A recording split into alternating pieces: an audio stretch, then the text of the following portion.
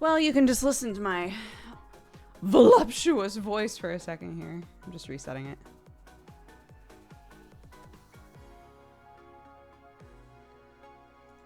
Oh.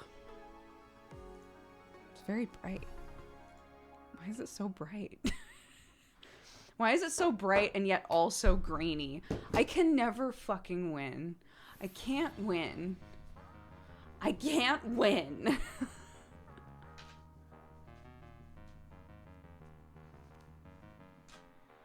Sam gave me a nicer camera, and I should really just use that.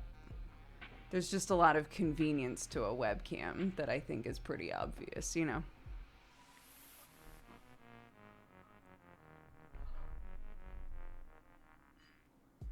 My kid, she's thomp.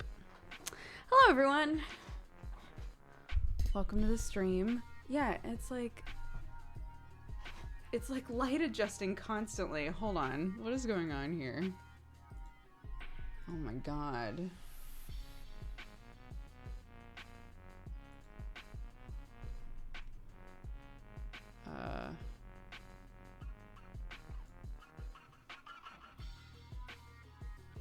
What? Okay. That's not good.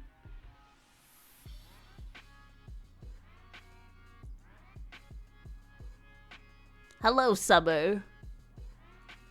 Welcome to the Thunderdome while I try to figure out what the fuck is going on with this. Why? What?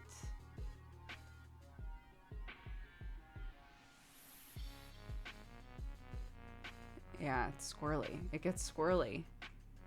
And then it's fine, but it's so bright.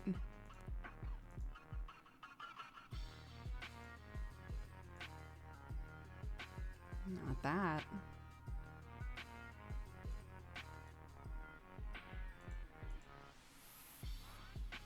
I don't know. Fuck it.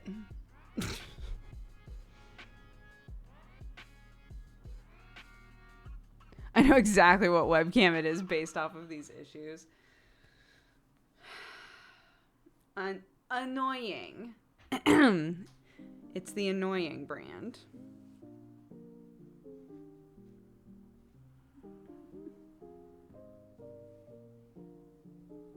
I half expected a summer in Atlas yesterday. Dude, yeah, we had a crossover episode on goblins. And Misdemeanor, as many of us who could make it, Misdemeanor was on Goblins yesterday, so I won't tell you what happened or why. You can just go watch it if you haven't seen Goblins yet.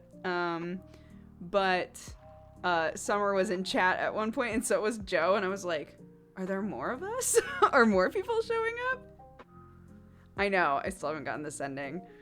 Yeah, I have to get it. I have to get it next session, because it's getting silly now.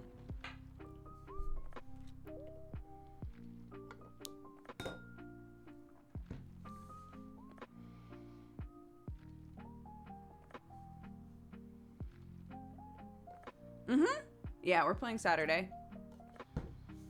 So we'll both bombard Brett. Oh, thank you, Ectrix. That's a long mug. My husband got it for me. There it is. Oh, I have plans for Saturday. We, last session, at the end of the session, and again, this isn't spoiling anything, but at the end of the last session, Brett did his standard, like, so what do you guys want to do next? And and we were all like, I guess we could do this or this or this. It was basically like, do we want to do RP or do we want to like pursue our next fight? After the goblin session, I know exactly what I want to do. So, I will be voting for an RP episode. It does. It says Brooke, and then it says Dodger. It's very cute.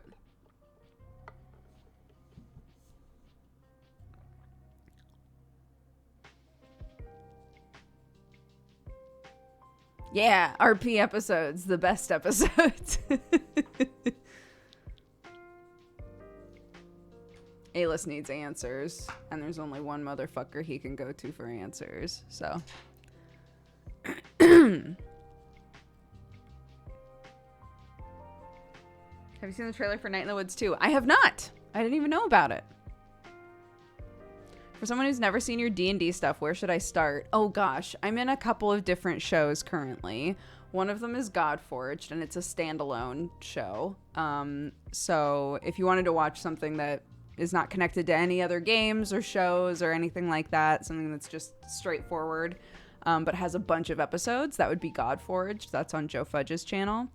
And then Misdemeanor is our like found family pirate show that's on Brett's channel. And that one is in like a big world of games that are all happening at the same time.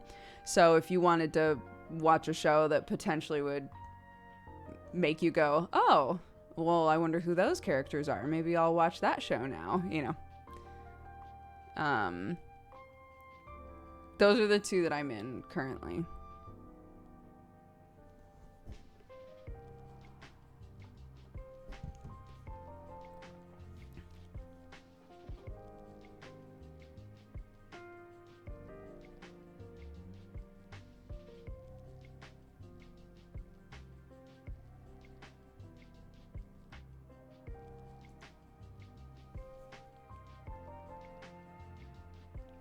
See Godforged for the sexy Cockney accent from Sam.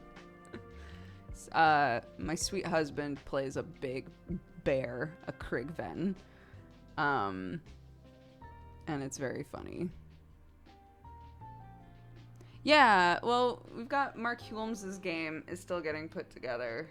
And that has perpetual, like, one person missing syndrome. Like, we keep thinking we have somebody and then we don't have somebody. So it's kind of in limbo right now, I think. But I don't know. I would have to ask. There might be somebody now, but I haven't heard anything in a hot minute.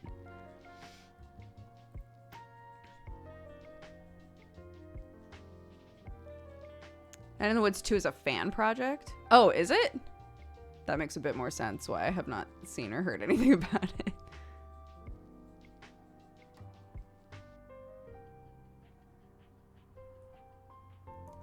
It's a fan-made trailer. I see. It's all coming together now. It's all coming together. So, as per the title, I can't remember when we talked about it, but I was saying that it was brought to my attention. This might have been on Saturday. I was saying it was brought to my attention that dishwashers have filters that you are meant to clean, right?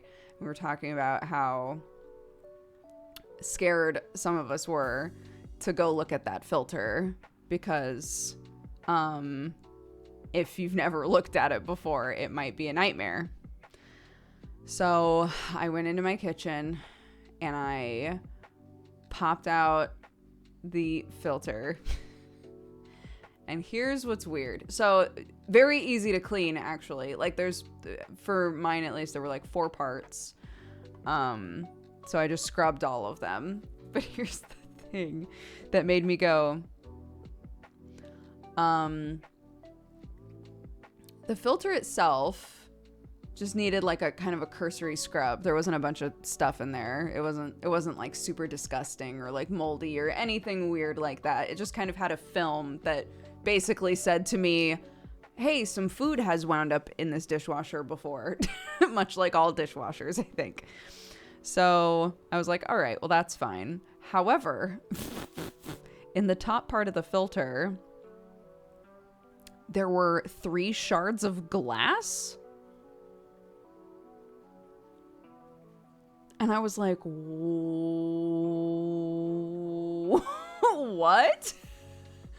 Why is there glass in this? I was very confused. So not only did I give it a good scrubbing, but I also took out 3 pieces of glass.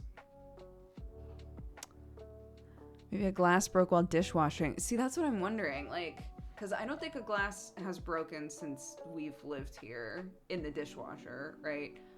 The handle on one of the mugs broke off in the dishwasher, but not like a glass. So it must have happened before we moved in. It must have happened to the neighbors. Because the neighbors used to live here. But I don't know. It's weird.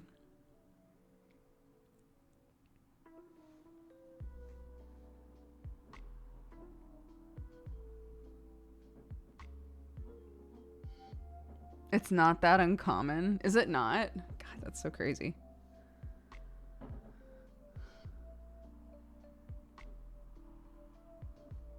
Maybe some sand got really heated. Yeah, that must be it.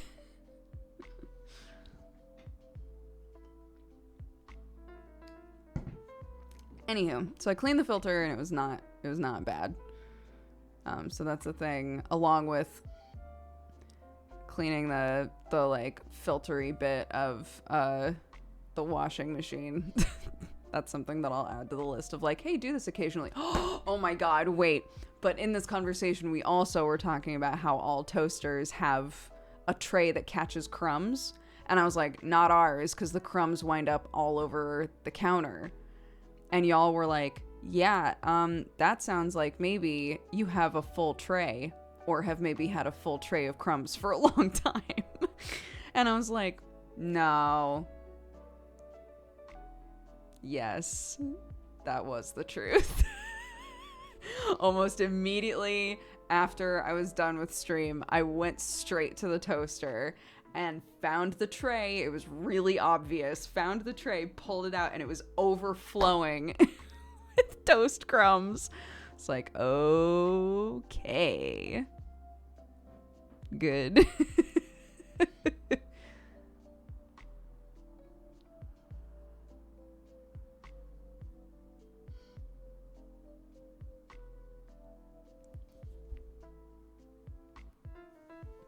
You know? Sometimes you have to be told that a thing exists before you find out it exists, you know? Did it become a snack for the chickens? It did not. They were literally like burnt crummies. But today I chopped up all of the pumpkins that I bought for around the house, I specifically bought like cooking pumpkins. So I chopped all of those up today and baked those. And rinsed all of the seeds. So I'm letting the seeds dry a bit because Jesus, there are so many seeds for me to bake.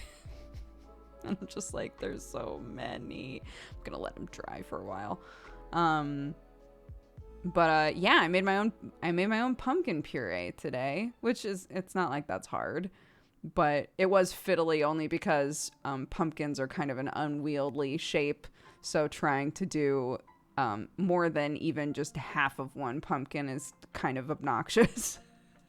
But I baked them all, took off the skin, ground it all up, put it in the fridge. I gave all of the pulpy bits that came off of the seeds to the chickens. This is why I thought of it. I gave all of the pulp to the chickens and they were living. They were so happy. Yeah, I did it specifically for pumpkin pie, but pumpkin's also apparently something that cat owners sometimes add to cat food. So I tried to just feed it directly to the cats. I took Clarky and I took a little bit onto a spoon because I took some onto a spoon and tried to let Watson sniff it. And Clark was like, I want to do that, and ran, grabbed a giant spoon and took a huge scoop and tried to find Sherlock. And I was like, honey, no.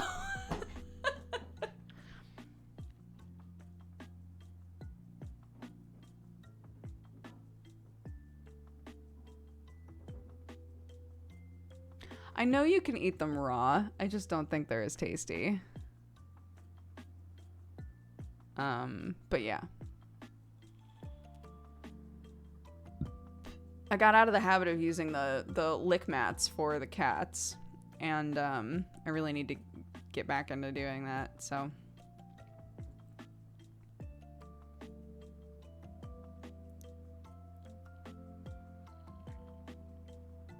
Pumpkin empanadas. That sounds great. Lick mats are, they're these silicone mats that you can get for cats and dogs that have like little grooves in them. And it's just like, apparently much better for them. It slows down their eating, and it creates like lots of like interesting little areas for them to get into to get the food, and it doesn't hurt their whiskers because, you know, cats can get whisker fatigue using bowls. So they're just considered to be like really good for cats and dogs. So I was using them for a while, and then they both got like really dirty at one point. And so I just decided, instead of hand washing them, to throw them in the dishwasher, because again, they've got like all these little nooks and crannies in them. So I was like, I'm gonna throw them in the dishwasher, and then just used like little plates, and then just left the plates out. I keep being like, I need to swap back to the lick mats.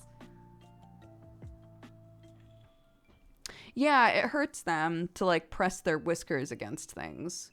So if you ever notice that, like, if your cat eats out of a bowl, and you ever notice, and any vets and things, feel free to correct me on this. I'm not a professional. I just read things because I have cats.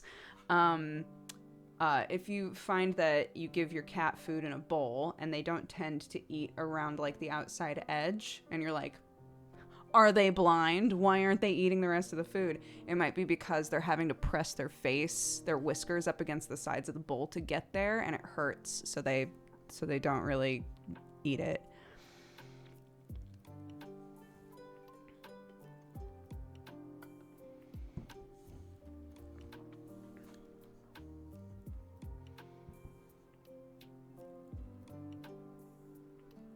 Yeah, we used to have ones that were like, that they were still bowls, but they were like this, like super wide. I think, like you're saying, Free, they were like really wide and shallow. That's what we used to use.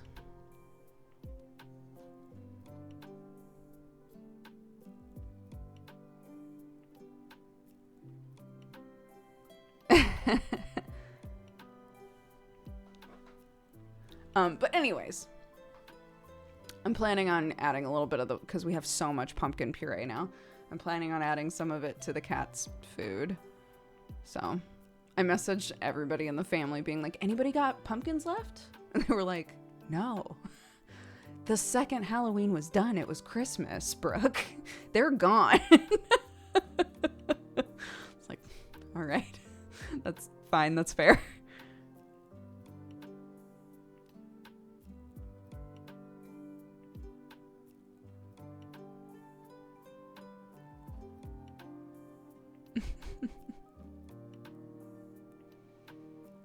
I have a reindeer and a pumpkin on my coffee table. I can have both. I love it. So you guys wanted an update on how our house viewings went. So we saw 2 houses yesterday. The first one that we walked into, literally the second we walked in, I think Sam and I shared a look that was like, nope, not this place.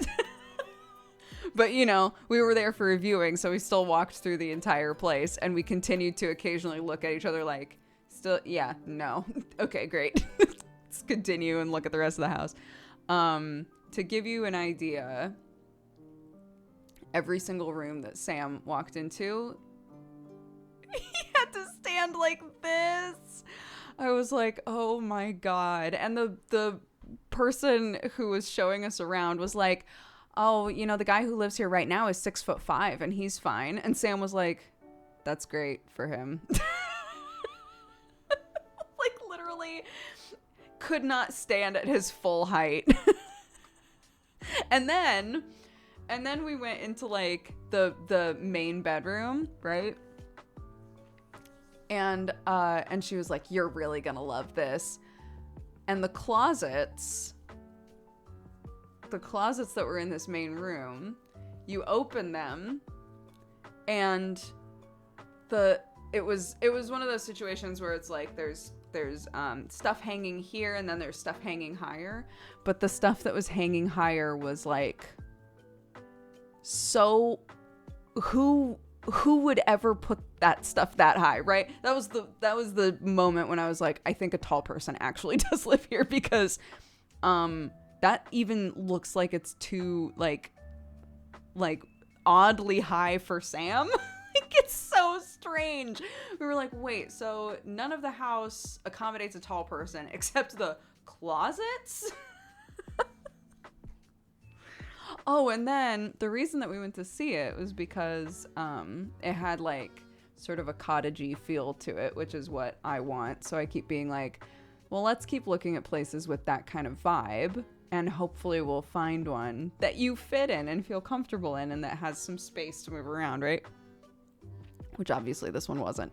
But so the whole house, yeah, had like a very cute homey vibe. And then the kitchen, we walked into the kitchen and someone was like, I want my kitchen to be ultra modern.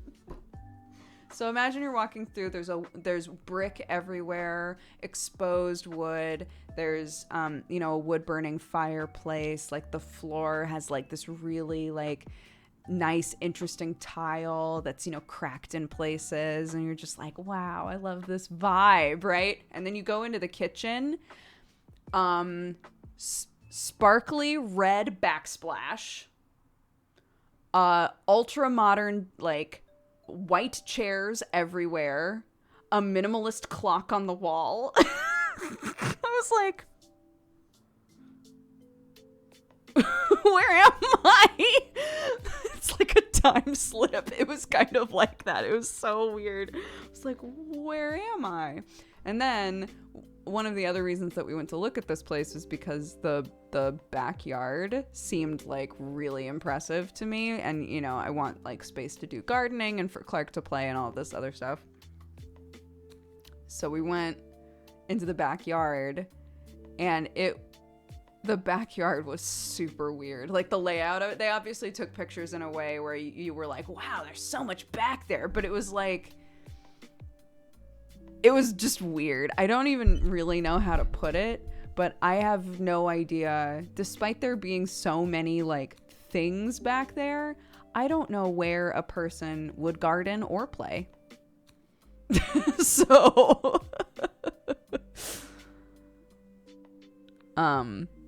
so yeah, we saw the rest of the house, and the person who gave us the tour was like, so walk around on your own, feel free, discuss amongst yourselves.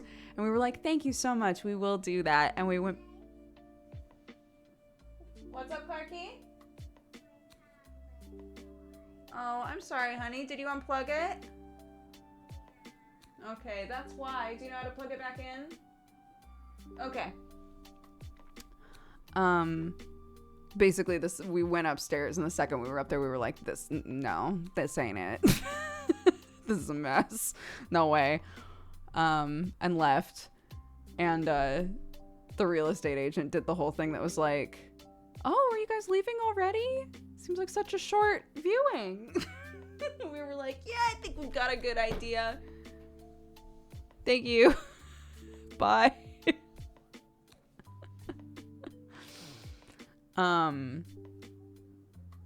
So then I had booked these viewings with like an hour in between, but this first viewing literally was 10 minutes. So by 1:10 we were like, well, we've got like an hour and a half to kill, which was nice, actually. So I just like drove us over to where the second house was, and then we found a pub and just like chilled and ate, which was really nice. I went to the second house, and the second house is literally everything that I want in a house. Sam and I just kept being like, this house is awesome. Like, it had the vibe, really high ceilings, super wide. It has like a perfect like annex sort of a thing for my parents or his parents or whatever. It was just great. So we'll see.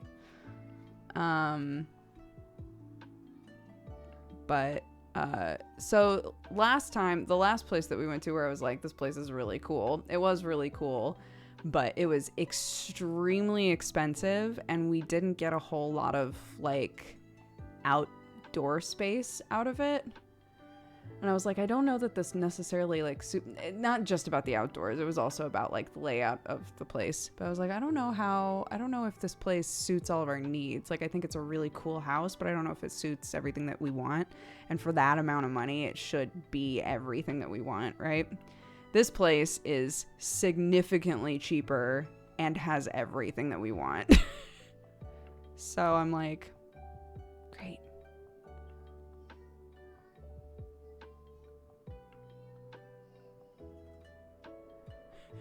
I think she's yelling at Sam about something. Yeah, it has a huge yard. Sam immediately was like, oh my God, there's a spot for the chickens. I was like, I know.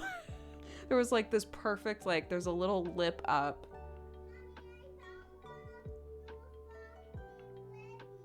Oh, great. You can keep it, honey. Thank you. Not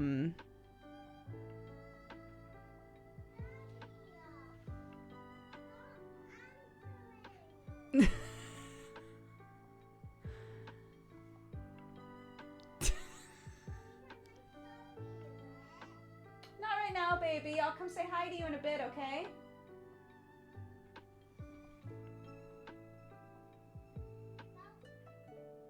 She's just hanging out next to my door.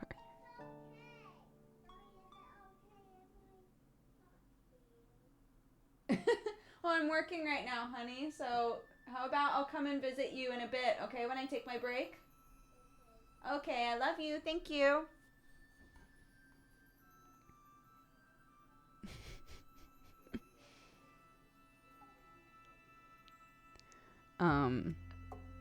Yeah, the yard is great. It's got a perfect spot for the chickens. It's got like, obviously the previous owners or the current owners wanted to start some kind of an orchard, which is great. So there's like the beginnings of an orchard already back there, which is awesome. And yeah, it's got, you know, like sectioned off space for whatever we need it for. It's really open, like super open. So Sam felt really comfortable everywhere in the house. It was great.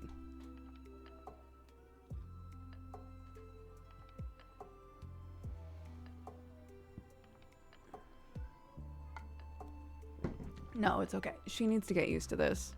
That like I'm working every time. You aren't here for this, but every time I go to stream, I sit with her and I say, okay, so I'm gonna be working, so if you need anything, who do you go to? And she always goes, Daddy. And I go, great. But she always comes to me instead. So, you know, she just needs to get used to, like, if I'm working, ideally, I would love to hang out with you when I take a break, you know?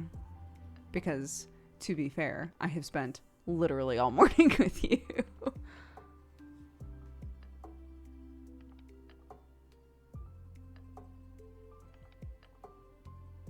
Yeah, so we'll see. I asked right away, like, are other people, like, super interested in this house? And he was like, oh, yeah. It's like a lot of people are coming to see this house. It's like, which, you know, makes sense. So Sam is going back there. We're doing what we did with the last place. Sam's going back there with his mom, because his mom knows a lot about like real estate and houses and stuff. So she knows a lot of the good questions to ask and things. And so we immediately booked a second viewing so she could also go see it.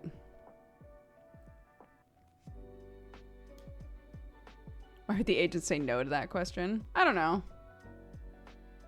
I mean, it's not like we hadn't already made it clear, like, this house is dope. We really love this house. So it's not like if he had said, no, I think, you know, there've only been a couple of people who've shown a lot of interest. It's not like that would have made us go, oh, okay.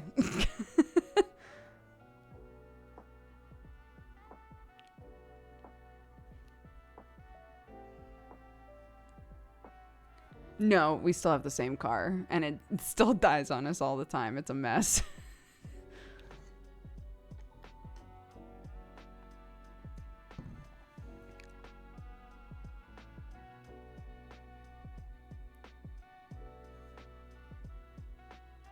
What is your personal favorite feature of the house? My personal favorite feature. You can tell that the house has been like around for a while and was used for a bunch of other stuff. Because around the like doors, so the door frames and a lot of the doors downstairs have like this really pretty like old detailing that I adore, that I love. And it's different on all the doors. They don't look like they were all done at the same time. Like it was like different time periods, right? Like it's really cool. I have no idea what would happen with the internet, but it is what it is.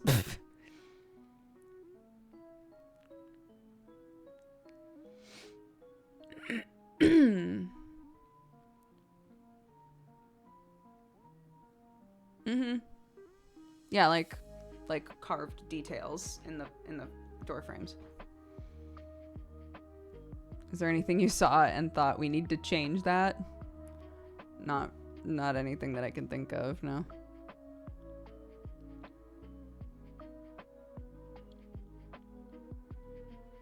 But yeah, so we'll see.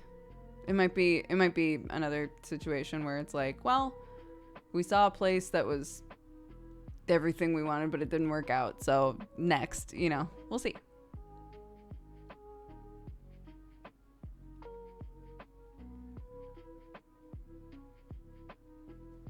Yeah, I'm gonna replace the entire kitchen with a really modern kitchen.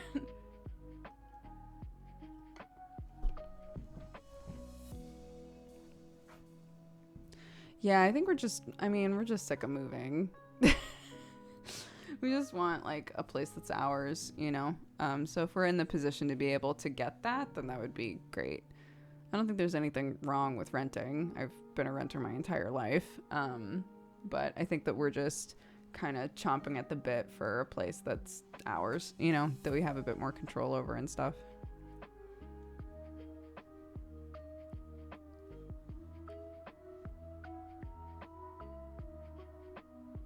Are there any gem-shaped holes in the door frames that could unlock a hidden compartment to hold small treasures? I don't think so, but one of the rooms has like a really weird little like side room that's obviously for storage. And my immediate thought, because I opened it up and thought there was going to be a closet, but there's actually like a really long, weird like space to just put shit. And I was like, if someone was smart, they would take this door out and then put a fake bookshelf here. Maybe I'm that guy. Who knows?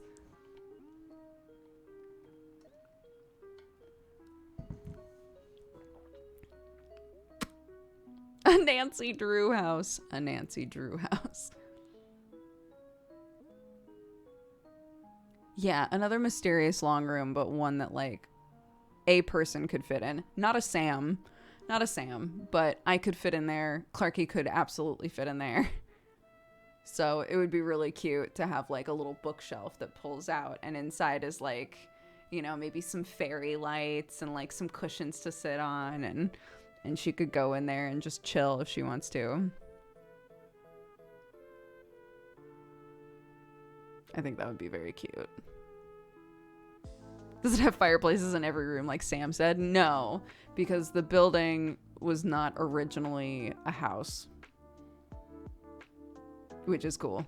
Which is also, I think, one of the reasons why it's not built like these other cottages with like really low ceilings and kind of like tight rooms. Bye, Marianne.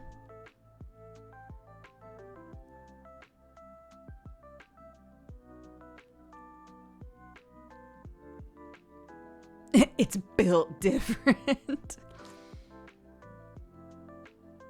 Oh yeah, and this house also has the same thing that the barn conversion did that we saw, which is some of the beams inside of the house are old ship beams.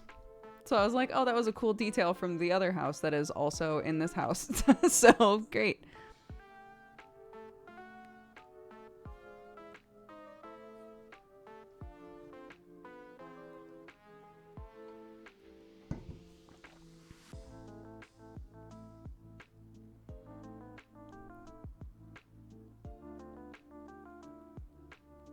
Is there a pre-soundproofed room for Sam? There isn't, but there is an area that's kind of sectioned off that has 2 rooms that we think we could put a door there, or just soundproof the individual rooms. Again, once we actually own a place, we can do that for ourselves, right? Instead of being like, well, it's not ours, so we're not going to soundproof the shit out of the bedroom, you know?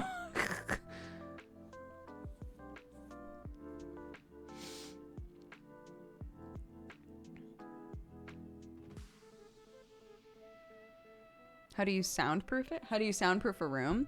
I mean, it depends. So a lot of houses, we talked about this when we first moved here, but a lot of houses, for whatever reason, in England have like kind of, the floors don't have padding in them. So a lot of sound travels this way, like up and down. So in the first place that we were in, our offices were above the rest of the house, and you could hear Sam. So it was like a weird like 3rd floor situation, right? So there was the 2 normal floors of the house, and then the 3rd floor was like 2 small bedrooms. I shouldn't say small. They were really decently sized. They just had a bunch of weird built-ins. And I could be in the kitchen all the way downstairs and hear Sam on the 3rd floor. So something that would have helped is having the freedom to rip open those floors and put some like stuff inside the floor, right? To dampen sound. And then with walls, it's kind of the same thing. There's stuff about this thick or thinner, I guess, that you basically like put inside of walls. So you would rip off kind of the outside layer of the wall and then put in a pad that absorbs sound, and you can do the same thing with the floor. So that's generally the way that you soundproof rooms.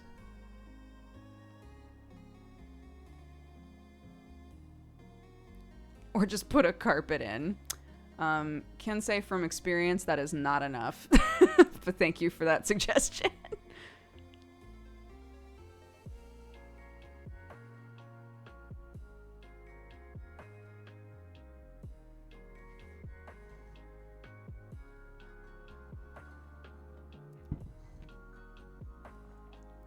Or buy a booth like Jericho did. We talked about that before. Those booths are so like, I mean, they get the job done for sure, but it wouldn't work for me with like the vibe of my stream. The vibe here would get absolutely shot if I had to be in a booth, you know? For Sam, I don't know that it would matter that much, aside from he gets really claustrophobic. So, you know, I don't know that we want to buy like a huge sound booth for Sam to be in.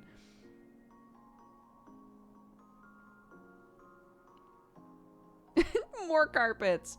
We'll just put as many carpets as it takes.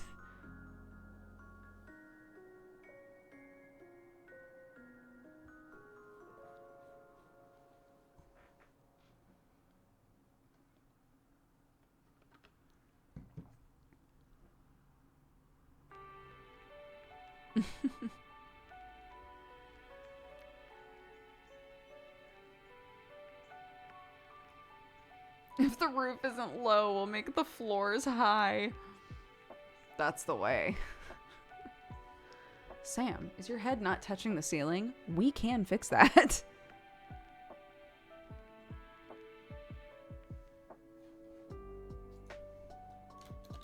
Ava vinyl.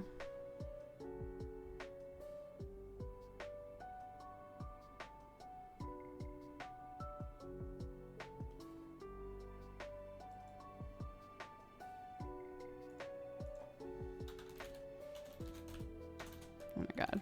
Soundproofing. Okay. I'll keep that tab up.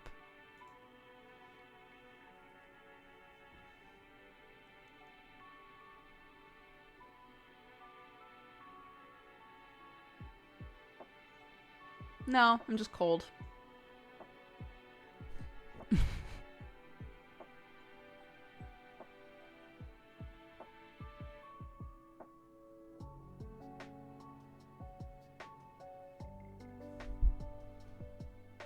Can we switch? I'm always hot. I used to, like, be totally fine with the cold, and then I moved to LA and lived there for 10 years, and now I'm a baby again. So literally every single day, Clark is like, I don't want socks. I don't want to wear anything. I'm fine. And I'm free, like, dressed like this, right? Just like, Clarky, are you sure that you don't want to put more clothes on? And she's like, no, I'm fine. I'm not cold. I'm like, okay.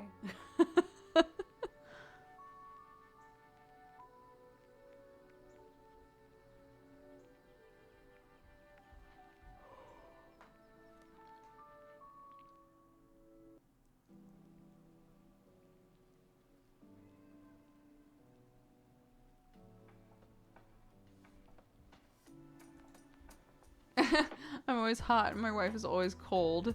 It's hard to keep the house comfy for everyone. She ends up wearing a hoodie all summer. Oh my gosh. It's not that bad in our house, but yeah.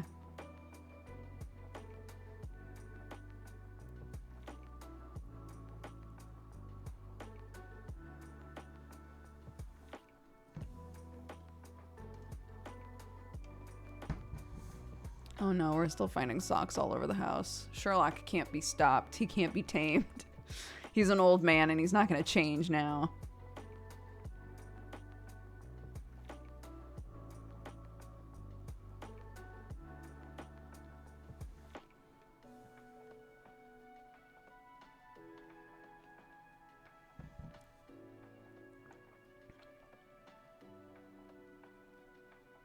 I'm both too hot and too cold. I can never be pleased. No. Yeah, this reminds me of what I was talking about like a week ago, where Sam will come to bed sometimes and be like, are you in bed in trousers and a hoodie? And I'll be like, yeah, because I was cold. And I figured when my kid comes to wake me up at 6 a.m., this way I don't have to go through that shitty stage where I'm like, but I don't want to get dressed. I'm already dressed, Sam.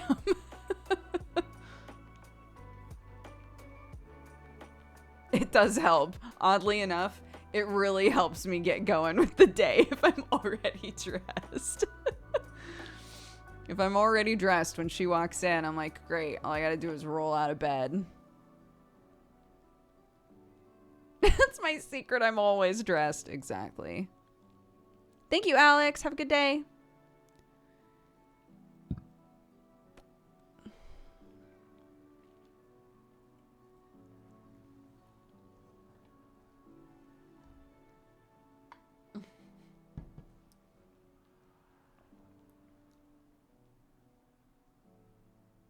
Time to make coffee in the evening and keep it hot for the wake up. Sometimes Sam will make me coffee so that when I go downstairs, there's already coffee made, which is just... If Sam's still awake when Clarky wakes up, typically she'll go find him and I'll wake up to them talking in the kitchen because he'll make her breakfast. So he'll make her breakfast and he might make me coffee. And then he'll come upstairs and be like, she's on the couch. She's just eating breakfast. It's very cute.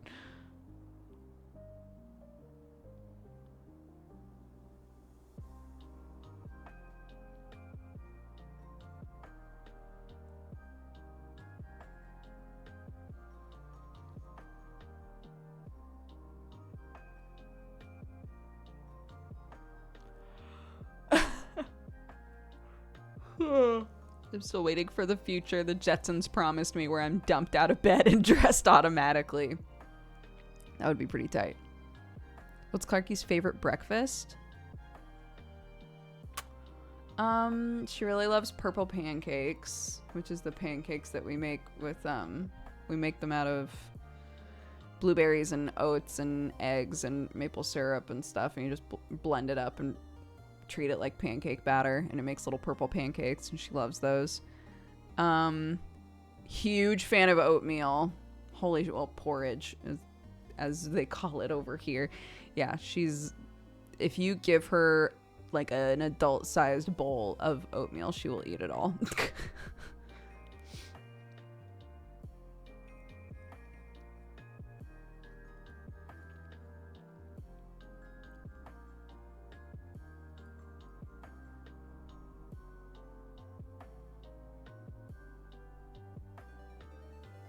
Oatmeal is porridge, 23 years and didn't know that. Yeah, so all oatmeal is porridge, but not all porridge is oatmeal. So any sort of like grain that is soaked and turned into like a mush for consumption, basically, I guess is a porridge. Specifically the oat porridge is oatmeal, but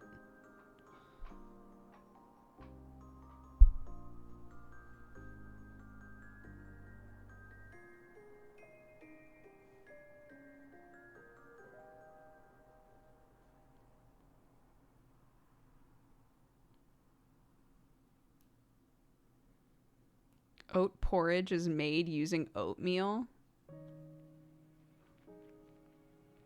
What? Do they have grits over there? No, not really. The oatmeal is ground oats.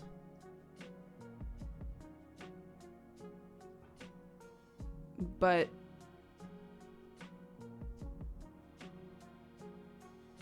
okay, it must just be a vocabulary thing. This is a language difference. Because in America, if you say oatmeal, you mean oat porridge.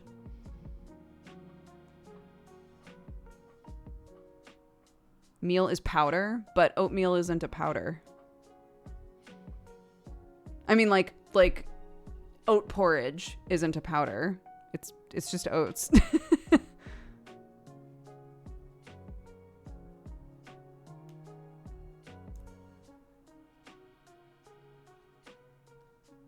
I'm willing to say that like any processed oats can be called an oatmeal, but I would also say that like oats that have been ground into a powder are now called oat flour, so that's not oatmeal.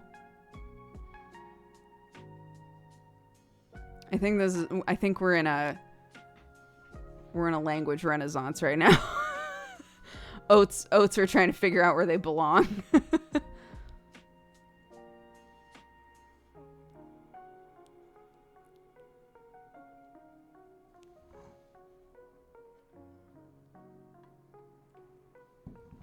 Would you say, can I have a bowl of oatmeal, and it would be understood to be porridge where you're from? Yeah.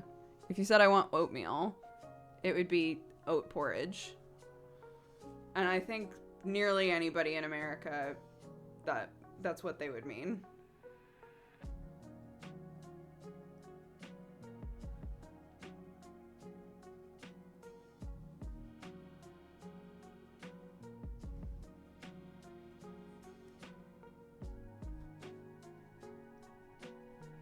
Yeah, I don't think anybody's wrong. I'm just telling you why I got confused, because in America, that's how the word oatmeal is treated. That's all.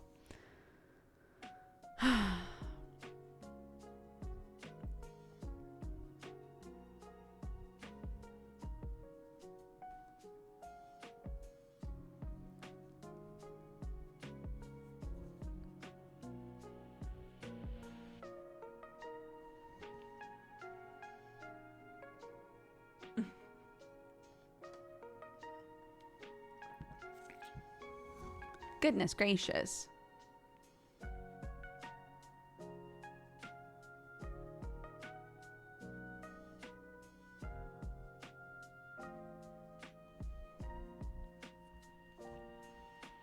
Let's all agree it's warmed mush for consumption. Yeah.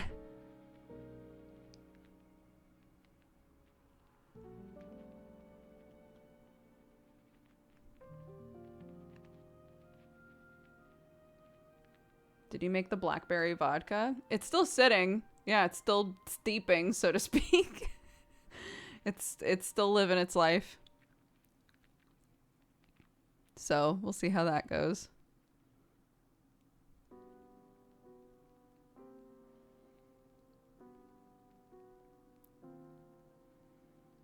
I watched a video where someone made either peppermint vodka or peppermint gin. I can't remember which it was. And I was like, I want to do that.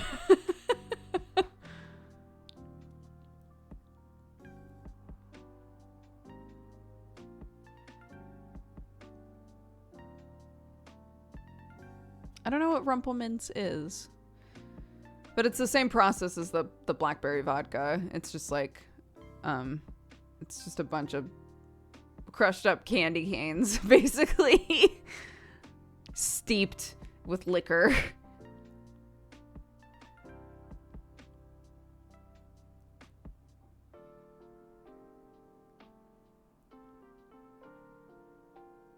Here, let me see. Let me find it, because I'm pretty sure I liked it, because I was like, I want to make that.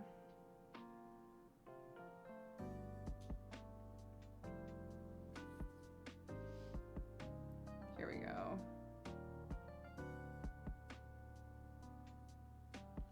Yeah, candy cane vodka, that's what it is, not peppermint.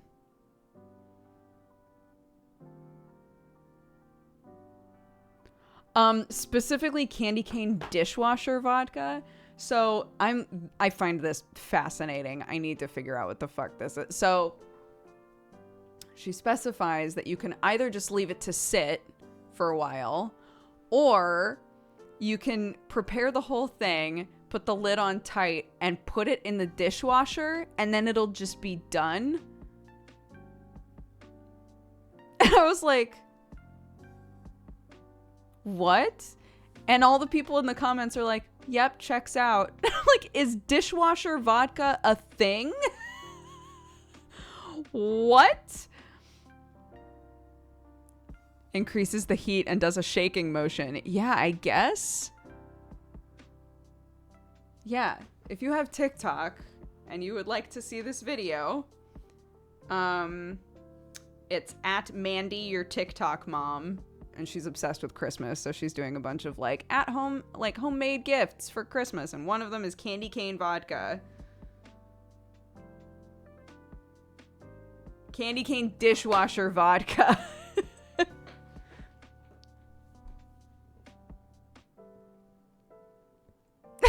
I'll send it to Krendor. I'll send it to Krendor and be like, here's something for you to talk about on Cox and Krendor.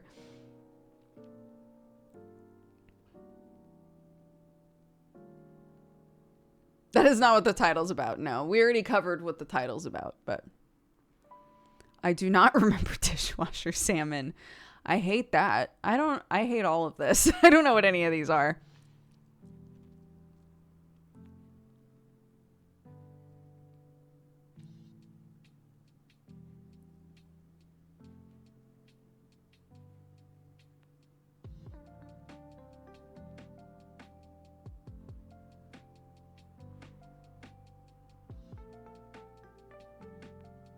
Hi, John. John, as a doctor. As a doctor, how many red flags are there if I tell you that that there's a video that I watched called Candy Cane Dishwasher Vodka about making vodka in the dishwasher?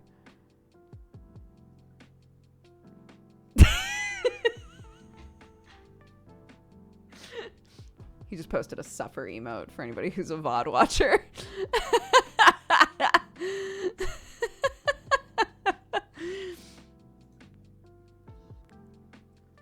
You're dissolving stuff in the vodka and using the dishwasher to gently heat it. Yeah. So apparently you prepare the whole thing, put the lid on tight, put it in the dishwasher with no soap, obviously, and then it just like gently shakes it and heats it in the dishwasher, and it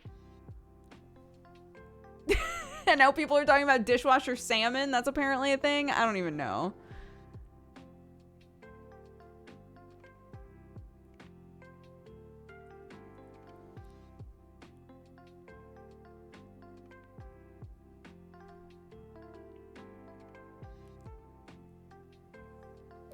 dishwasher cooking is a trend I'm going to ignore. It's probably safe, yeah.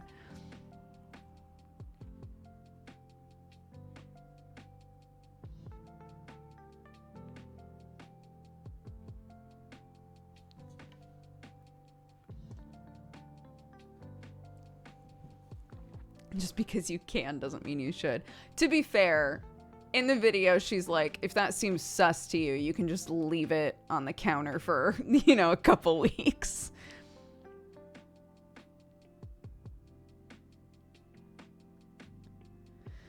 I just want to cook a lasagna in one. I don't know if you're joking or not. Either way, I'm upset.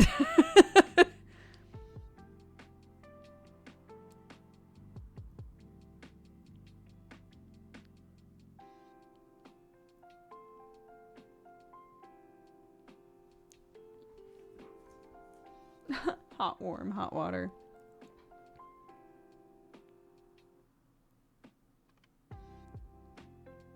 It's a Mythbusters episode. Oh my god. It happened and it was gross. I believe it. It is a TikTok, John. You know where all the bad ideas come from. My For You page is slowly starting to introduce me to people who fact check TikToks. That's been really fascinating because, you know, like cleaning videos on TikTok are like a huge thing. And there are a couple of people on there who, you know, have been cleaners for years and years and years, who will watch some of these videos and be like, this is a terrible idea for X, Y, and Z reason. Please don't do this.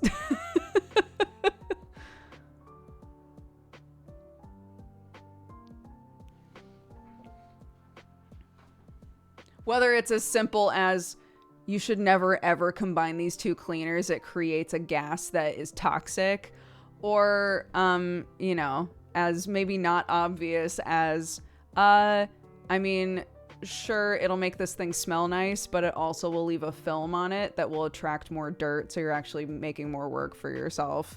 Like, just any of that information is really nice. Yes, Viridian, my favorite person on the app currently.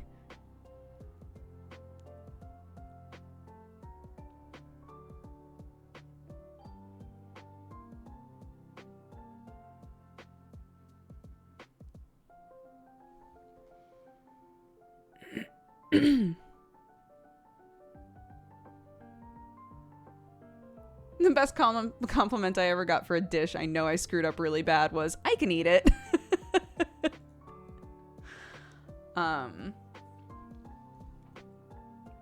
Yeah. I have also been in that situation where I've made something for a person and they've been like, it's fine. And I'm like, okay.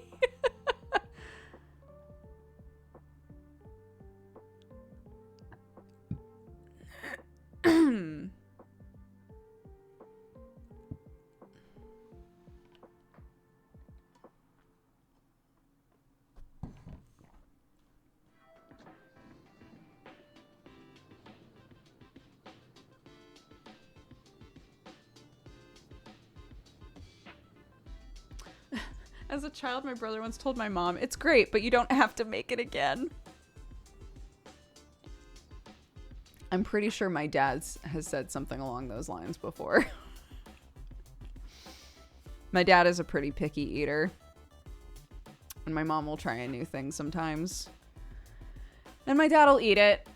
And at the end he'll go, well, that was a nice experiment. And we all know that means, let's not do that again. That was weird.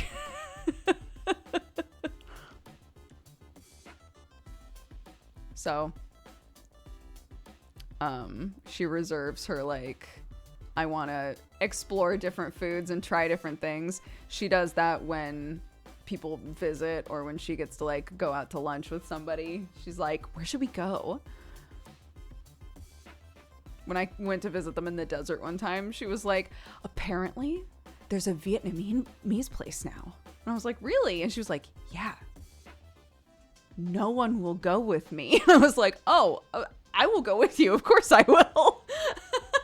I didn't realize that was the wink, wink, nudge, nudge that was happening right now. But yes, absolutely. Yeah, let's go.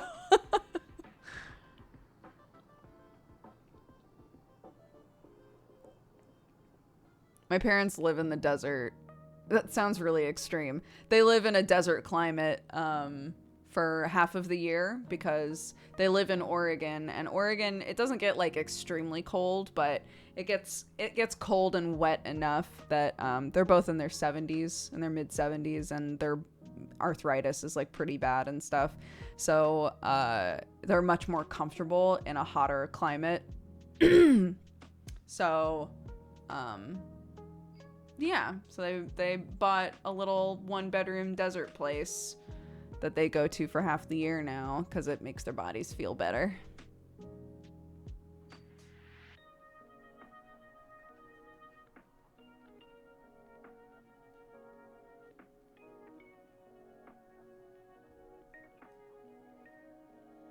Oh yeah, my parents live in like they live in like a pretty moisture-filled valley in Oregon. It's not it's not close to the desert really.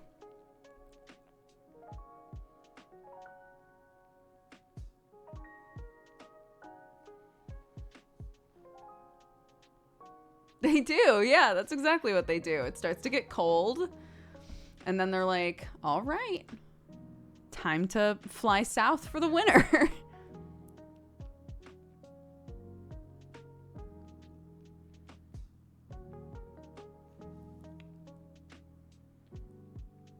Yeah, I mean, if you're able, and you know that a lot of your, like, pains are coming specifically from the weather, and you have the option or opportunity, then...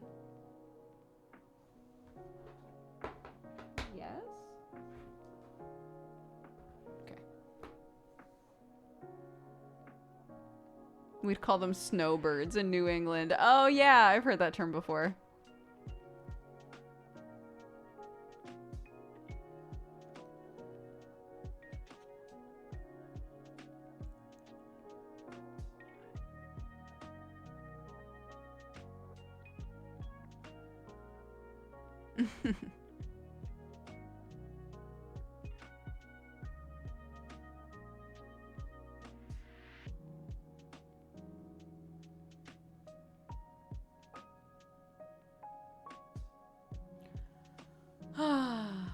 Have you played Assemble with Care?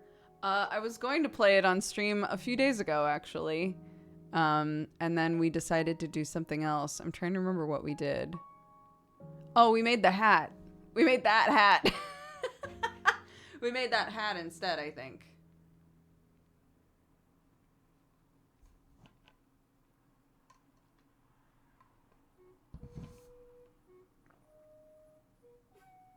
If you want to watch us make a hat in 30 minutes or less, go watch that stream. What day was that? Friday? Monday? It was Monday? It was Monday. Because Sunday was when I had the kiddo over. That's why. Yeah, the knitting machine is great. I love it. Yeah, the hat was assembled with care. That's fair. This is the hat. It's cute. We made it on stream. It's comfy.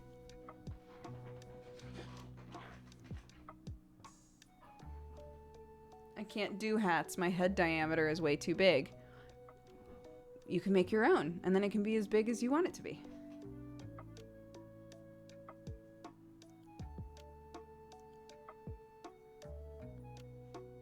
Which one did you get? I will link it in Discord.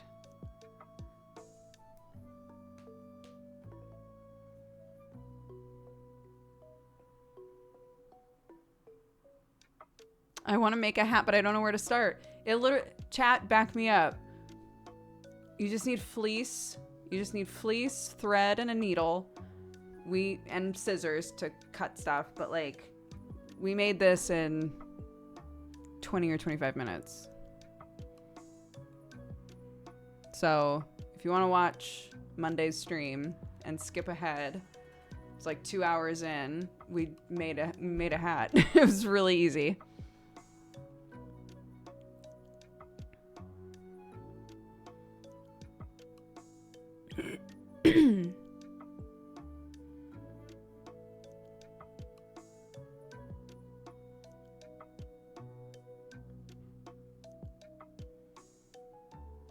I meant to make a rainproof hat with that method. Yeah, I would love to make one of these and then put like a liner in it. And make it real comfy. Yeah, the only like, so this, I found this off of like this project off of a primary school art teacher. So, you know, it's not beautiful. It's literally a stitch here and a stitch here and you're done, right? Like it's just 2 stitches and it's over. It's not the most beautiful thing. If you were like, I'm just going to make a bunch of these for gifts. It's not the most beautiful thing in the world. I'm sure you could adjust it in a way to make it more beautiful, but for just like a quick, easy hat project, I mean, I've been wearing it. I've been wearing it.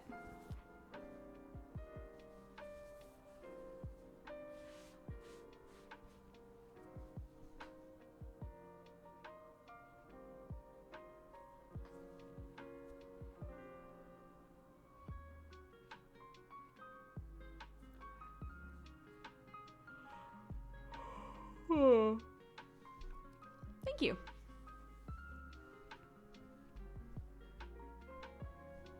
Oh, I also actually found the video of the person who made these that I got this project from. So I'll link that in the Discord as well, because I want to give credit.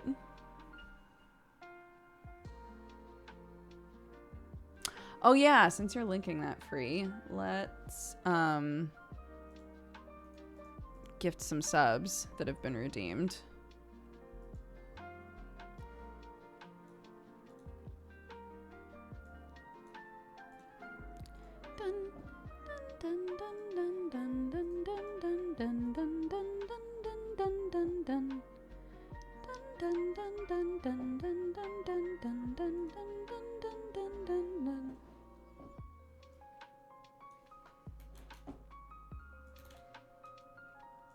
Here we go.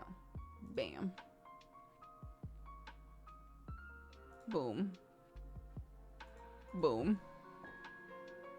Ginger Ryan, welcome.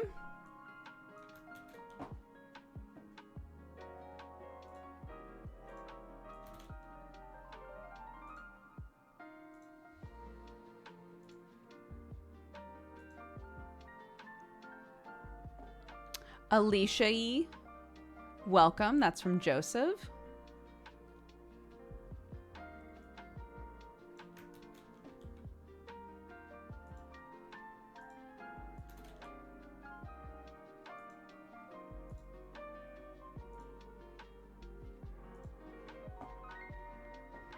Muscatnus, welcome to the Cat Gang. Rando.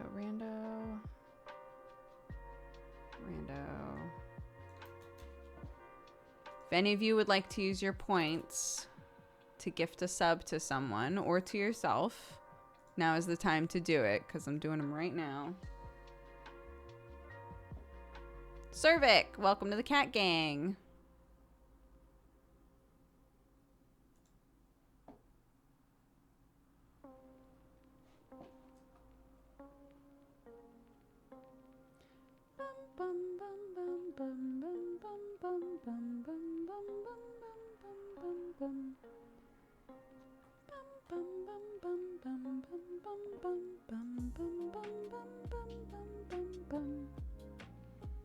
Sorry, I'm looking for someone who fits the bill on this one.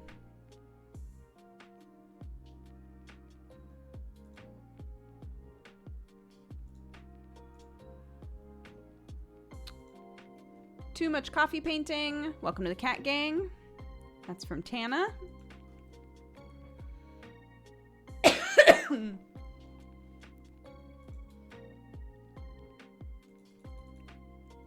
Oh goodness. Why isn't it working?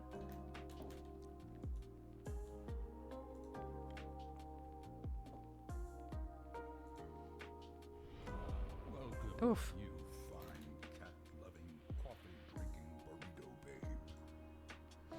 There we go. Ooh. Swallowed wrong. Now my eyes are watering. Goodness gracious. Okay. 1, 2, 3, 4, 5, 6, 7, 8. Let's bump it up to 10.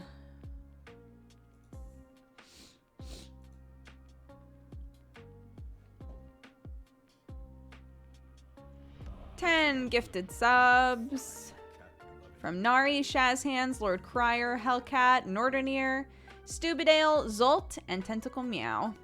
Thank you guys. Welcome to the cat gang, everybody.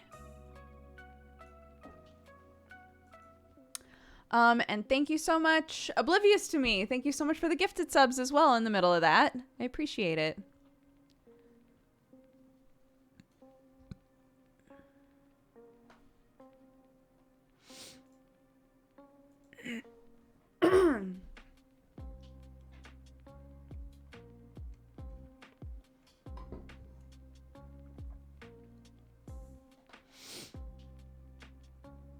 Yeah, of course.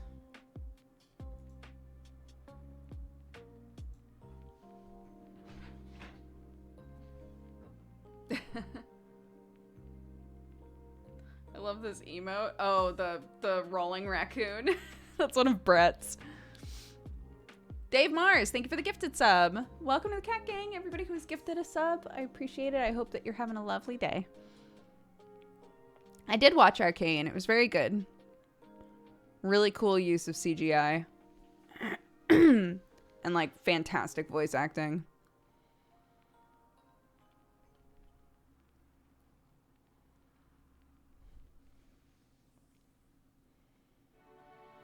Yeah, I'm not going to extrapolate beyond that because I know a lot of people still haven't seen it who might want to, so.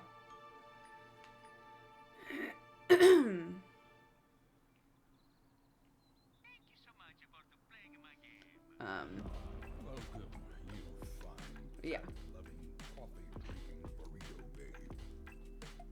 Yeah, Sam said there's like a rhythm game that came out, like a League rhythm game. He was like, maybe you'd want to play that. I was like, I guess. Where's Clark? Wouldn't you like to know? She's with her dad. the obvious answer.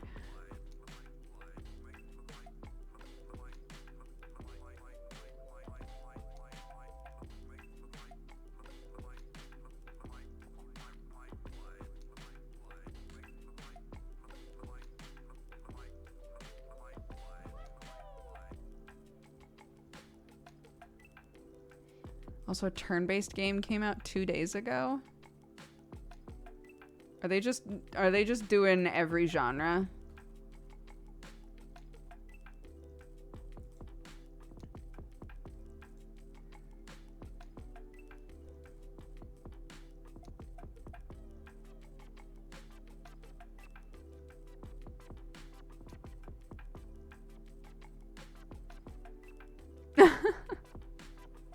Have I ever played Terraria on stream? I have.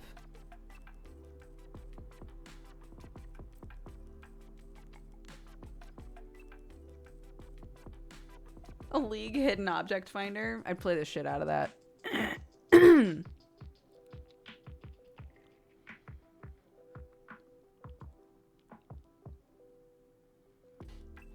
How's My Chemical Sherlock? I gotta be honest with you. Here, yeah, let's talk about my feelings on My Chemical Sherlock so far before we hop into it, because I think I'm gonna take a break in a minute here and go say hello to my child, and then we'll play the game. But the hidden objects are good teammates. Goodness. So it is not super intuitive, is I would say the big issue. It has mechanics that are a little bit convoluted. It's not super obvious how to proceed in a lot of situations. It almost gives you like too many things that you could be doing. I found myself confused about what I was supposed to do often, and I kept trying to give it the benefit of the doubt and be like, maybe it's because maybe it's just me, right? Maybe it's just me, and it does make sense, and I'm just not, thinking through it properly. And everybody was like, no, it's not just you. It's not just you. It's the game. In terms of like how it looks great. The game looks fantastic. They switched up the formula quite a bit in a way that I enjoy. But like the mechanics are really weak, which is frustrating.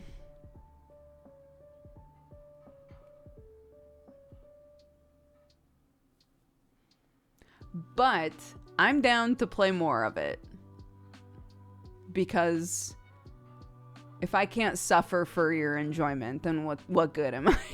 I'm kidding. I have to play every Sherlock game that comes out. I have to. So we're stuck here.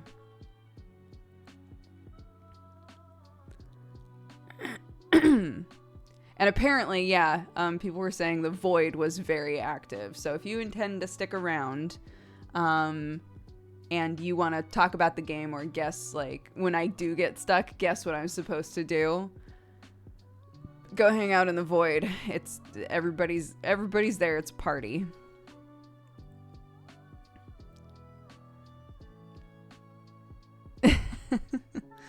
Okay, on that note, I'm gonna go take a break, and when we come back, we'll start playing the game. Okay? Thank you all so much.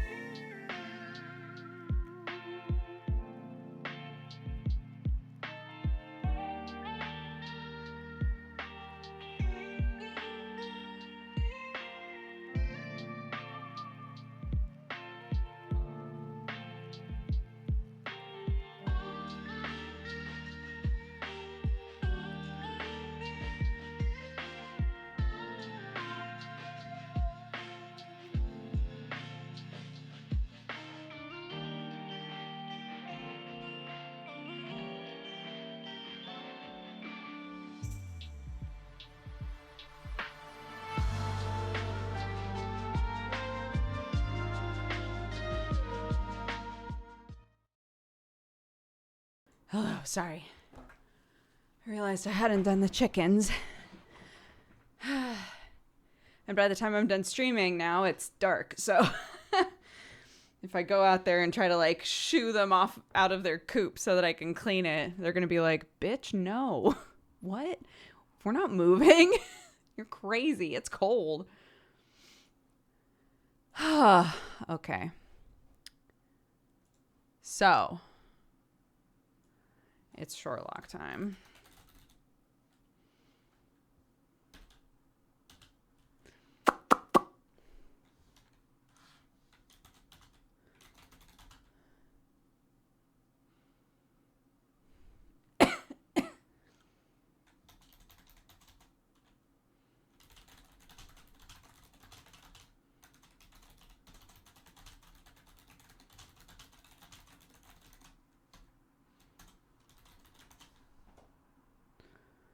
Later is escape rooms with Bwee.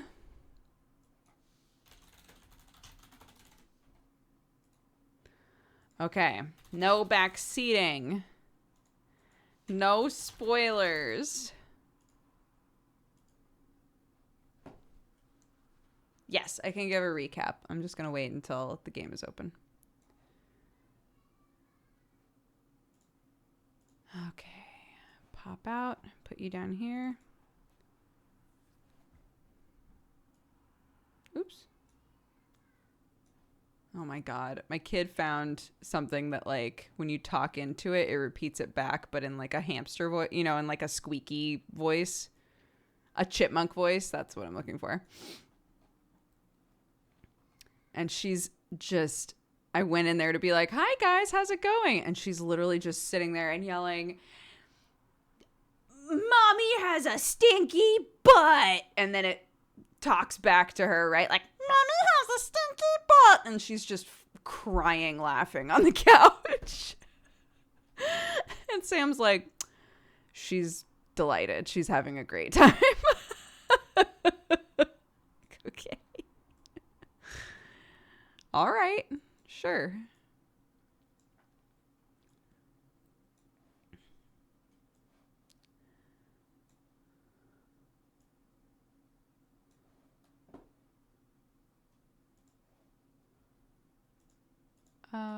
There it is. Oh, I have Radical Dungeon Sweeper open. That's why. 1 second. Save and quit, please. Thank you. Okay.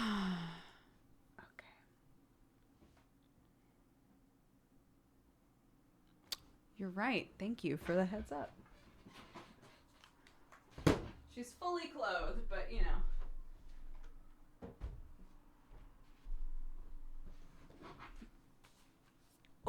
Okay. You dungeon sweeping without chat? Yeah, all the time. All the time. Where are you? There you are. Hello, me.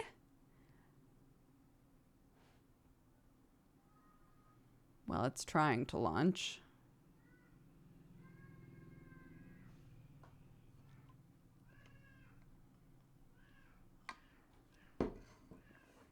Can you hear that?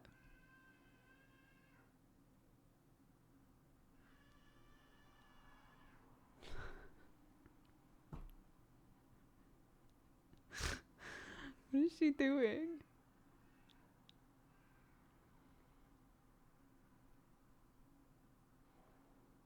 Primal. Okay, cancel. Play. There we go.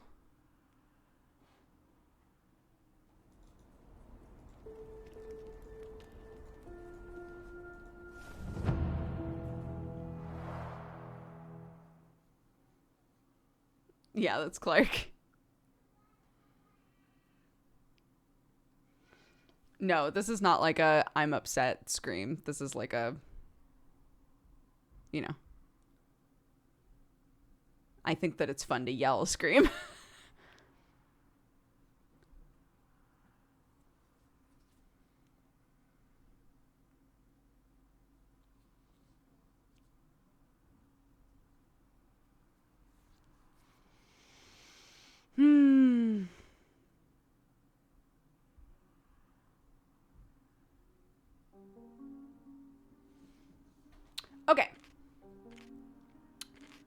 it was requested that we do a recap of what's going on with Sherlock Holmes Chapter 1. So, if you don't want to be spoiled on the beginning of this game, please walk away.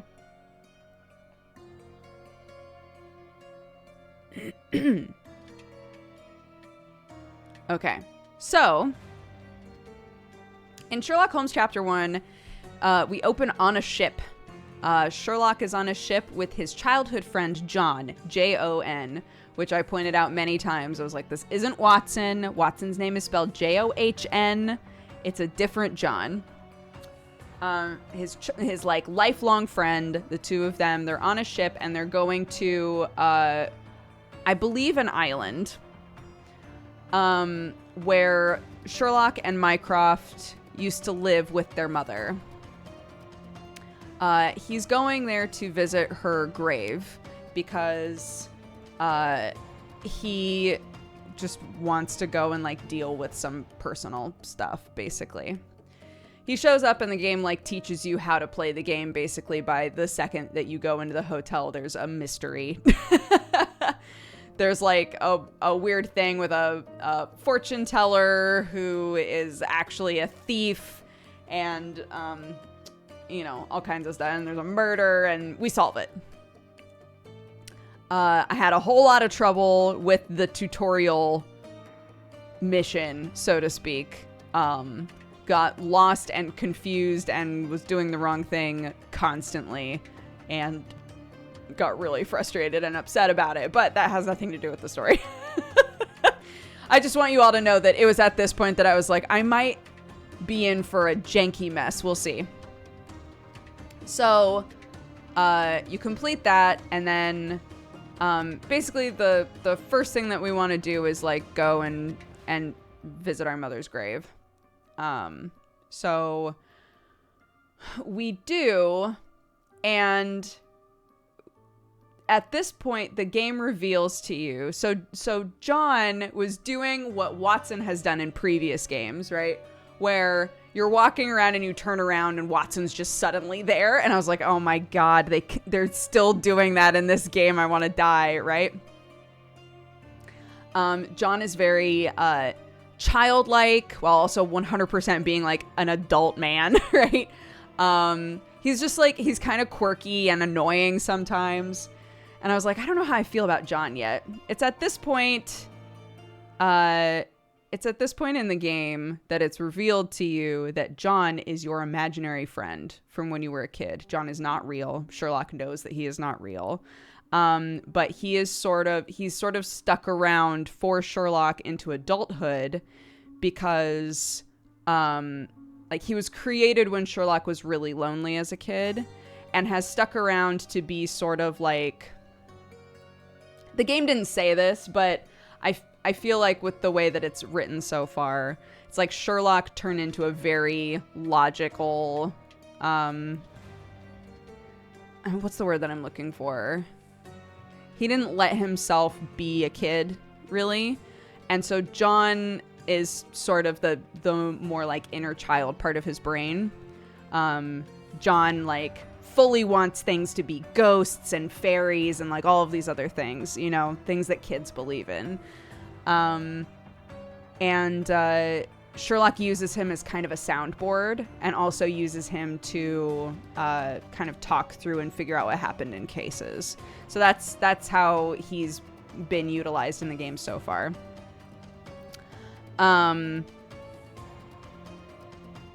This game is really different from other Sherlock Holmes games in that, like other Frogwares ones, in that it's an open world game. So you can explore all over the place. There are a bunch of side quests and things to do. Like you wind up going to the police because there's an implication, or rather you meet somebody at your mother's grave that says, oh, you were told that she died of consumption? That's so interesting because I'm pretty sure there was a police investigation. Oh, well, I'm sure it doesn't matter, right? And we're immediately like, well, fuck, now we gotta go to the police. We help them out with some stuff and they let us look at the archives and find information on our mom. So we're pursuing that, but most importantly at that point we realize like, oh, our childhood, like the home that we lived in is still here. So we go to find it and it's empty. All of the stuff was auctioned off after her death and after we moved. And so the home is empty, but no one lives there. So a big part of the game is you like unlocking repressed memories from your childhood, by finding things. It has sort of that element of like home building or city building where you can go around the town and find things that used to belong to your mother or belong to the house, put them back in the house, and they will help you unlock memories that help you like progress that angle of the game. So that's kind of where we're at now. I was doing a bunch of side quest stuff because I found them really, really fun. The police basically have a bunch of like signs up that are like what am I trying to say?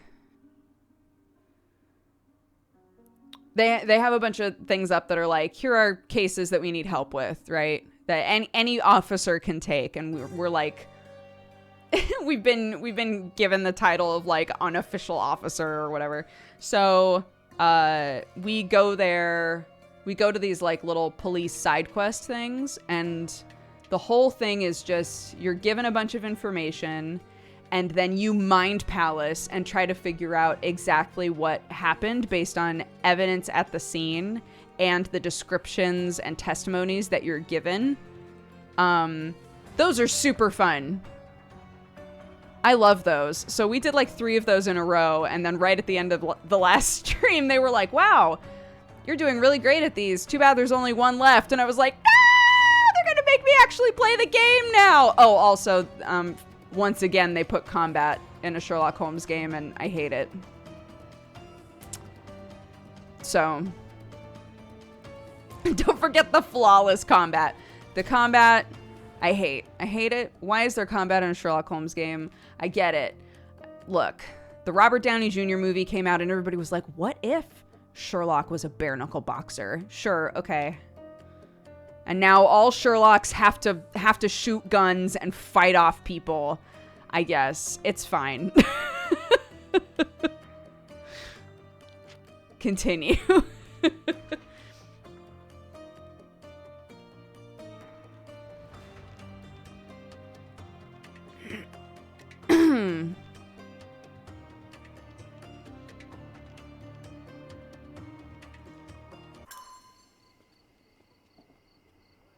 He was a boxer? God, I don't remember that. I do remember that we put vampire makeup on, though.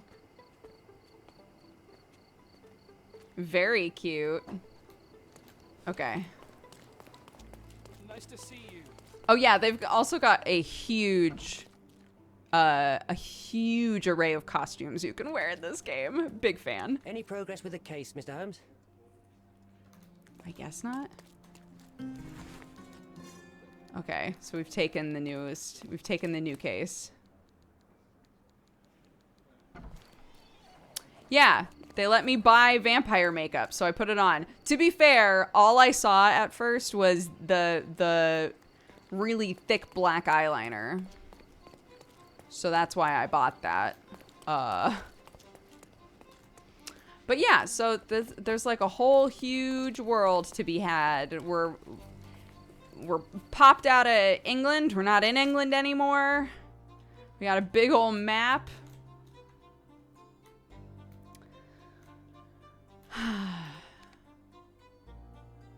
Oh.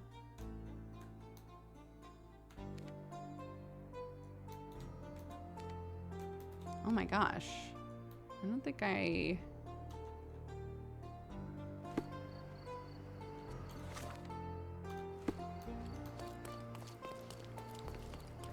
don't think I've talked to them about my house yet.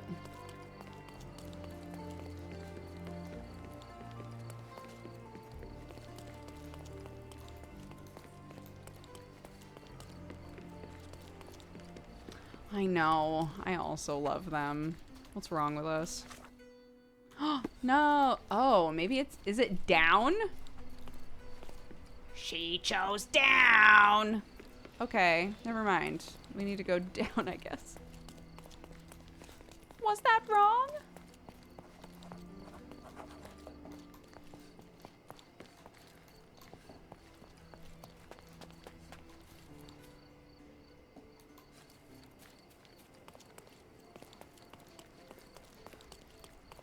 Refresh your interior. Sorry, I've nothing to offer you at present. What? What do you mean? Look at all that shit back there. You don't want to give me any of that? Okay. Squints. Fisherman Island.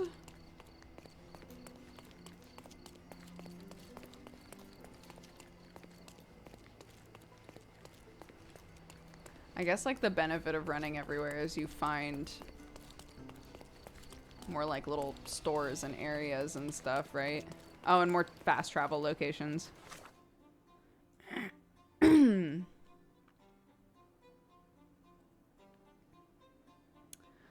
Okay, casebook. Scapegoat. 4 persons were arrested for theft, property damage, and debauchery. The 4 comprised of 3 women dressed in robes and animal masks and a priest. The suspects have been charged with stealing and slaughtering a goat in the forest ruins to the west of the cemetery. For this cruel act, they will be prosecuted accordingly. However, the victim has requested to specifically identify who stole his goat. The testimonies of all parties involved are attached to the case. Okay. Wooly was the best goat I've ever owned, very fertile. He'd charge at anything red, but otherwise he was as calm as a cat. I was inside when he was stolen. By the time I ran out, they were gone, but I saw that the thief was wearing a mask. I must know who did it. Put Mr. Placido onto this. He busted my neighbor for running a gambling den with but a single look at his clothes. I'm sure he'll be able to solve this in a jiffy. The priest is still tipsy. I came to the ruins to save these lost souls and stop their abhorrent ritual. I found them dancing, and I hid in the bushes, only to gather courage, mind you. I didn't see any goats. One of them stumbled, I gasped, and they noticed me. The one who fell tied me up, and the other in a lion mask forced me to drink wine. I don't know where the third woman was, but when they stopped tormenting me, the goat had appeared. The woman in the ox mask is limping. I couldn't steal the goat even if I wanted to. I sprained my ankle during the dance. It was the priest who brought us the goat.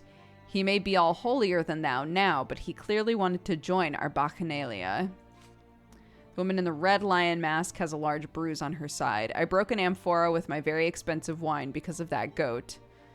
He was probably rabid. Bird should have known better than to steal this crazy animal. I've had enough. This is the last time I take part in these rituals. I already have 3 lovers. That's more than enough. We gathered to perform a ritual which would make men desire us above all else. We were dancing when we noticed someone spying on us from the bushes. It was the priest. I ordered the others to get him drunk. No one must witness our ritual while sober. It insults the god of rapture. About the goat, it was Lion's responsibility to bring it to the ruins.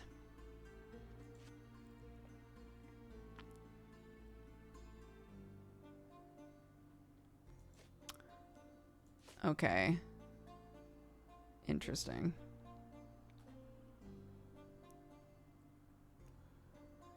Forest ruins to the west of the cemetery.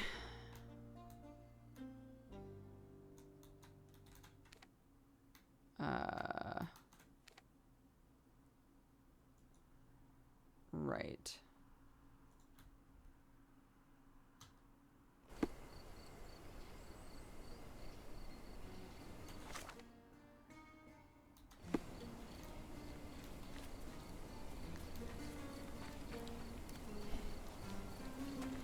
I guess I could have just looked west.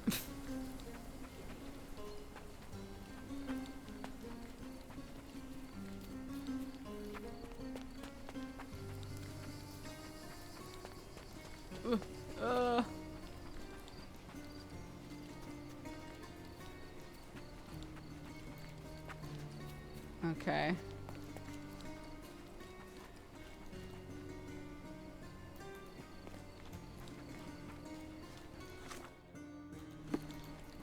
Ah, they won't let me in.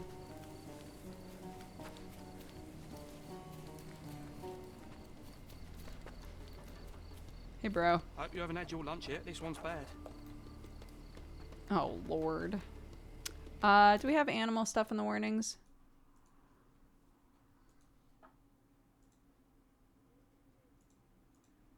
Just double check before we walk over there. Blood.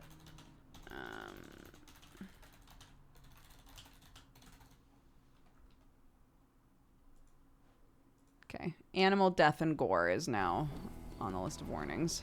What a waste. Was that John? The hoof prints end in deep furrows. The animal was resisting.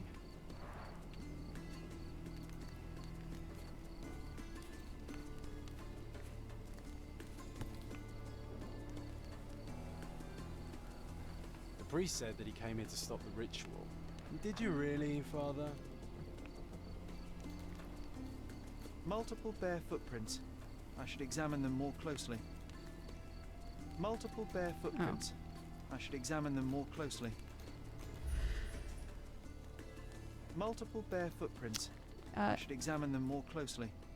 Yeah, I heard that.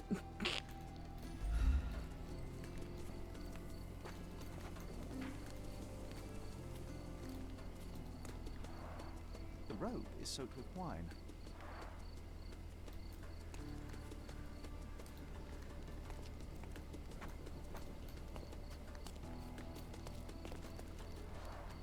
The goat was torn to pieces.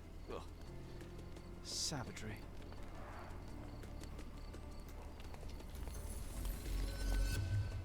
Oh, I'm done? That's it? Okay.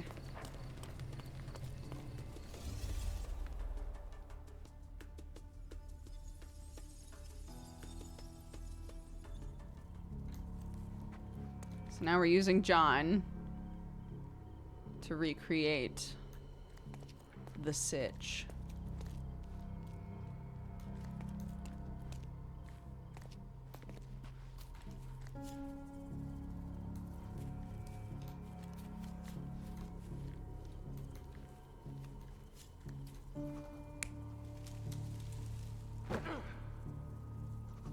What are the other options here? There aren't any?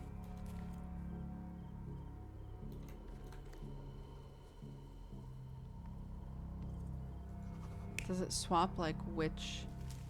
Yes. Okay.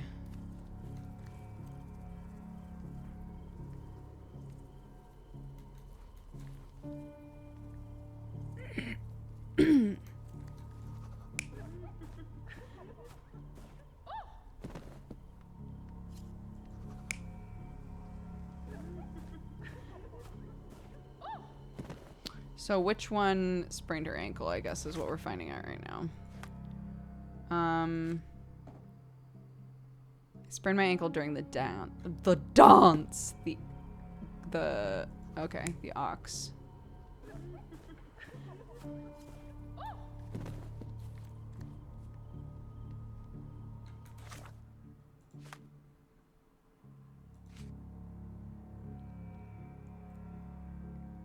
Broken amphora with my expensive wine because of that goat.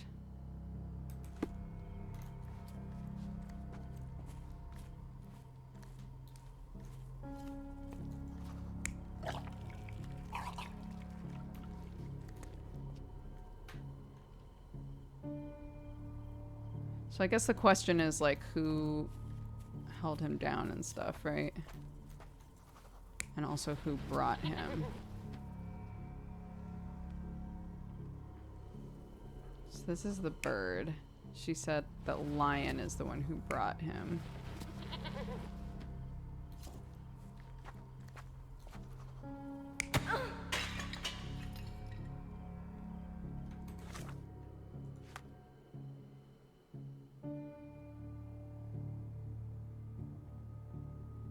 Yeah.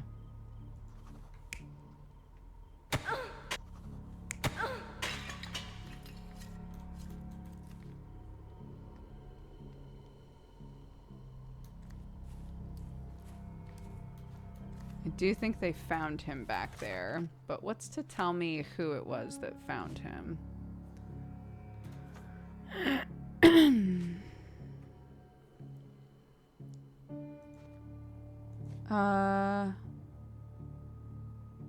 The one who fell tied me up, so the ox and the lion forced me to drink wine. I don't know where the third woman was, but when they stopped tormenting me, the goat had appeared.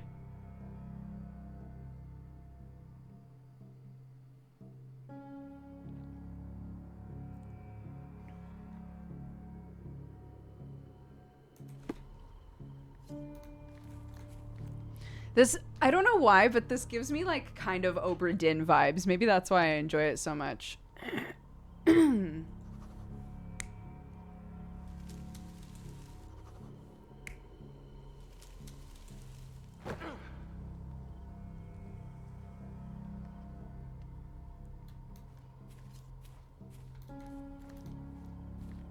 ox fell, and then the ox and the... Yeah.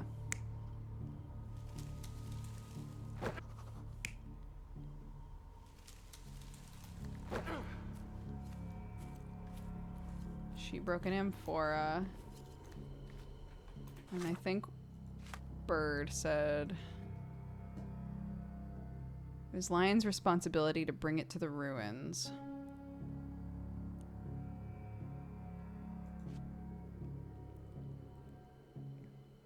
Bird should have known better than to steal this crazy animal. So maybe this is Bird, actually. She brings it, and then it rams into Lion, maybe?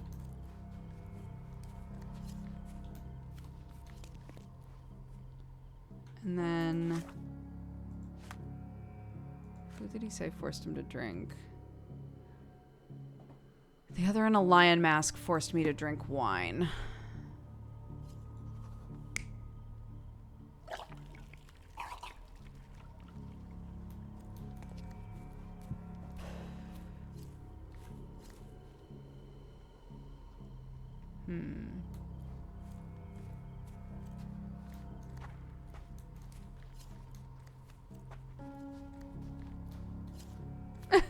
He looks so weird just sitting right there.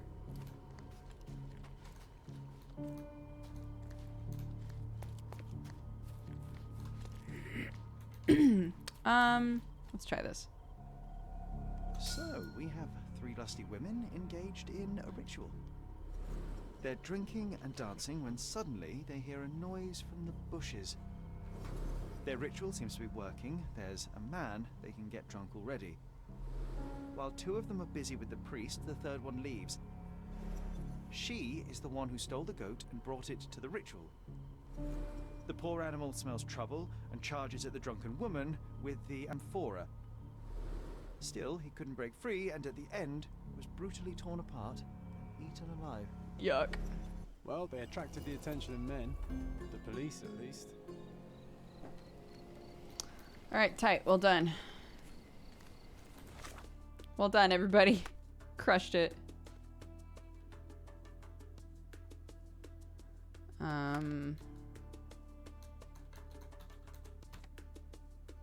Let's go back to the police.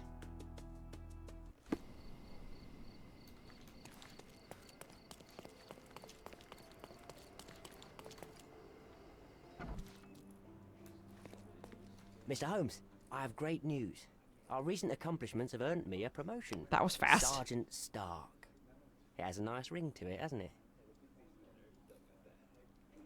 What do you mean, our accomplishments? Of all the nerve, I don't recall you doing very much.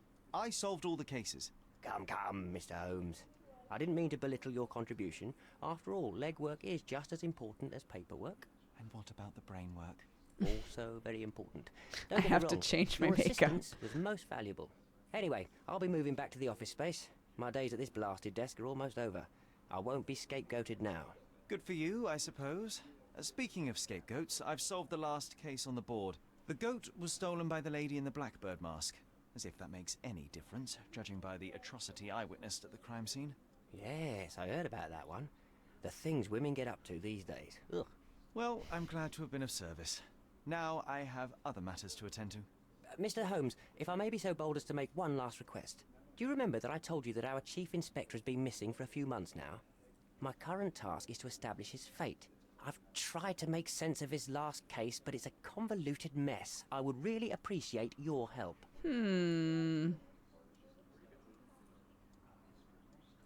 Why don't you do it yourself? I'm sure there's nothing in that case a police sergeant can't handle. You're simply much better at it than me. There, I said it. You don't I won't say. argue with that, although much better is still an understatement. Fine, I'll you have help. me intrigued. Thank you awfully, Mr. Holmes. Tell me everything you know. I don't know much. Just that it's connected to a gang called the Hive. Placido has been after their leader, the Hive Master, for years. Hive Master. Otherwise, I can't make head nor tail of it. Head nor stinger of it. Take me to Placido's office. You might find some leads in there. So is it Chief Inspector Placido who has vanished? From what I've gathered, he was a good detective. Ain't that the truth? He was solving cases like shelling peas. Without him, things have gone downhill. He was a crotchety sort, always grumbling, fussing, taking his snuff by the handful, but I, for one, miss the old boy. Very well, I'll see what I can find out. One thing is certain, it's a dangerous business. Be careful, Mr. Holmes. Fine, I will. Also, hold on, everybody. Just let me. Plan B.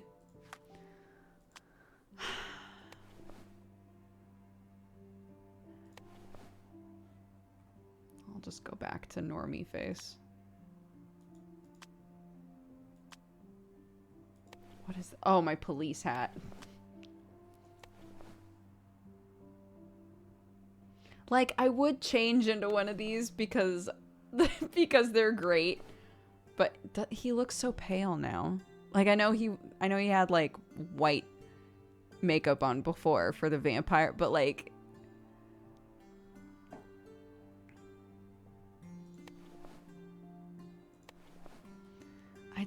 it's so hard to change out of this outfit.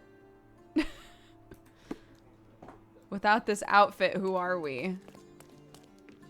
Not Gerard Way's Sherlock Holmes, that's for certain. Pardon me, excuse me.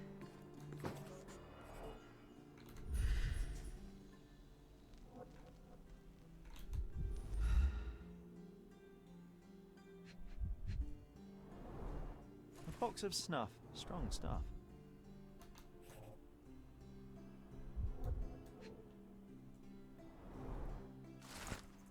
Hive Gang police raid. Is the Hive Master dead?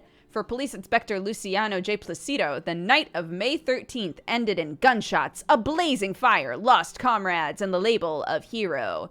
After an investigation lasting several years, Inspector Placido led his squad on a raid to shut down the operations of the infamous Hive Master and his crime syndicate, the Hive.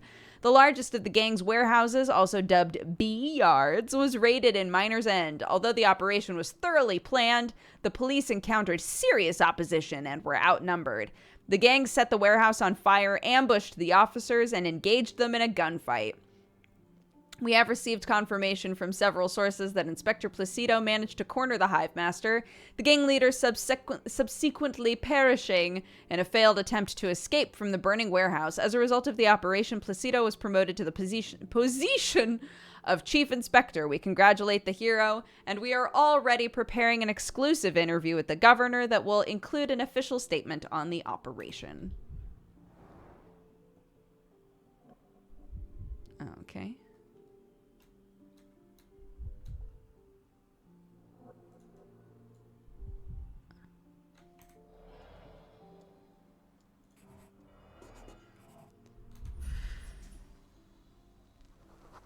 There we go. This must have been an award for long and faithful service. Hi, John.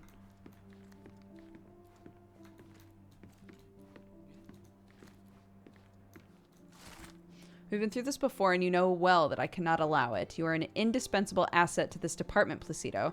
Sorry, but your retirement is out of the question. We need you now more than ever. The city needs you. Think about it. Well, that's a little unfair. It's a lot of pressure to put on one person. Hive Master. The files are gone, that's odd. Soggy bottom. Hive Master. Crime lords just love catching monikers. Ooh.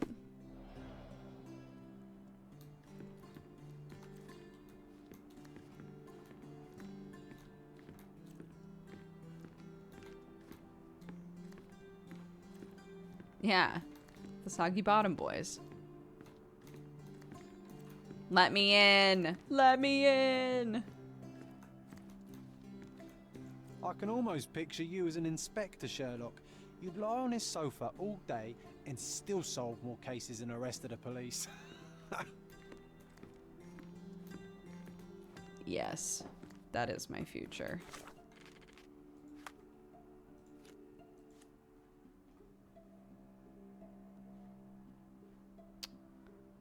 Casebook. Plan B. Agree to help Sergeant Stark establish the fate of Chief Inspector Placido. His disappearance several months ago may be linked to his last case. And a hive master! All case files should be inside Placido's office.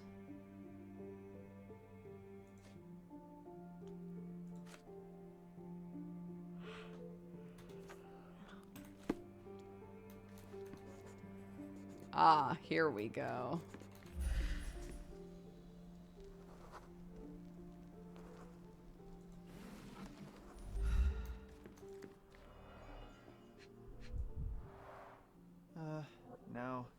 Now that is odd, to say the least. Placido, what the fuck?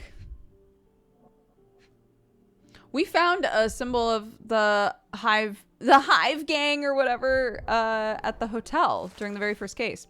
A collection of local and nationwide newspaper articles all mention the Hive and Hive Master and are organized chronologically. Chief Inspector Placido has been collecting information on this gang for years. May 1875, exclusive, new crime syndicate sweeping Cordona. January 1876, buzz off, elusive weapon smuggler The Hive, supply Irish nationalists. October 1876, Hive Master mystery, all we know about the underground gang leader. Police corruption controversy, an officer spills the truth. No more free speech, independent newspaper raided by police. The Hive stings again, 5 civilians dead, 10 injured. Former Cordona Chronicle reporter missing. We will not be silenced, pledges editor. Police corruption charges dropped. Interesting. Placido's notes on the Hive Master. The last page reads, Beatrice Queen, City Hall records said Miners End 1877. Same year, same district as the gunfight. Was he right under my nose all along? Let's take the ear, Sherry. It will bring us luck. You'll see. Good lord, you can't be serious.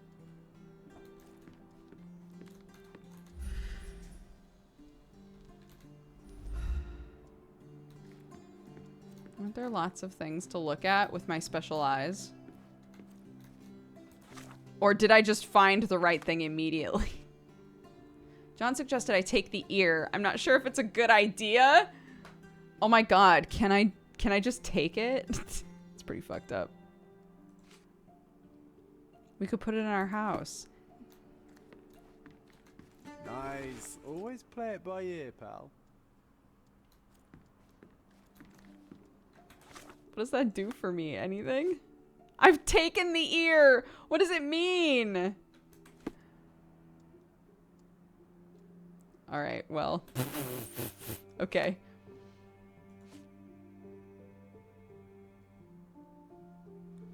Beatrice Queen, City Hall Records, Miners End, 1877.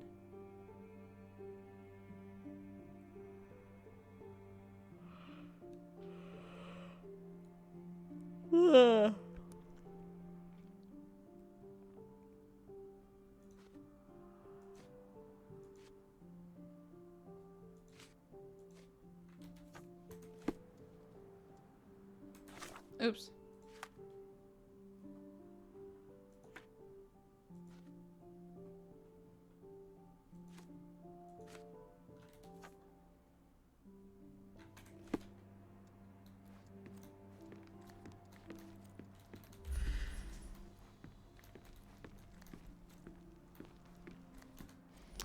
Okay, I guess there's nothing else to look at. Can I close this? Nope. Okay.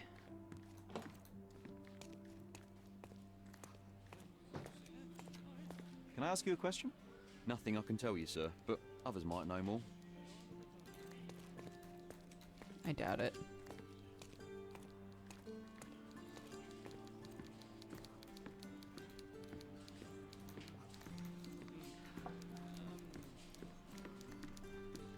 Be careful, Mr. Holmes. Oh, it's you. Hey, what up?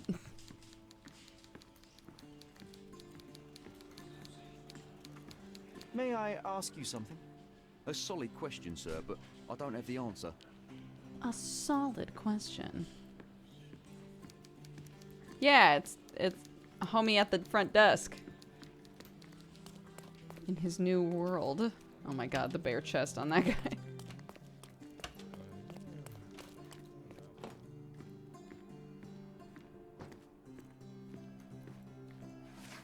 Okay. Oops.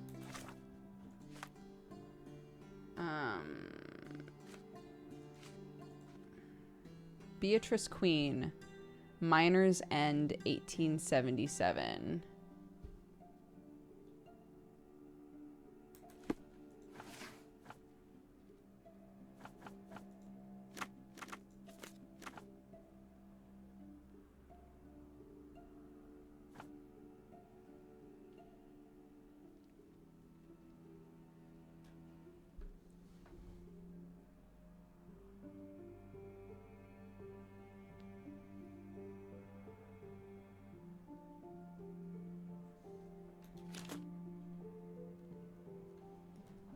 Right, okay, here we go.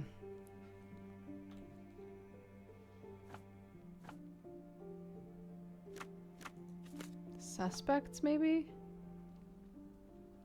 I swear to God, if somebody with the last name Queen has a group called The Hive, I'm gonna shit.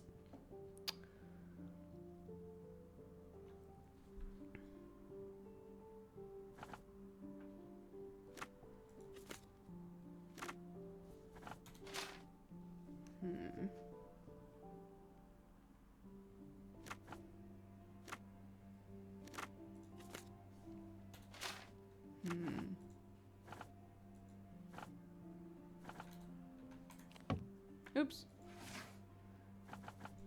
What is your problem, John?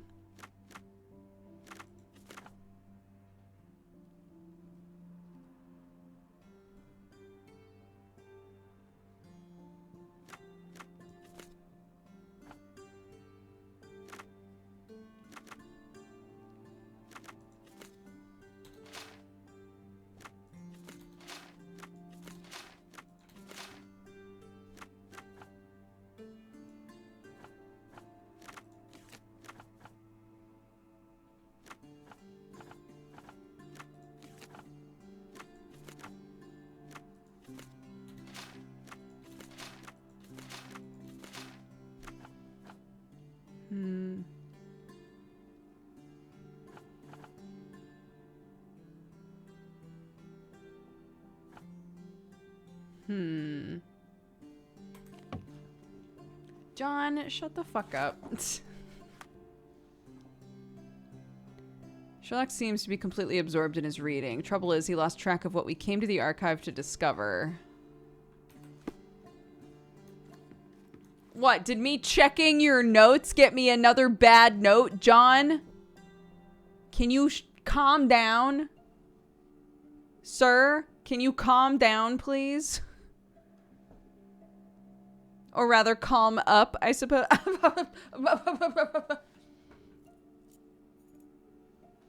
Obnoxious. I'm leaving.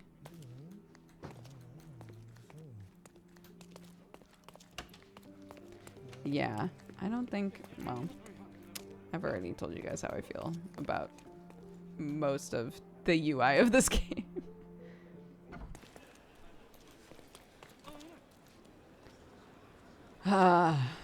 Okay, I have to pee really bad. Give me just a second. We need a facepalm emote. We really do. We really do need that. That's true. I should probably mute myself once. Oh my god. 1 second.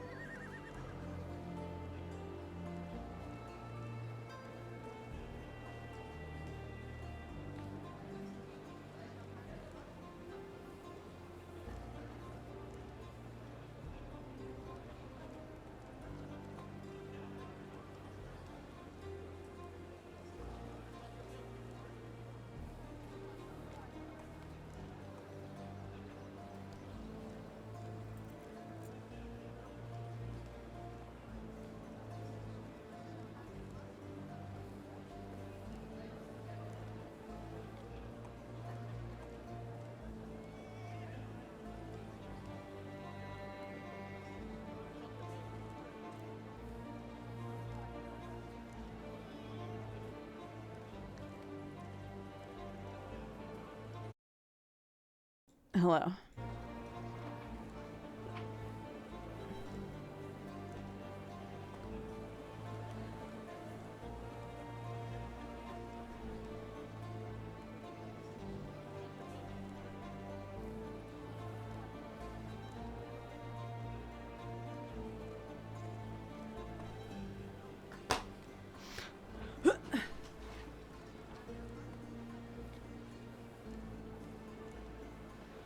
Okay.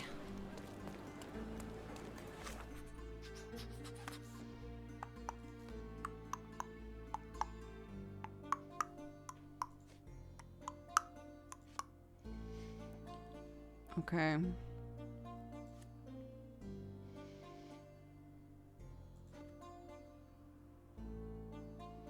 I wonder if it will bring back some memories.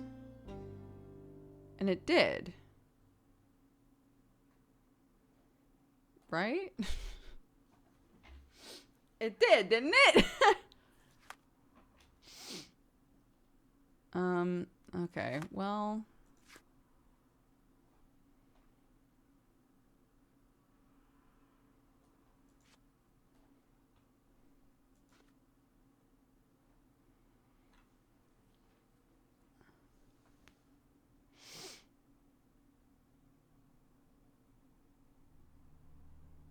Right, and then we found the house.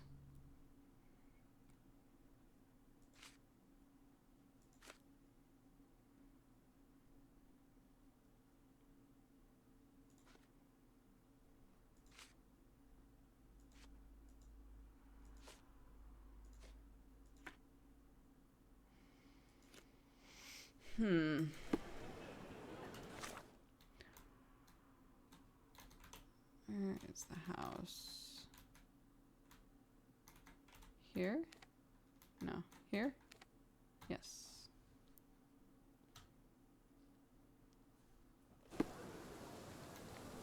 One of these breaks, I'm going to actually remember to get a drink. One of these breaks, I'm going to actually remember to run ads.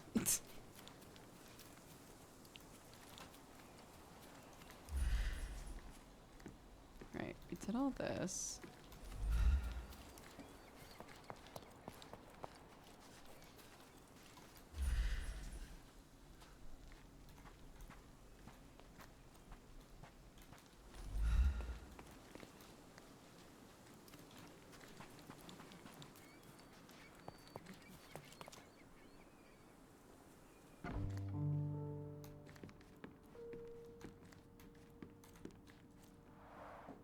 Mycroft's umbrella, the only outgoing thing in his wardrobe. Another memory incoming, Sherry. Strange. I struggle to recall anything about the day we moved in.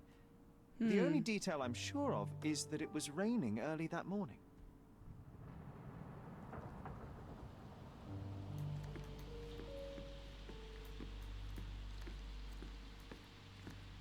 I didn't notice that there before. Was that always there?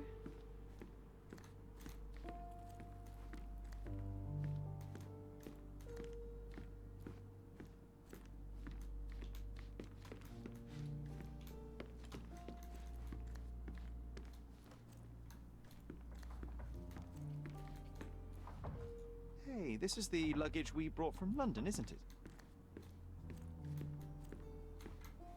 What's this? Nothing.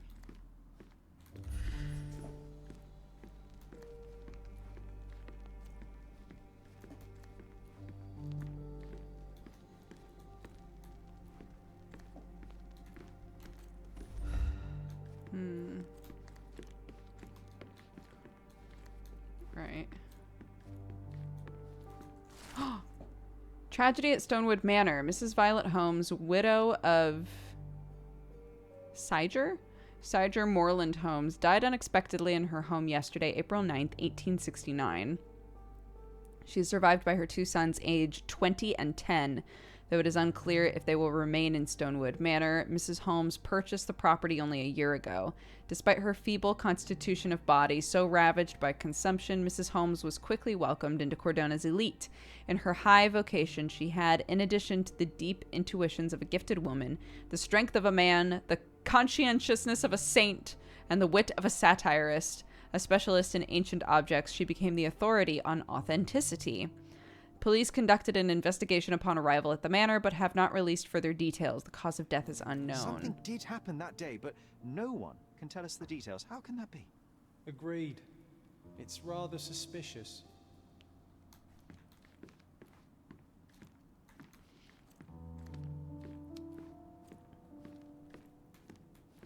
Yeah, Free, you're more than welcome to run ads if it seems like I forgot.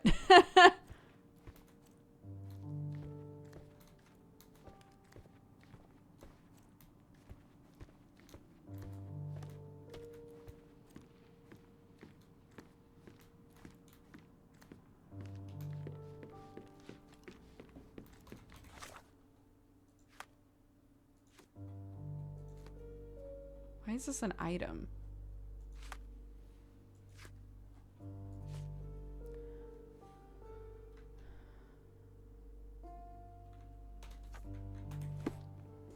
Oh.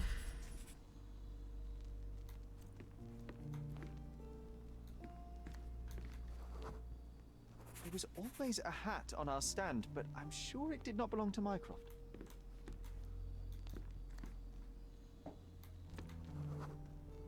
Our mother brought a slew of belongings with her. She refused to leave a single thing in London.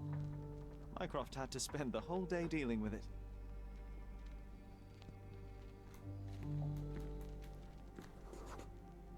This trip was a challenge for our mother. I tried to help her. Do you feel it? Is it the air shimmering, or is it my imagination? Oh shit. Recreate it, Sherlock.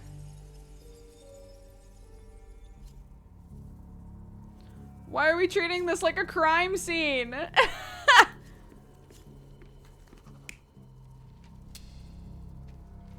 Who is that?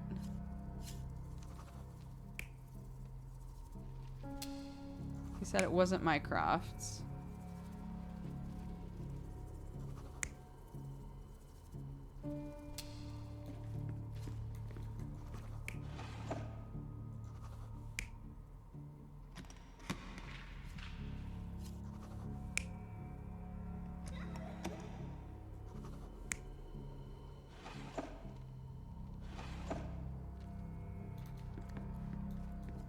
I tried to help her.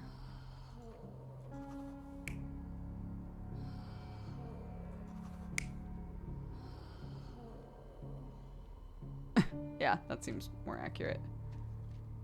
I think this is it. Your Yeah. neighbors will be told that Mrs. Holmes is suffering from tuberculosis. It is common to move closer to the sea in such cases. Thank you, Dr. Richter. No, Sherlock, step away from her. Upstairs. Go to your room. What? I'm helping her up the Lean on stairs. Papa. Take your time. Actually, I never heard her coughing. I remember now.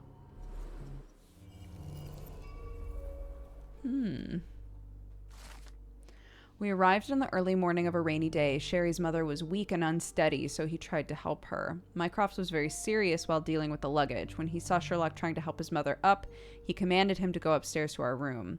The last person to arrive was the doctor, Otto Richter, who said that the neighbors will believe that Violet has tuberculosis. Sherry just realized that he never heard her coughing.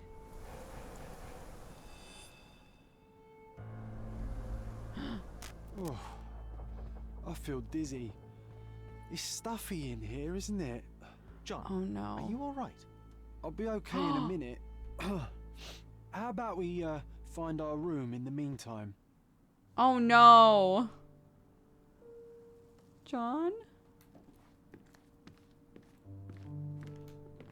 Oh no, the more we unlock memories, are we not gonna need John anymore? And John's just gonna vanish? I don't like this.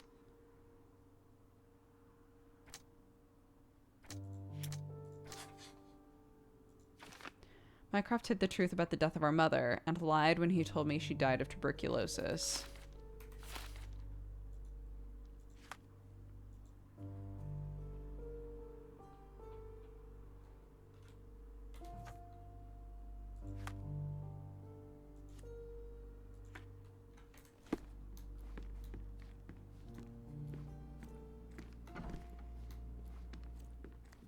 this. It's like traveling 10 years into the past with a single step.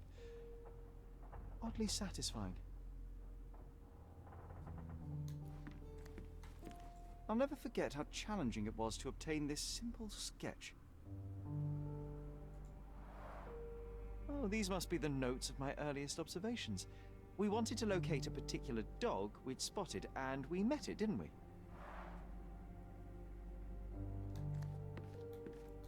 Need to repeat this one day, but with bullets.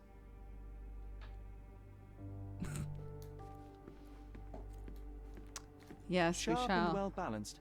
It would be a pity to leave such a tool behind. Sharp and well balanced. Okay, It would be a but we're pity not. to leave But we're such not a tool taking it. behind. Okay. Coal dust from Miner's End, sandy dirt from the old city. We scoured the island top to bottom for these soil samples.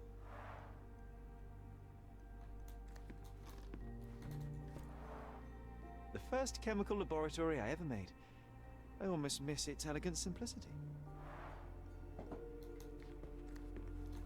Look at this, John. Remember how desperately I wanted to learn the violin? I never had a proper opportunity. Such a shame. I always hated the rule about being silent in this place. Oh. Let the boy learn.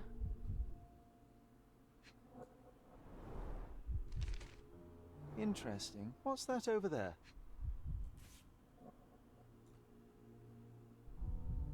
This doorknob has a cross-shaped end. Too intricate to be merely a handle. You know what? That definitely looks like a key.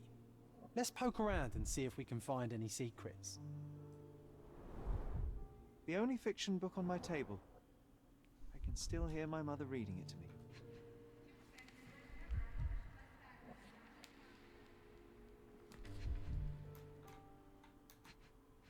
Oop. Okay. So many pleasant evenings were spent here with the Encyclopedia Americana. I'm not like other kids. I read the dictionary. A magnificent tool made for a spurious purpose, staring into the sky. I've definitely found a better use for it. You mean for spying on people? A magnificent tool made Yes, for a John, spurious purpose, what of it? staring into the sky. I've definitely found a better use for it.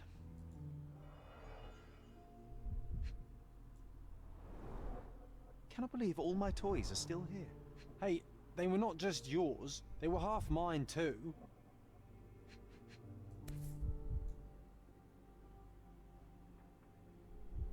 An artifact from Palau carved out of bone and claimed to be 300 years old.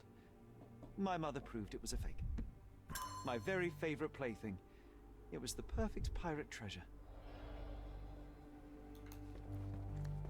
Mom was dope. Oh, it reminds me of our neighbour. He had the same balloon in his yard, only bigger. Do you remember? Yes, we visited him several times while living here. Mind Palace, Mind Palace, Mind Palace.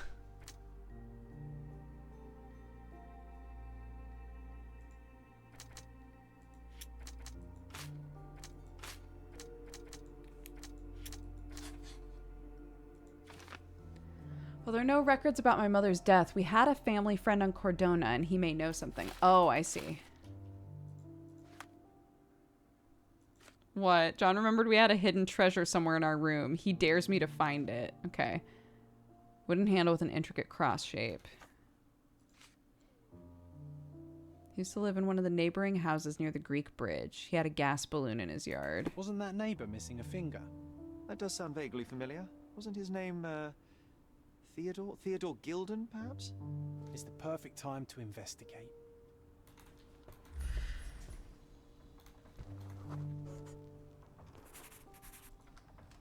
Nah, doesn't fit here.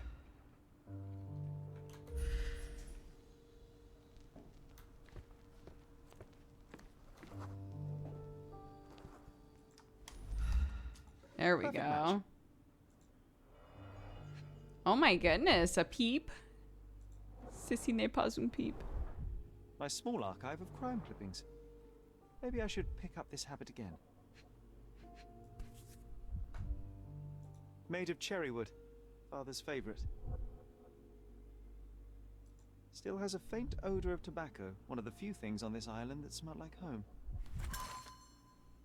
I kind of get that. My dad used to smoke a pipe when I was really young, and he still has all of them. We kind of like display them now because just I don't know why. And every time I walk by them, you can still smell the tobacco. There's something really nostalgic about the smell, I think, if you grew up with somebody who used a pipe.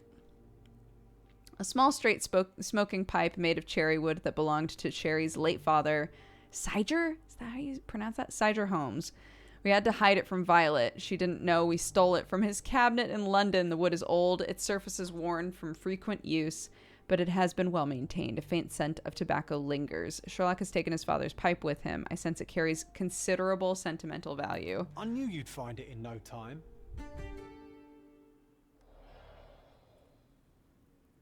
Seeger? Or Seeger? Interesting.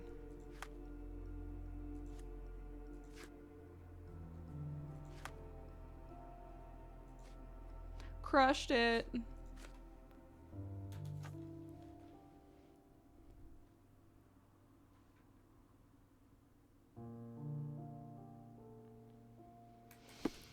Used to live in one of the neighboring houses. Let's go then. I just tried to jump off the balcony. This ain't that type of game, Duger. Fine.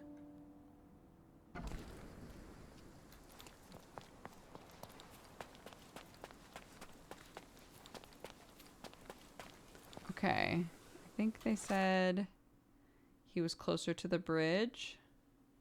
I think. Near the Greek bridge.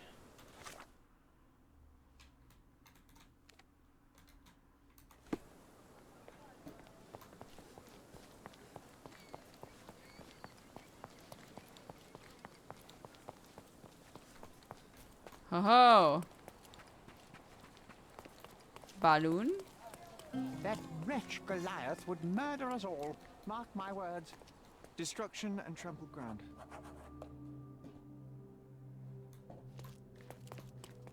Goodness. What's going on here? Destruction and trampled ground.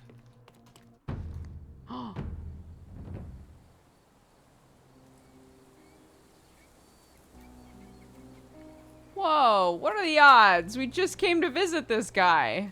An amount of attention that most can only dream of.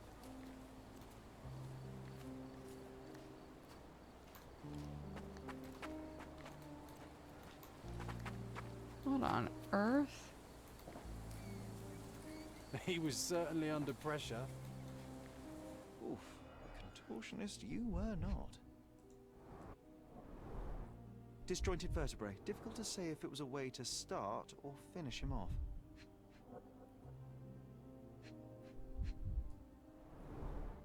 A missing pinky. Middle-aged. It's none other than Theodore Gilden.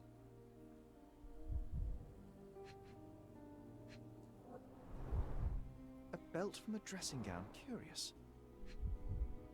Used to choke him, maybe? Or... A kneecap reduced to splinters. Oh boy, Sherlock. Another death means another question. And we shall answer the question. It's far too interesting to give it up to the police.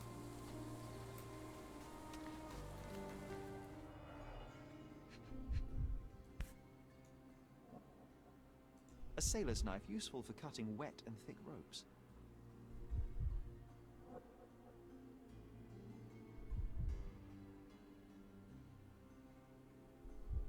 It's seen a lot of use. The blade is worn from grinding.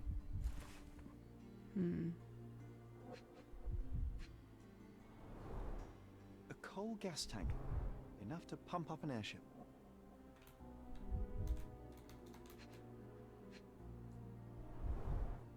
Fresh signs of impact. A rough landing led to an altercation with this shed.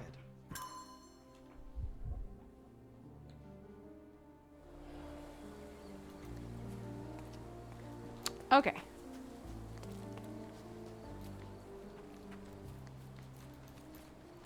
You know, I do have to say, because I've been doing a lot of complaining, I do have to say that I really like this Sherlock, because they did a good job of making him seem younger, right? Like, full of a bit more, like,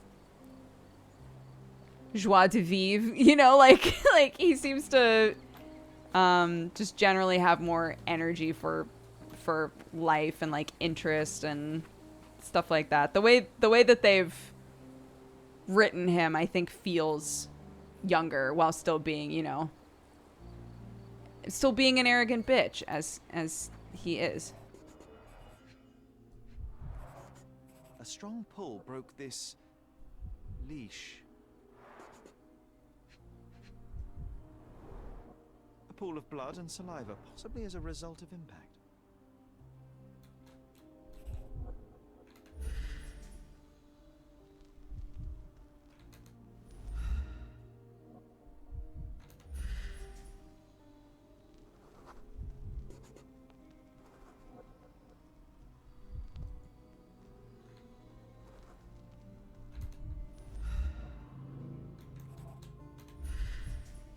Here we go.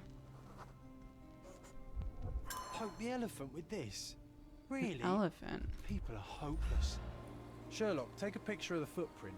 It's valuable evidence. Oh yeah, it's my first time finally getting to. This photograph can help Use us find that. the old article about the elephants. The front page was fascinating. It was hard to believe as a child. True. We may need it in our investigation. Oh, I've gotten everything, I guess.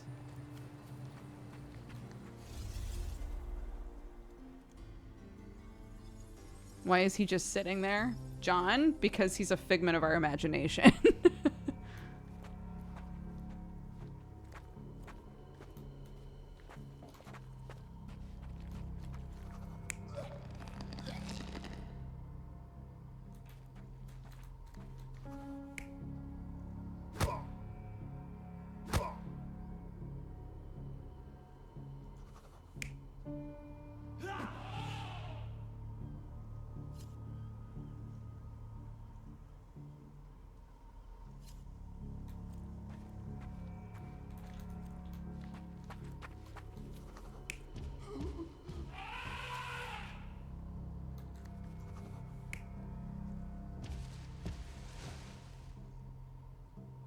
Oh, that's probably it, huh? Because there's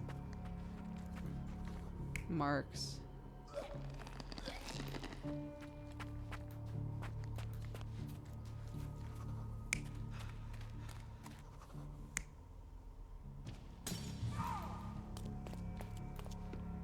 This elephant said bye.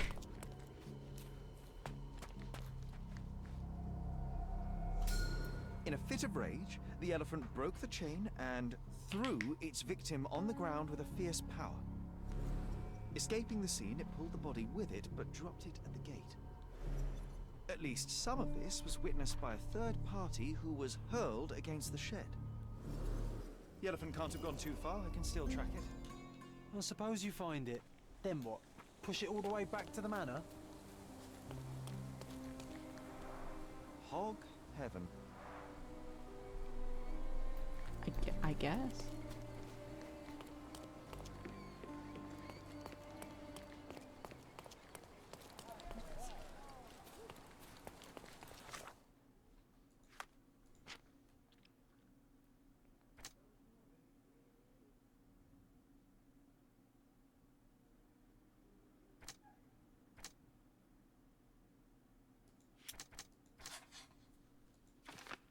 There's a witness to the chaos on the Gildens' property. They dropped their knife and may have injuries from the fall.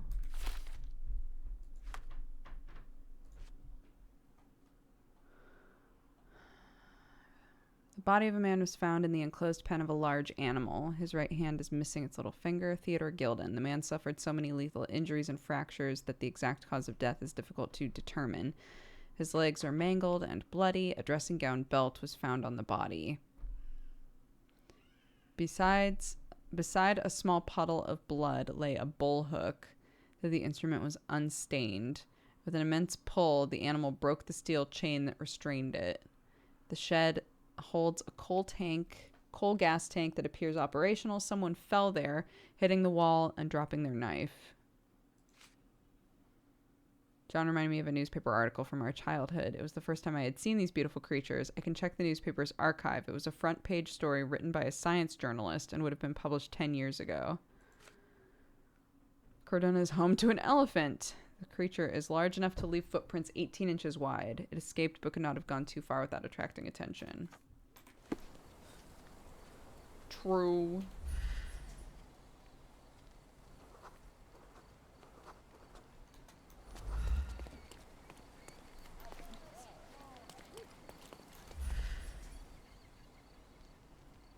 Can I not? I can track a person who works at a hotel, but I can't track an elephant?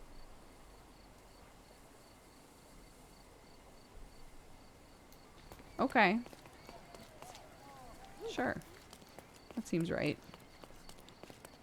Seems normal.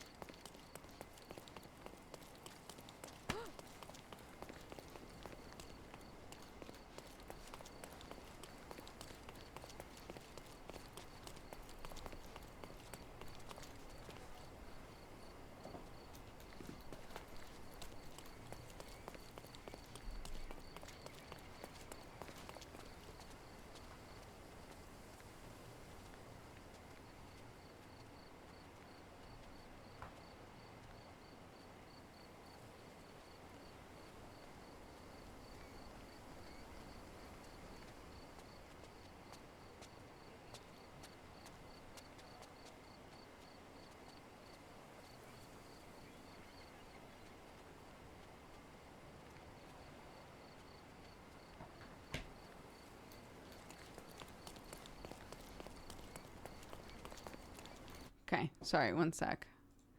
My family needs me.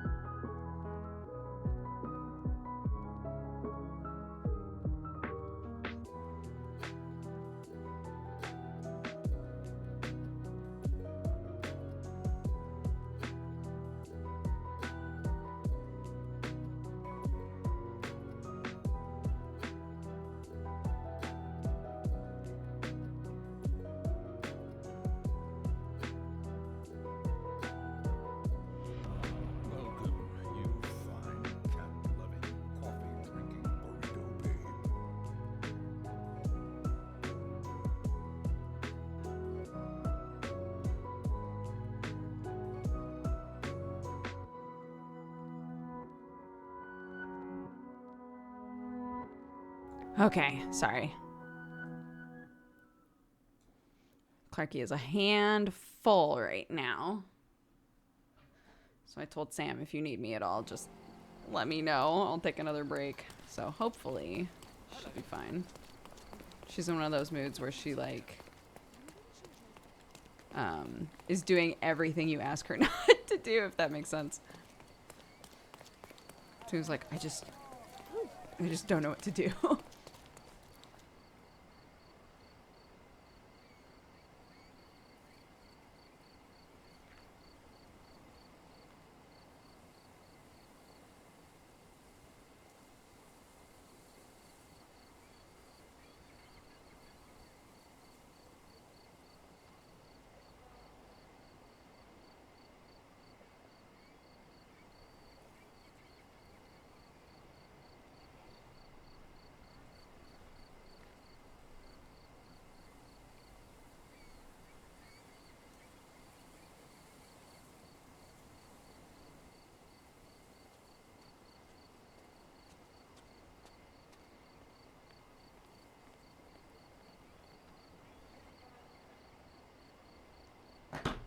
Okay.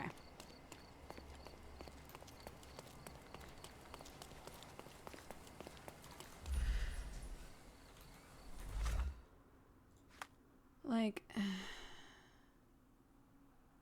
it escaped but could not have gone too far without attracting attention. Right, I agree. So why can't I track it?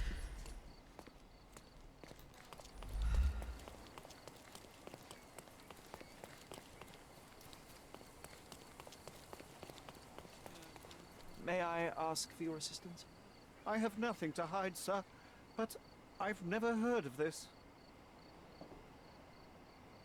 Excuse me, just one question.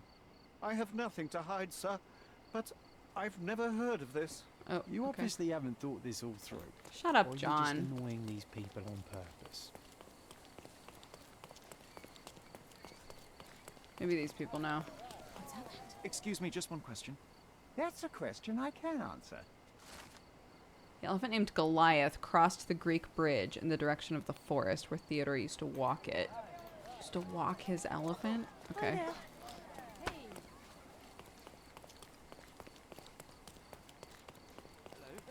This elephant has a level 100 stealth. Like, if an elephant stampeded across this bridge, I feel like it would be more of a big deal, you know?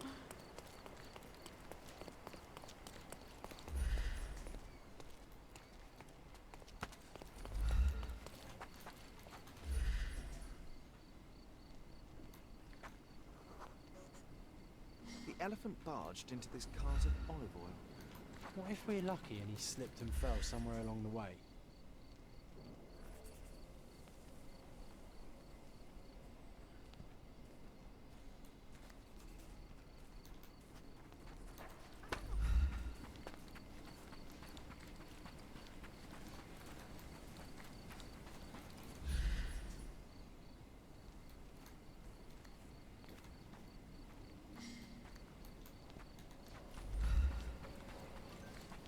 Up this way?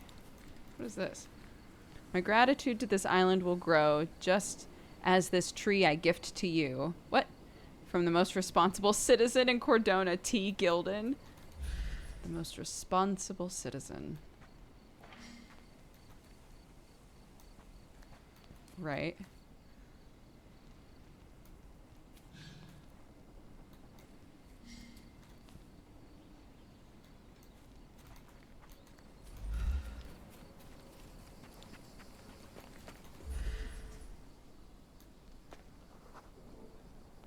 Okay, hear me out. If an elephant falls in the forest and there's no one around to... John, no. Oh, you're such a killjoy.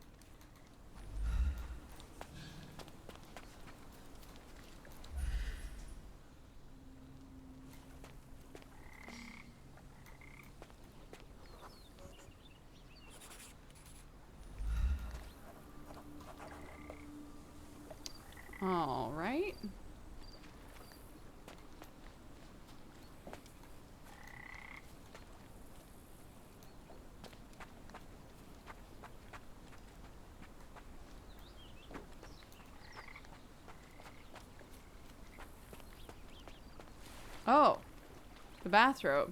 Strange. It was hung with care.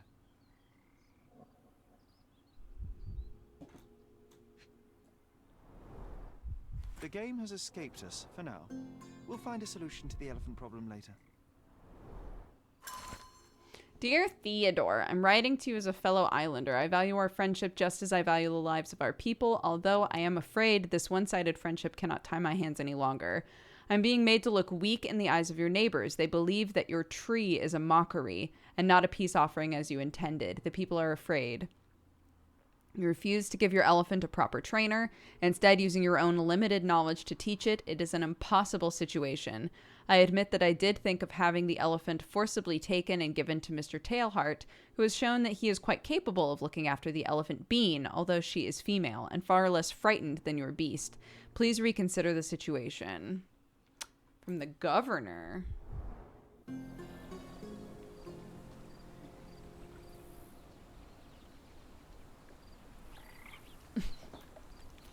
Okay, interesting.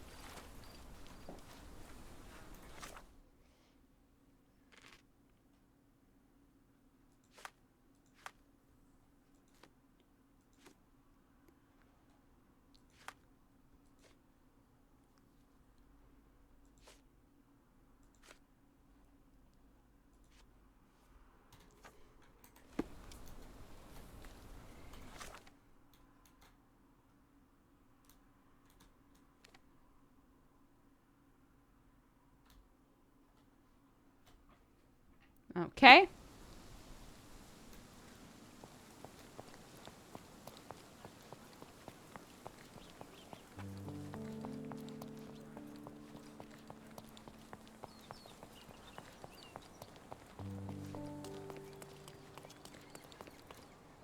Hell yeah.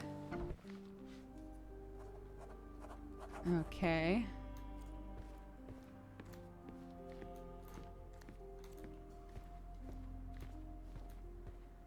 Scale of 1 to 10, how disconcerting do you think this house is going to wind up being? Ooh.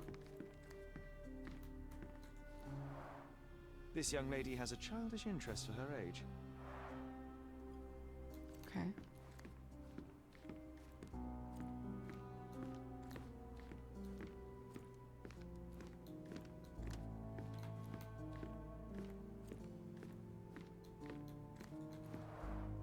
I can always recognize the spirit of a true artist.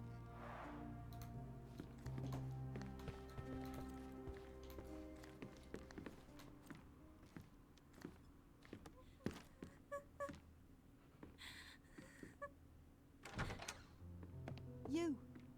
Who are you? My name is Sherlock Holmes. Theodore Gilden was... Did you kill him? Did you kill the elephant? It's not in the yard anymore. It escaped into the forest. You can't let it go. What if it returns? I highly doubt that, Miss... Imogen Gilden. Please, I beg of you, find that dreadful beast that killed my father. I suppose we do need to learn what happened. She is so chill about the fact that we just waltzed into the house and also that her dad was just murdered. Really chill about all of this. I think she's the one who made it possible for the elephant to get away and kill her dad. I think she's the mysterious person who was slammed into the shack outside. Can you tell me what happened? From the very start. I was here, so I didn't see how it began. My father visits the enclosure every morning to wake up Goliath. Today, I heard the elephant scream. I've never heard such a horrifying sound. My heart stopped. I knew something was wrong. I looked through my window and saw how it lifted my father up by his neck. I rushed downstairs. I saw it dragging my father as if he were a doll. I threw stones at it. It dropped my father's body and charged outside, screaming.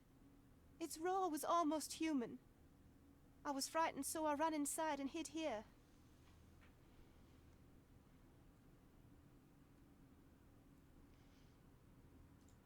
That is a terrifying experience, Miss Gilden. I'm sorry you had to go through it. Thank you. Goliath must be caught, Mr. Holmes. Well, thank you for the information, Miss Gilden. I did have some questions for your father. Perhaps you might help me with them? I wasn't privy to much of my father's life.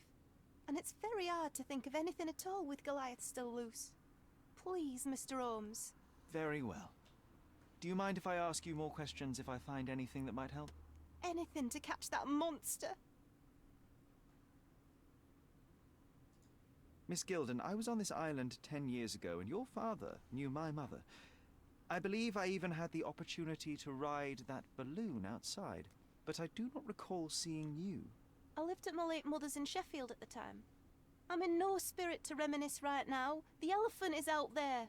You've never heard the name Violet Holmes before? Perhaps your father... Please, Mr. Holmes. With that beast roaming free, I can't think of anything. Very well. Okay.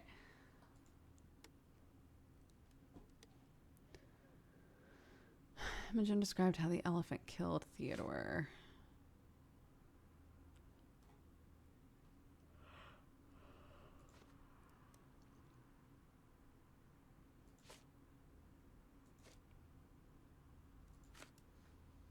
Did you observe anyone else in the yard? Any of your servants, perhaps? Servants? Do you imagine that we would have any with Goliath? No one wishes to work in this house, even for double pay. I didn't see anyone else. Only my father and that diabolical beast.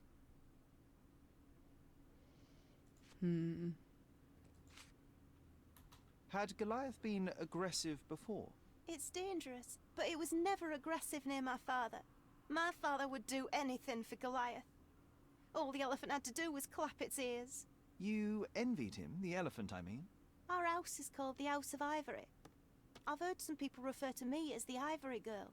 And my room stinks of the animal, as if it's me who lives in a pen and not Goliath. It's not envy, Mr. Holmes. It's just incredibly difficult to live like this. It's like people shouldn't just have elephants as pets. Anyway.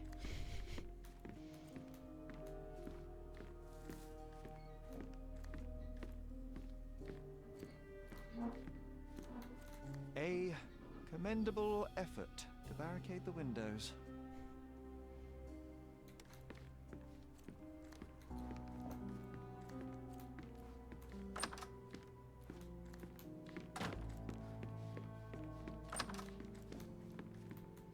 Ho ho. The nicest spot in the room. Mr. Gilden spent hours of his life right here. Staring at an elephant's backside. What a wonderful life.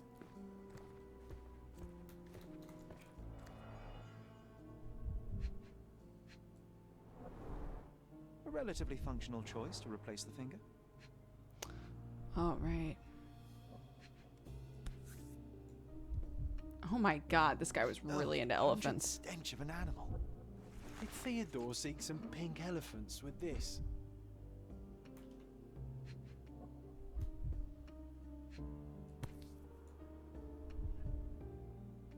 I think they were closer than you and me, John. I'm hurt.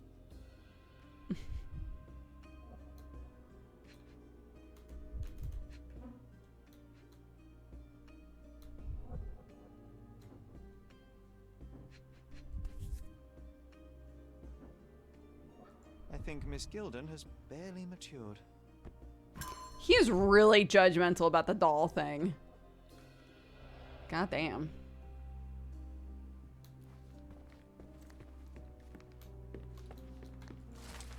Local wealthy resident Theodore Gilden, 55, has purchased an Indian elephant from a traveling circus. Mr. Gilden commented, "It is a wonderful opportunity. There is no one on this island better suited to provide such a comfortable home for this elephant. It is a paradise for a noble creature. No longer will this animal be locked in a tent with clowns. He will be my companion from now on, my second child, and I will protect him. Don't be jealous, people of Cordona. I am your best citizen. Only time will tell if this is a midsummer madness or not." The neighboring elite of Cordona are shocked to read the news and furthermore to hear the terrible trumpetings of the beast.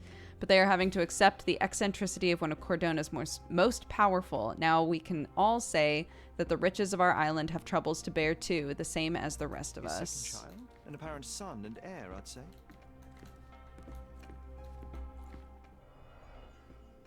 Ivory baths. What's so special about this place? Another elephant? catchy title.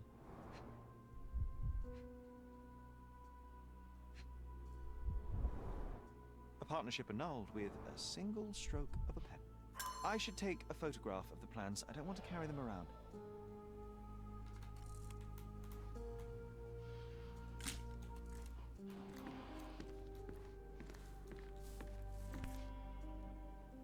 Mother.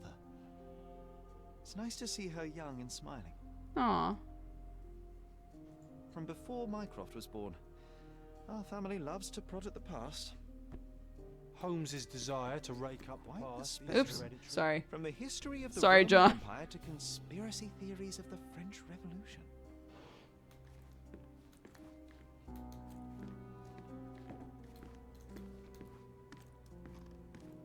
I think that's everything.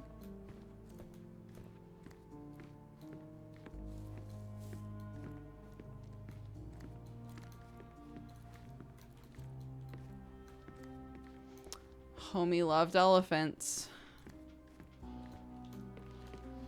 Okay.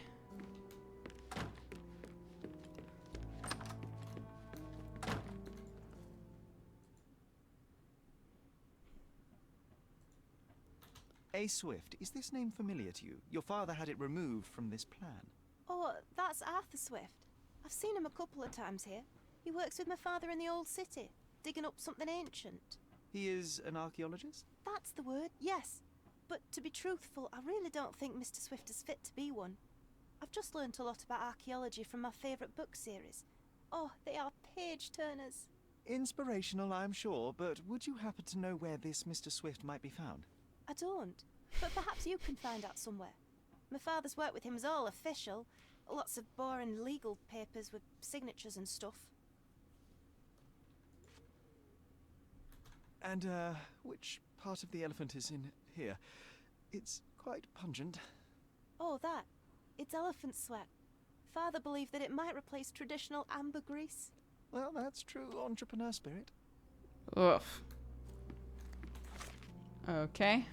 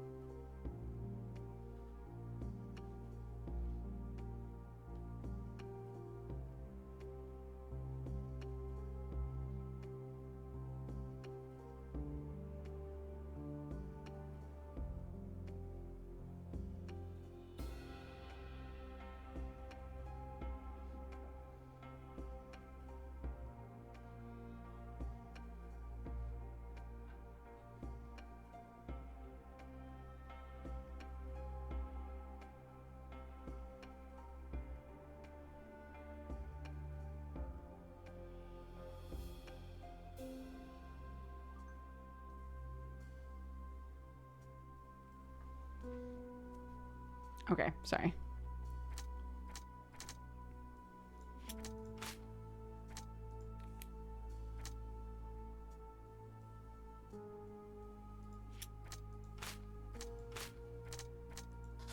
Okay.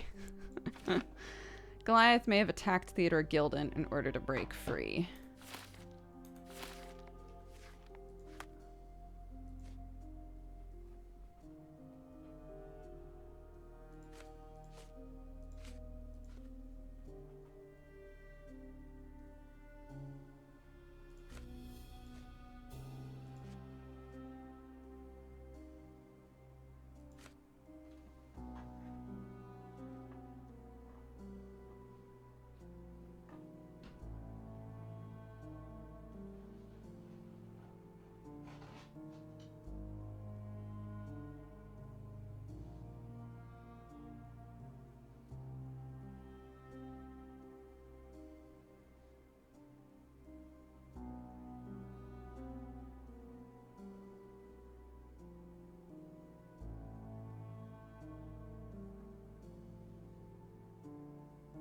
Sorry, one sec.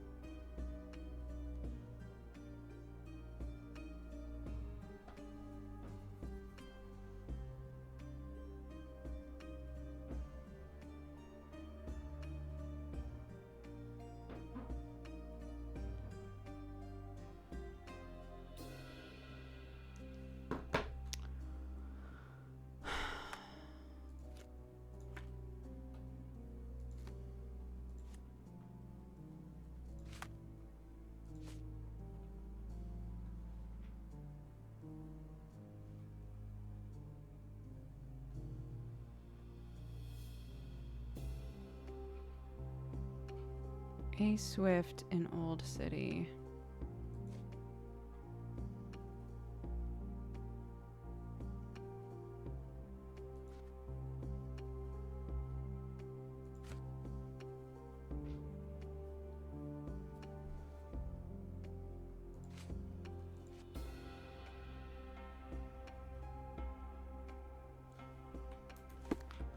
Okay.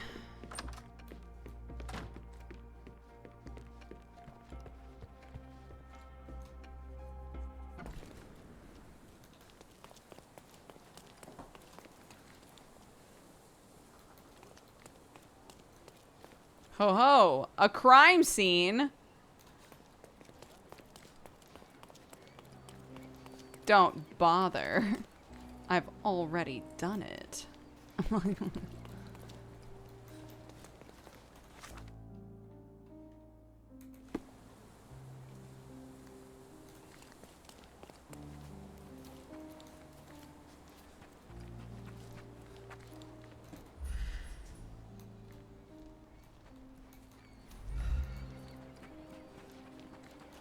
Oh, why do I get the worst jobs?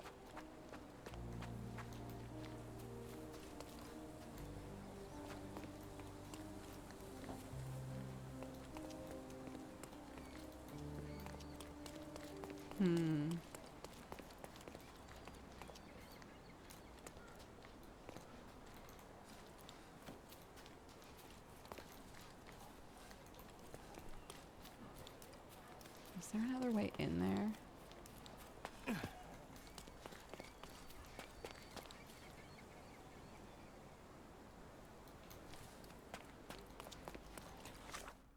Wait, should I have...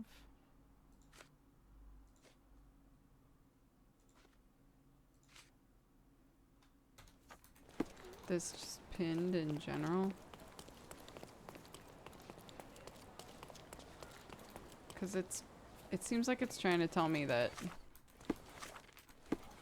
Sorry.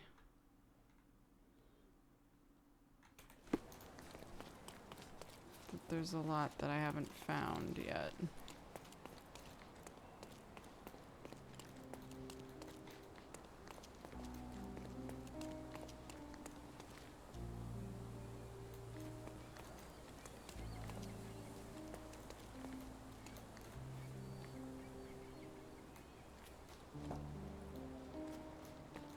Right? It looks like it's there.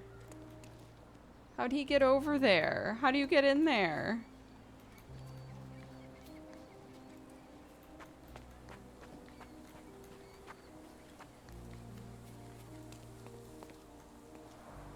Hog heaven. But like, I have the keys. Can I go in there or not? Lord.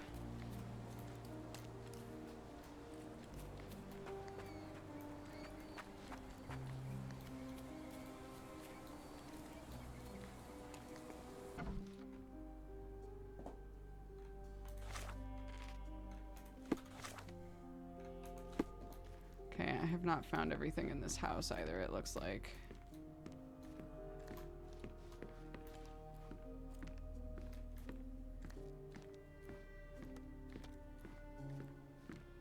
Gosh, what a mansion.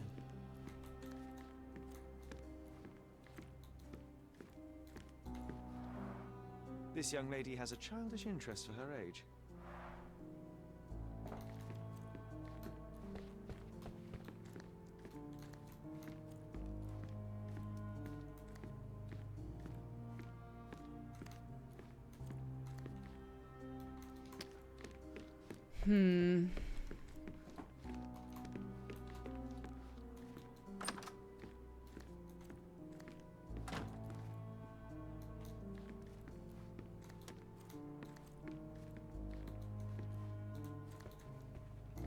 Looks eccentric and smells eccentric. Oops, I keep doing that. Why? Never mind.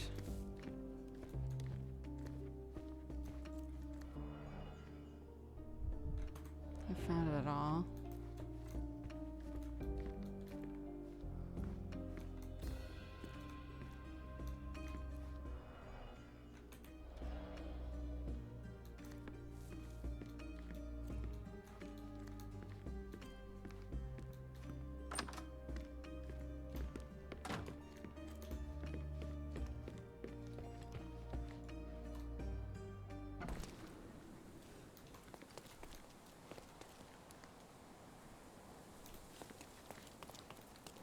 Why does Sherry not like dolls? He's the one with an imaginary friend. Facts. Straight facts.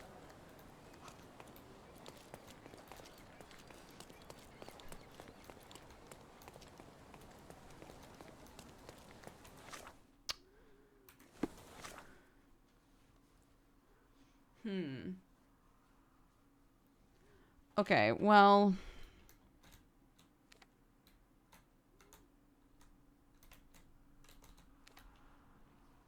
Apparently there's something over here.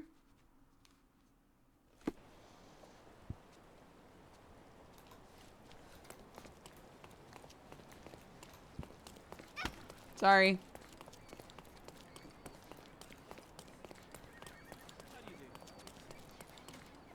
Landscapes and portraits. My goods will brighten up your house.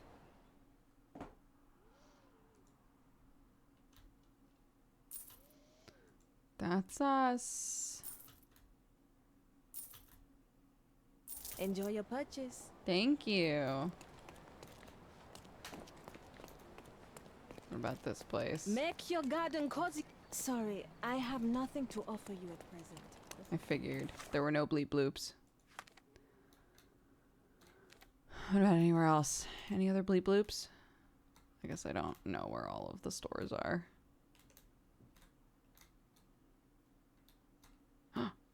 Another bleep bloop.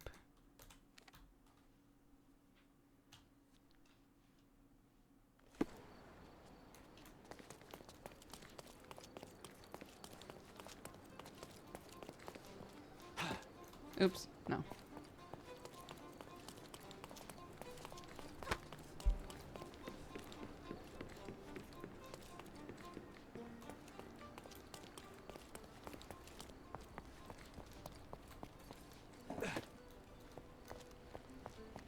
Oh, I thought that it was like fading to black to show me something, and I was like, yes?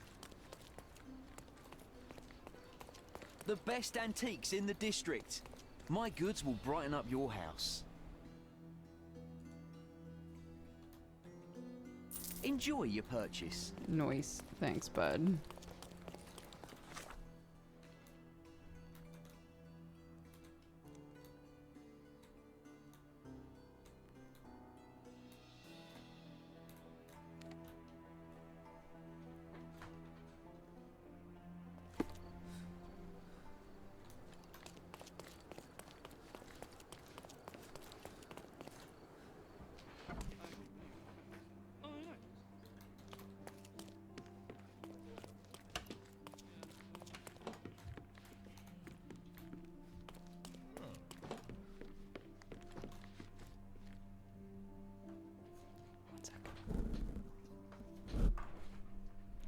Just in case.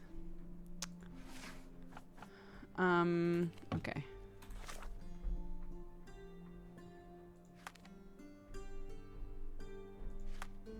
What were we gonna... Oh, elephants. Newspaper archive. Maybe the newspaper... Where's the newspaper? Oh, maybe that's included here? No, surely not. This is the police archive. Where is the newspaper made? Where is the newspaper sauce made? City Hall. The Chronicle. There it is. Okay. Hold up. This might...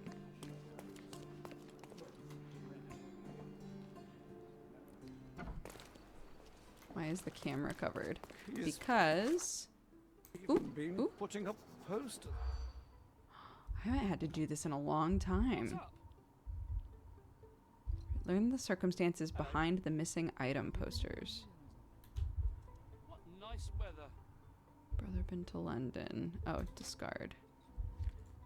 Robbed last year? Oh, keep. Nope. Violin. Okay. Try again. He's even... What's up? I feel thirsty. My head is killing me.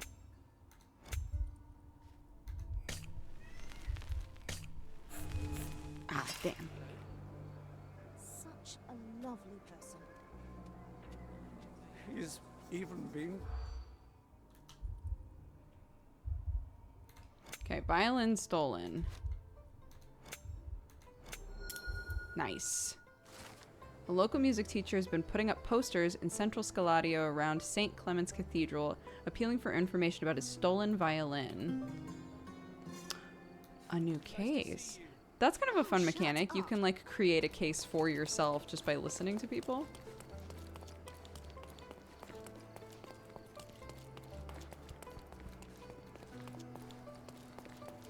No camera is better than a covered camera. Okay, fine. I didn't intend for it to be long, but sure.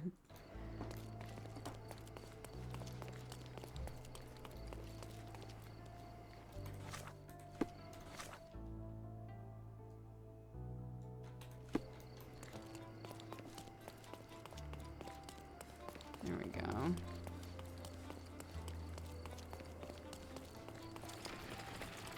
Nice.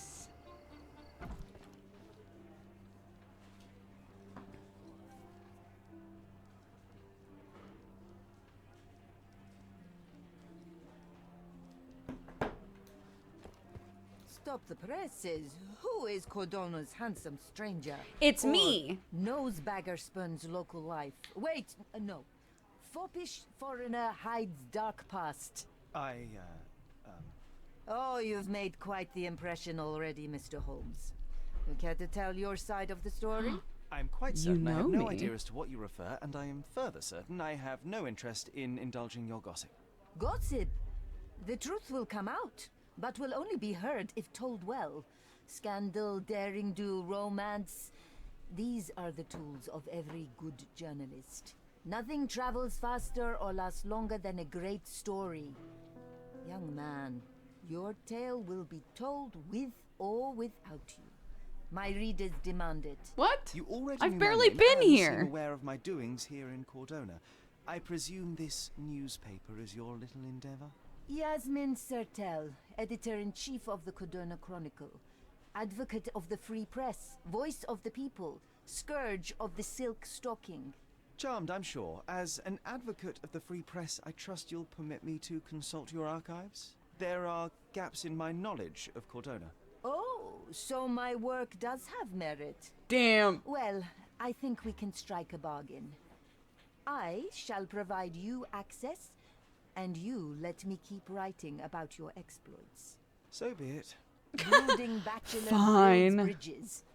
Now that's character development. I guess I owe you my gratitude. What can I say? Why I've do you have to always throw enjoyed Bachelor in working there? with the Holmes. They whisper such interesting things. I've always enjoyed working with a Holmes.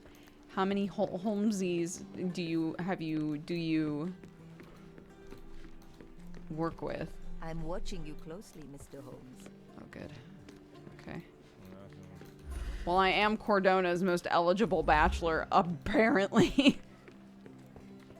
Yes! Here we go. Now we're fucking talking.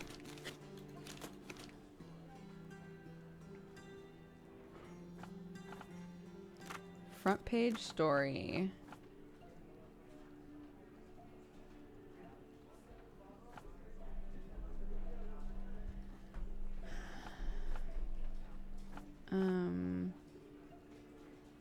From our childhood. It would have been published 10 years ago. Oh no, what year is it? Oh Lord.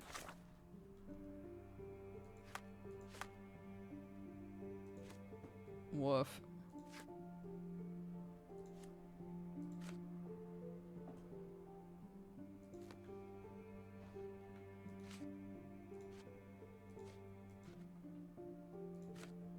Do I have anything that says what year it is? There must be.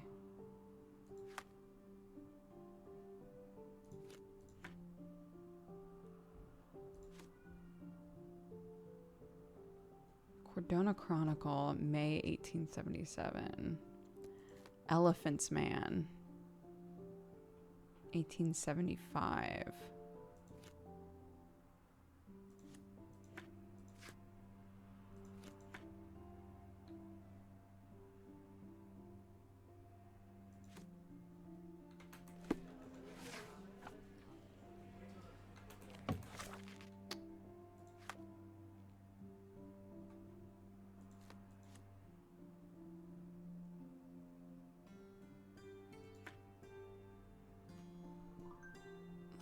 Hmm.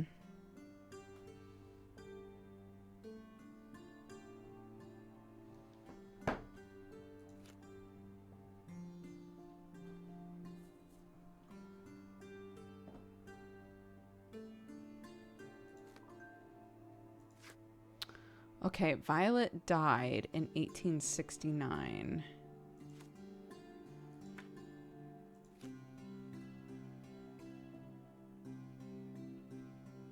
So is it 1879 now?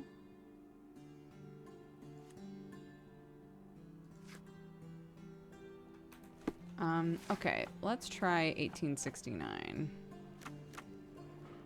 Current year, 1880? Oh, well, there you go.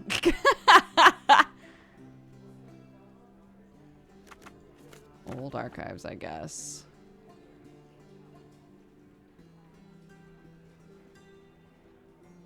A science journalist on the front page.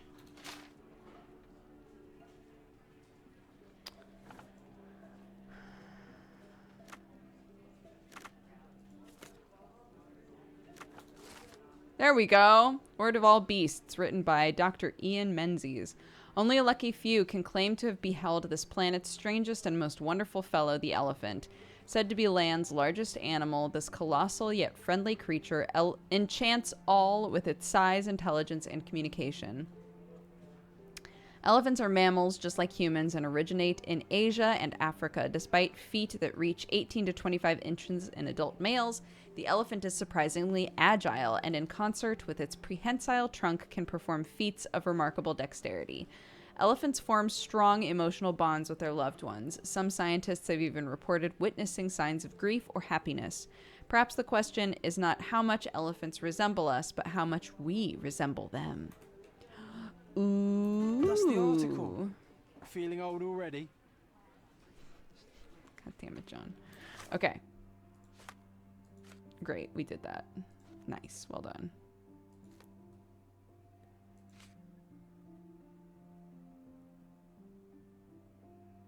City Hall records. So maybe we should also go to City Hall.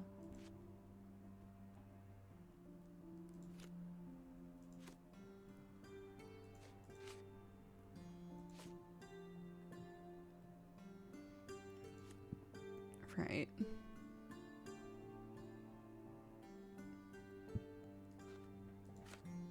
City Hall might also have information about this. Okay.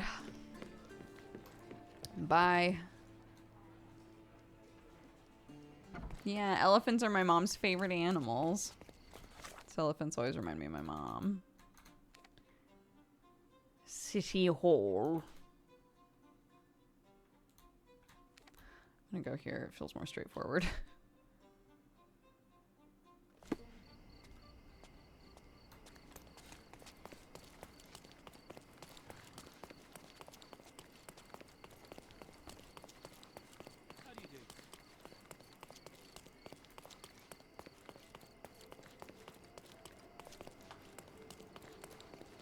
Is that it up there? Yeah.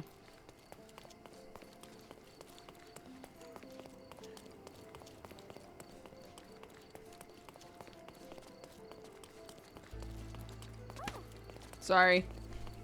Mubby. Does it look remotely familiar to you? Should it? I love that though he runs is slightly crazy. I also love new case. Are you lost, sir? Not at all. I'm right where I need to be. I'm Sherlock Holmes, by the way. Ursula Oni, the chief archivist. How can I help you exactly? I need to take a look at the history of Cordona and its islanders to retrieve some, hopefully, useful information. Your brother Mycroft told me that you were direct, and now that we've met, I can see that is true. Someone in our family has to balance the evasive nature of my brother. Well, may I use the city archives? You may, of course, but in return, perhaps dinner? Oh. That's a high price to pay for looking at your archives. I was teasing you. Pay no attention to me. What? Didn't even get the option.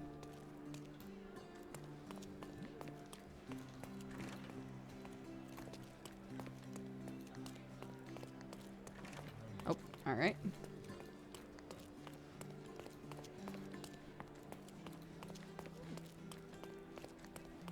Archive. That's the first time I've seen you sit.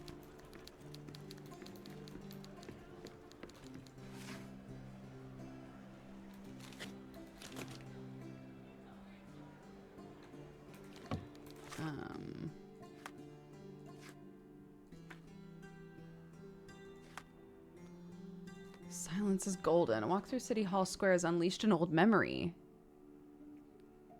John insisted that I concentrate to recall it.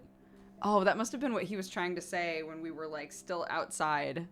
But he started to say it when I had already clicked on the door. My wife's studying to be an archivist, so I'm immediately enamored with any archivist in media. Oh, that's cute. I love that. You point and go, that's my wife.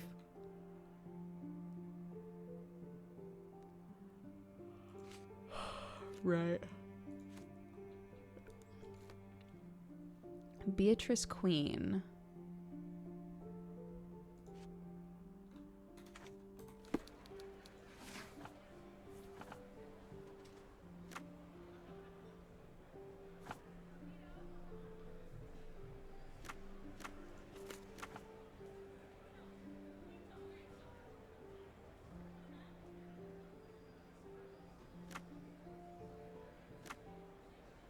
Legal documents, maybe? Miner's End.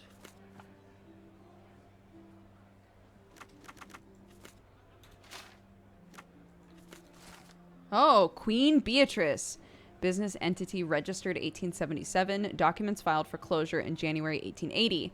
Property registered in the name Warehouse in Miner's End. Sold in February 1880. Distillery in Miner's End shut down in February 1880. Villa in Grand Surrey, auctioned off for charity in March 1880. Warehouse in Miner's End currently for sale, located on Clay Street by Stevenson's Bridge to Silverton. Interesting. Is there anything else we needed to look at here?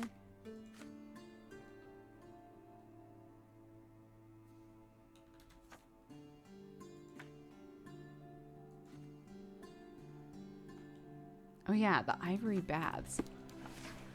Hello, my love. Hi. Do you know where the paintbrushes are? Can't find them. Oh, yeah, if you go to the sink right when you walk into the house, underneath there's an old mug that has some tiny paintbrushes in it.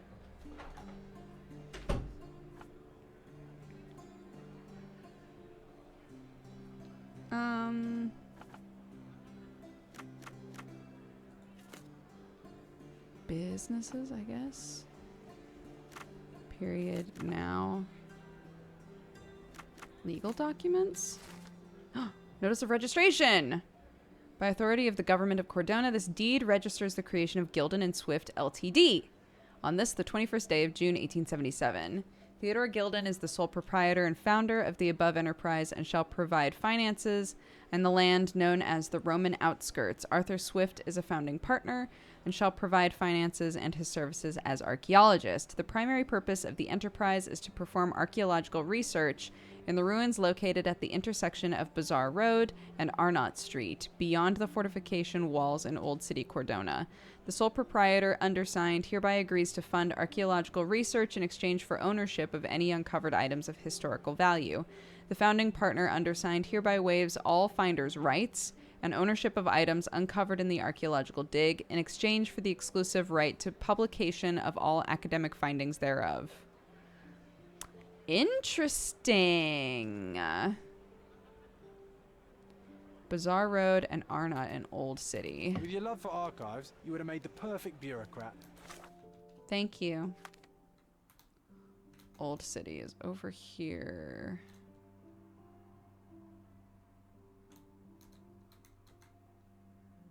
Arnott.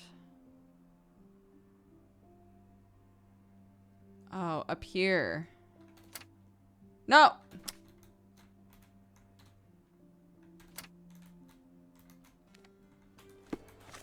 Okay. Well, at least we got fast travel.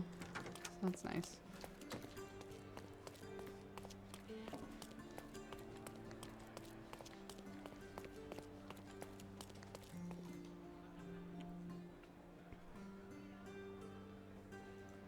Dun, dun, dun, dun, dun.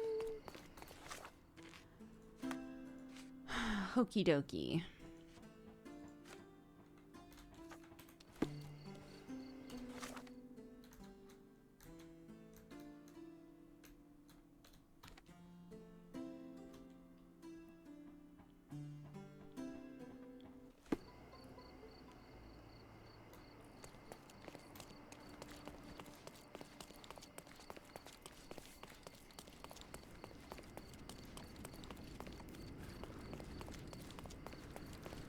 I remember the monument. Cordona's legendary pirate, the Robin Hood of the place. Do you recall it, John? I do. I wonder if... What is that? The hand-me-down. From Daytona. Oop. I would love a new case. Yes? From day to night, items. Find the recruiter.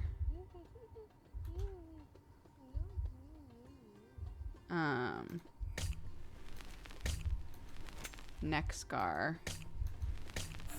Okay. Try again. This seems to be the most effective way to do this.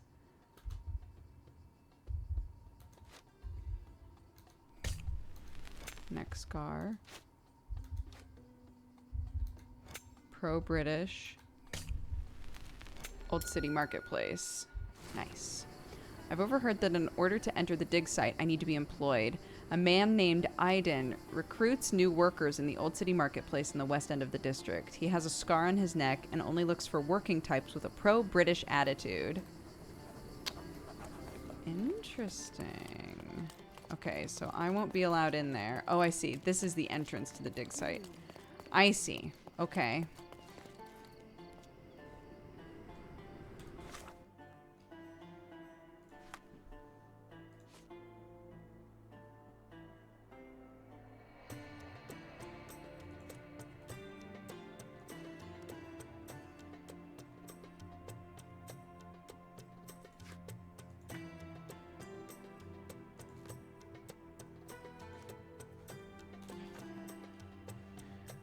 Old City Marketplace in the west end of the district.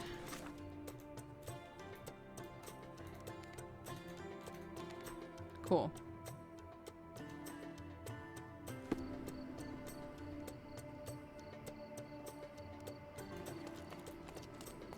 Wait, where can I go to change though? They don't let me just change in front of people. You are not welcome here. Okay. Sorry. Maybe I can just stand back here. Maybe I can climb in. Nope. I'll just... It's cool. I'll just get changed really quick.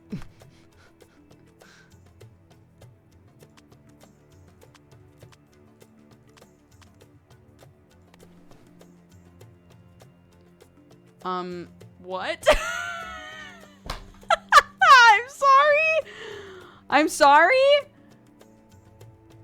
What? Well, okay.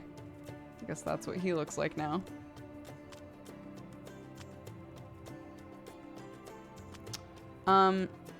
Okay, I need a vagrant costume, I guess.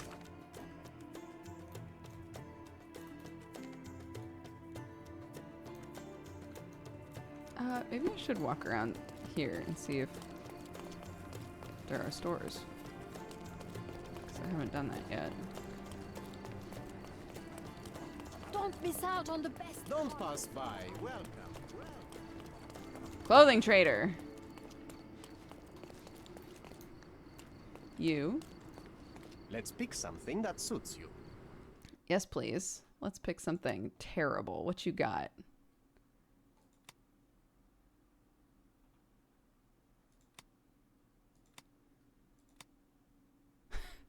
That's the one.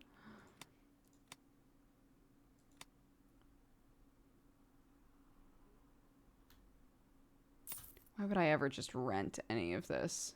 Buy it, obviously.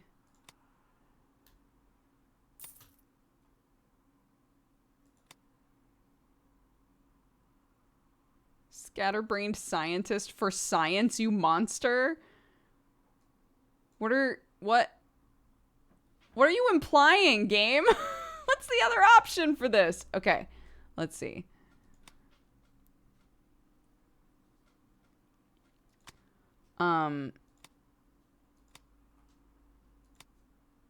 Yep. Yep, looks good. Yep, buy all the facial hair.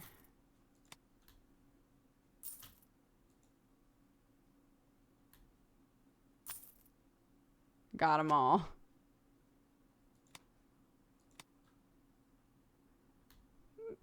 Good.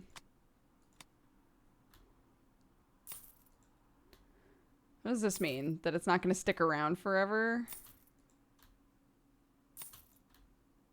Ooh, I could be an old man. I'm an old worker. I could really use a job. I have to buy the mask because it's topical. Okay.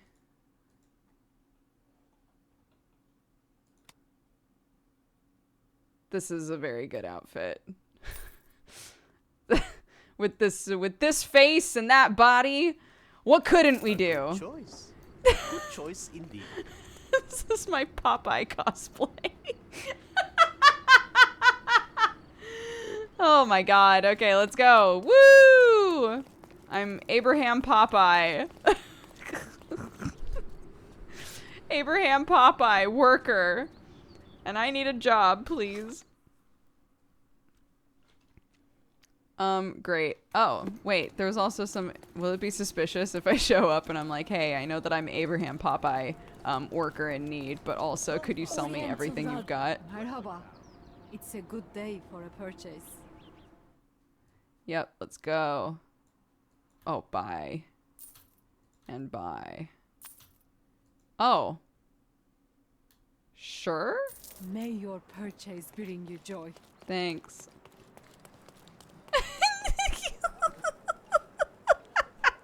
This was the best thing we have ever done, is put John in that outfit. Okay, where are we going? What's the plan? Okay.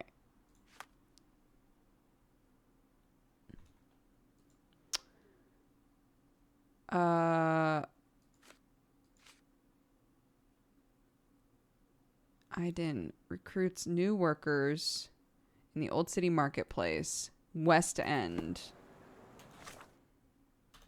Right. Do I need to be, like, listening for him? Or...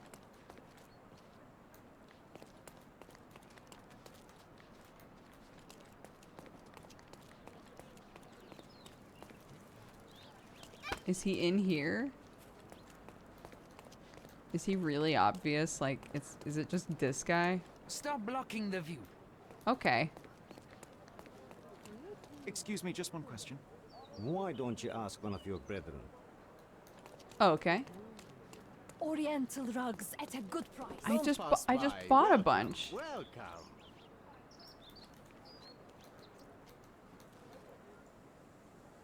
Excuse ma'am? Okay.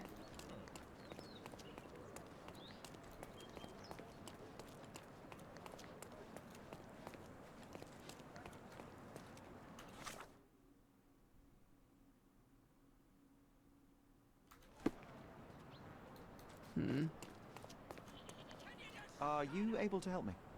What are you wanting from me, sailor boy? I won't tell you anything.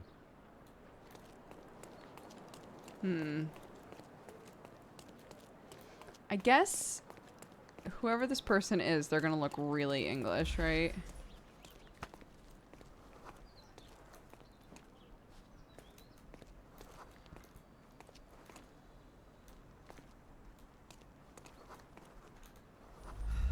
A police snitch? Are you able to help me? I'm not in the mood to talk to a sailor. Oh, my sailor outfit's really ruining this, isn't it? Okay, fine.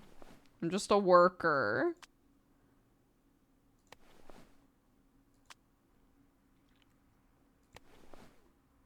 I'm just an old worker who needs a job. May I ask you something? Why don't you go talk to your co-workers? I can't believe this. Can you satisfy my curiosity? Stick to your kind in the factory and get out of the way. This isn't working.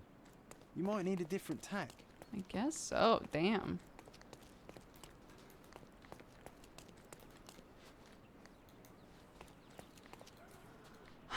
Okay.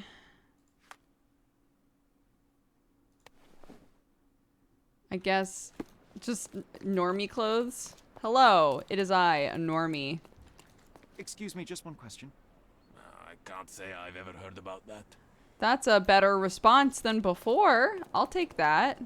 What about you? May I ask for your assistance? I can't say I've ever heard about that. This isn't working. Yeah, shut up. You might need a different tack. Is this familiar to you? I'd help you if I could, but I know nothing. Wait, I shouldn't change right in front of them. Be like, are you not a sailor?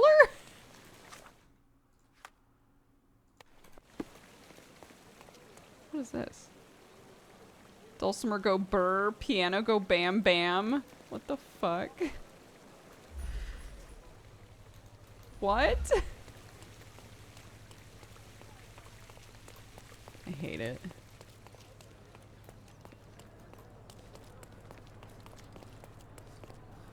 Nice Don't miss affordable out on the clothes. best carpets Step on right the up. island.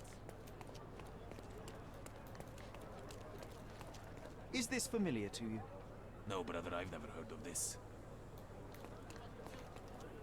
What? Stop blocking the view. The view of what? The view of what? Stop blocking the view? Come, come. Decorate your Don't miss house out in on my Oriental unique style. Ah. Okay, let's re-review what this is saying.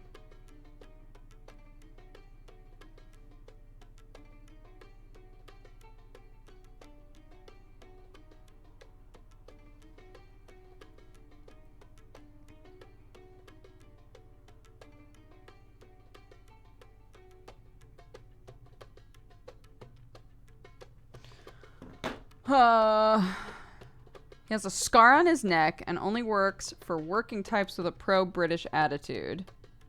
He has a scar on his neck. Don't miss out on the best carpets on the island.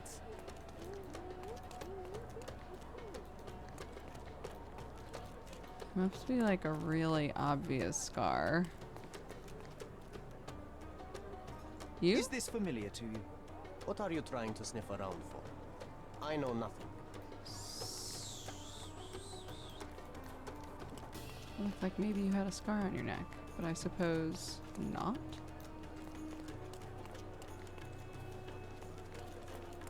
Okay, I'm just gonna walk around and look at everybody's neck like Hannibal.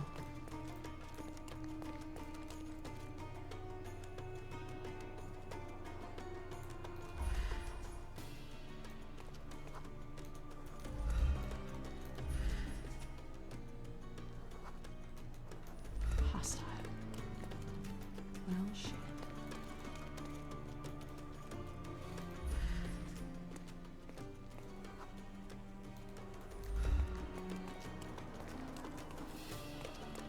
Victim of a vampire. It's all coming together.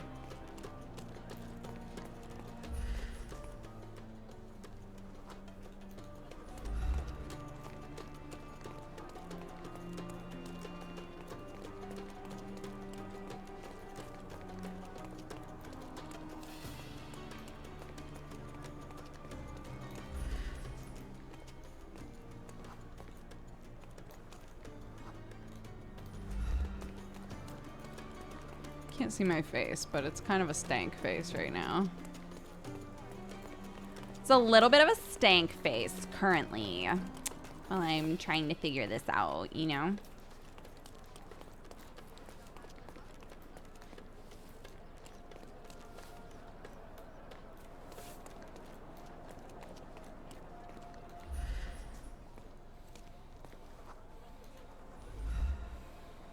Suffered blood loss.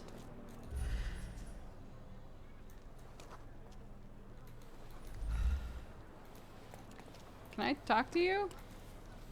No? Okay.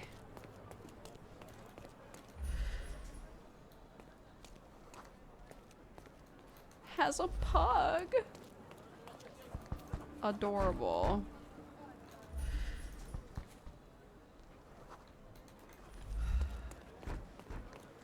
I don't think we're in the marketplace anymore. I guess we technically are. All fresh issues are sold out. Good. I'm glad. May I ask you something? Why are you talking to me? You talk to your own kind.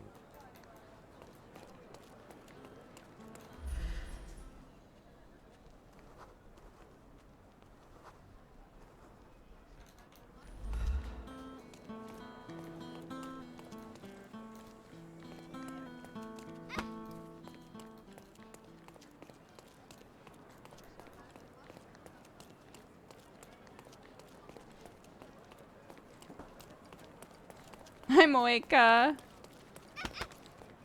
Move, children. Move, I'm gay.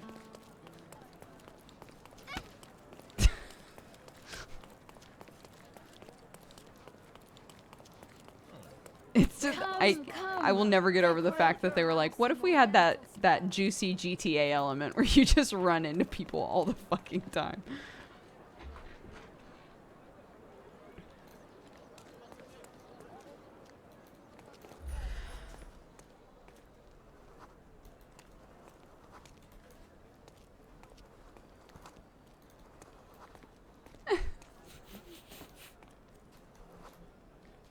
Cat lover.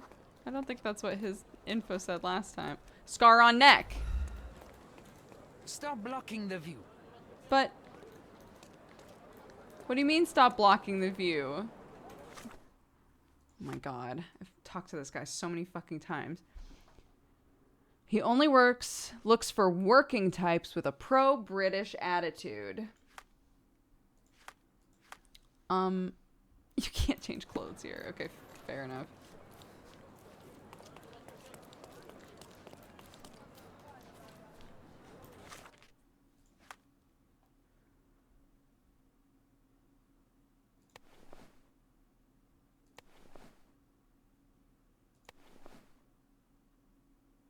I'm a worker. I have a very British hat. And mutton chops? Question mark.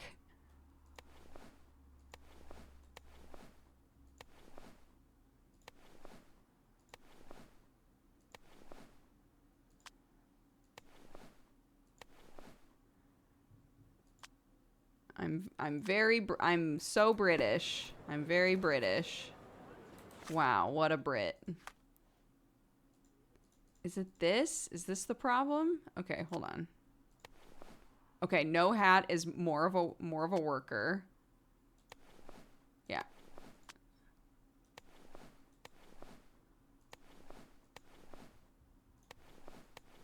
Okay, this is, I guess, more of a worker vibe.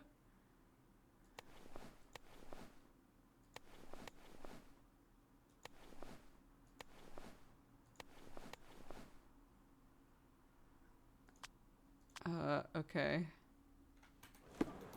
I'm in the green on it. I'm gonna take a shot. Move!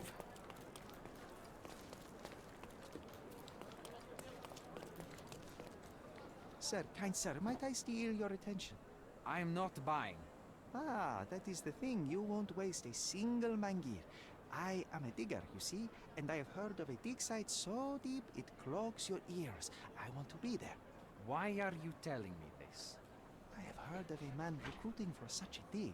A man with a scar, such as the one that you're hiding. And your boots are dirty with the deep clay I am so familiar with. Oh, I hope it wasn't too rude of me to point that out. You have a good eye. And you just want to dig?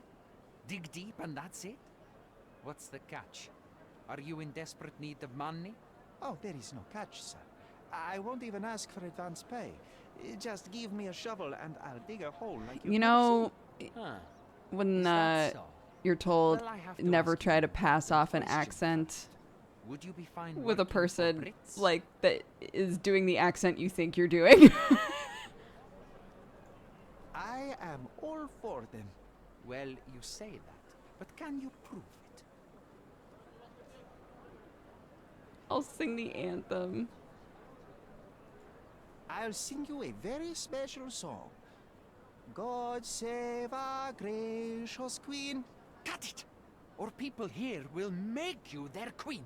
I can also speak in limericks. Please don't.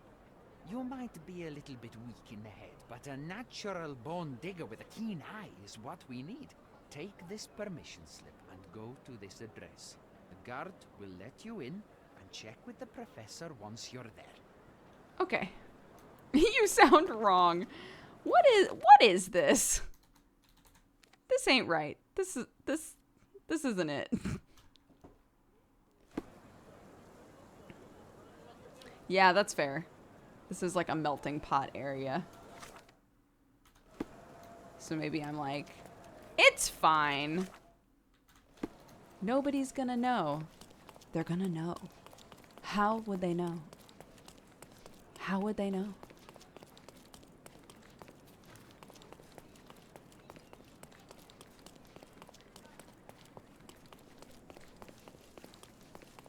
Stop loitering and get inside. Got it.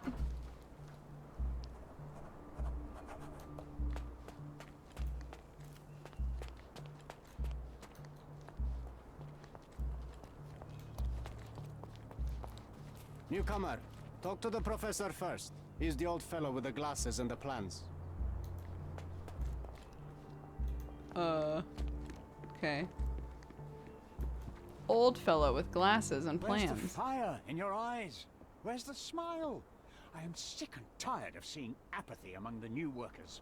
Sir, believe me, I do have the spark. I want to start work straight away. It's as important to me as it is to you. Ah, that's the spirit. I'm on the verge of a great discovery.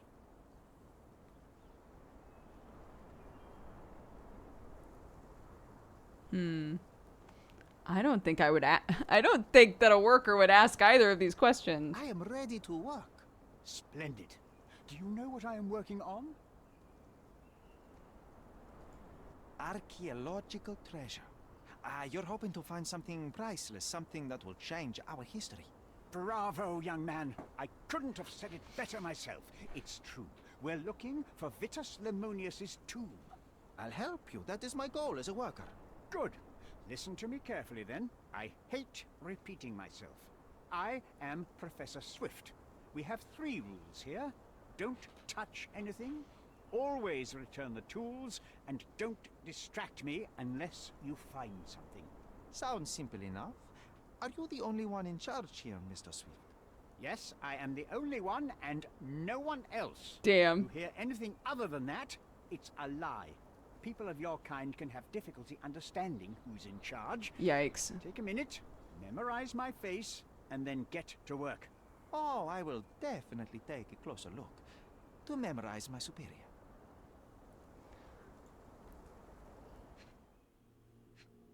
Observe.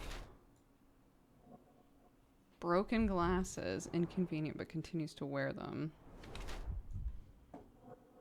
A thick, meticulous notebook.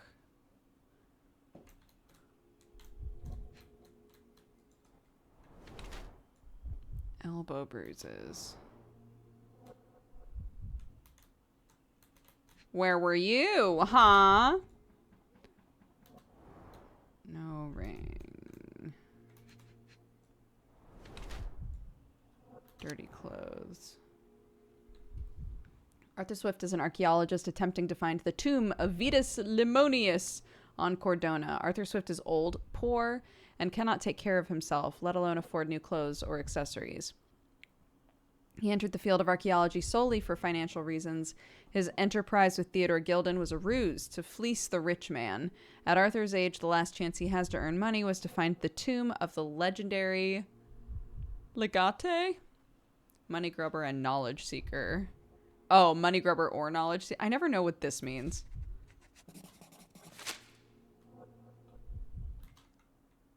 I bet that tomb is worth a lot of money. Are you not here for that? See, young man, how quickly you get distracted by the promise of treasure. You cannot appreciate the importance of my work. But you clearly have little or no money.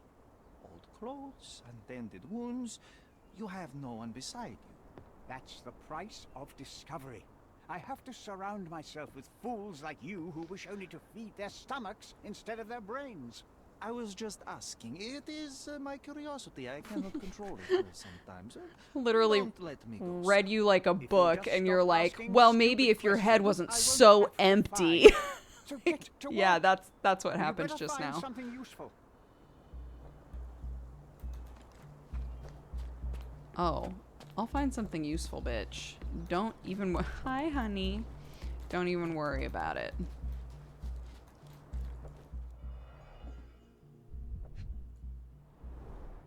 This reminds me of my father's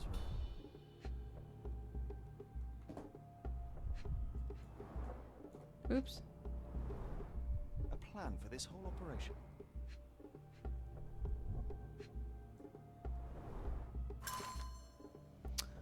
Near the city of Corinth, British archaeologist Sir George Griffiths has discovered the well-preserved tomb of a Roman legate, Titus Lemonius, owner of the legendary twin sword of Romulus gifted by Augustus himself. In an exclusive interview, Sir George has described the find as a priceless addition to the history of humankind. The entrance was found by the removal of severe blocks of soil around prominent statues revealing the tomb. According to Sir George, the statues represent the life of Titus, a female statue, presumably a mother, holding a basket of fruits looking to the west, another female figure, perhaps Autumn, with a sickle in her hand looking to the east. Sir George presumes that these statues are hidden allegories of Zephyrus, a minor god of the west wind, and the other Eurus, god of the east wind, all this being played in a circle with the statues of the two brothers Titus and Vetus. The achievements of the archaeologists have been acknowledged by the crown. This might prove useful. I'll note it down.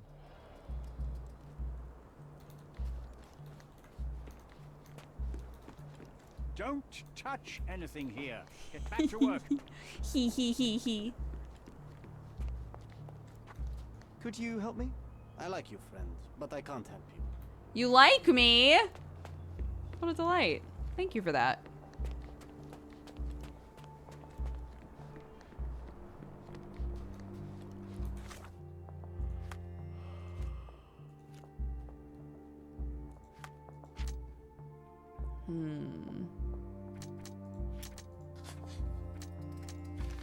Arthur may have received his injury while falling on Gildan's shed.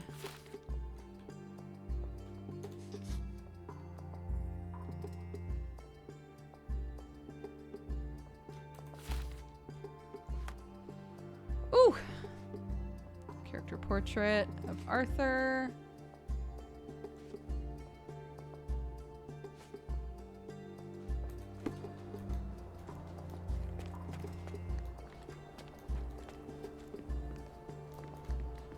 May I ask for your assistance? You and I are the economic foundation of this island. We should help each other. But I don't know what you are talking about. Okay, well, you know what? Thank you for such a sweet, profound answer. You and I, we're holding this city up. John.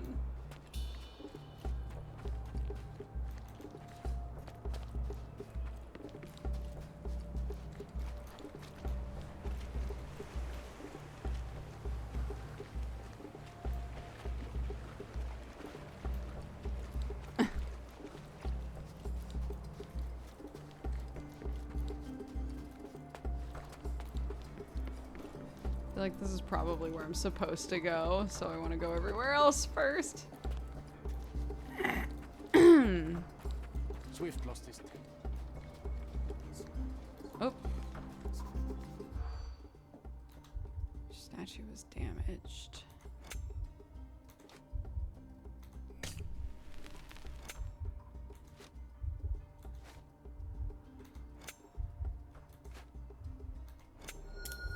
Nice.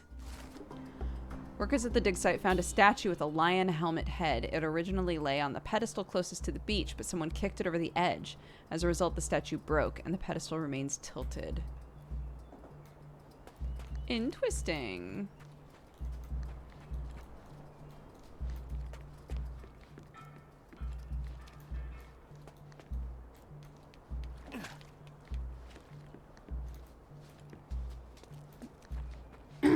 That's me. I just really like digging. I love dirt and mud and dirt and mud.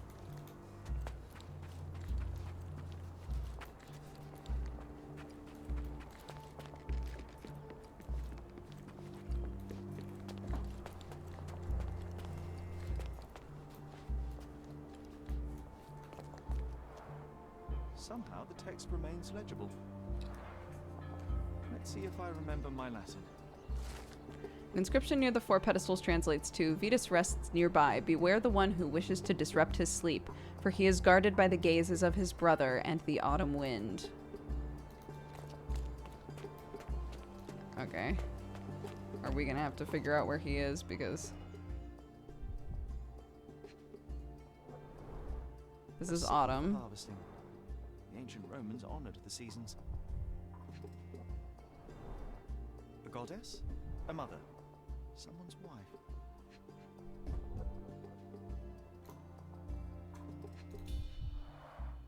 There were 4 statues here originally. I wonder what the 3 other statues look like.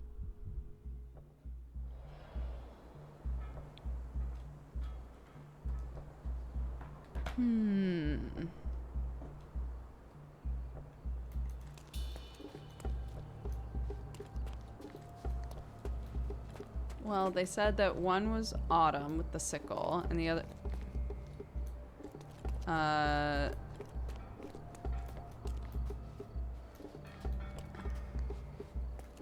One got kicked down? There? Or... hold on.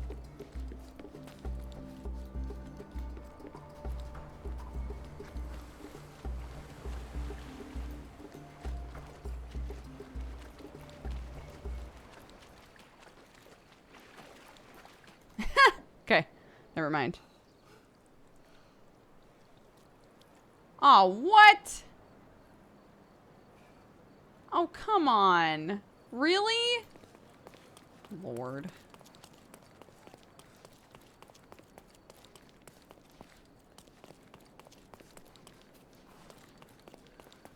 Now my butt's all wet and I have to run. Stop, Lloyd.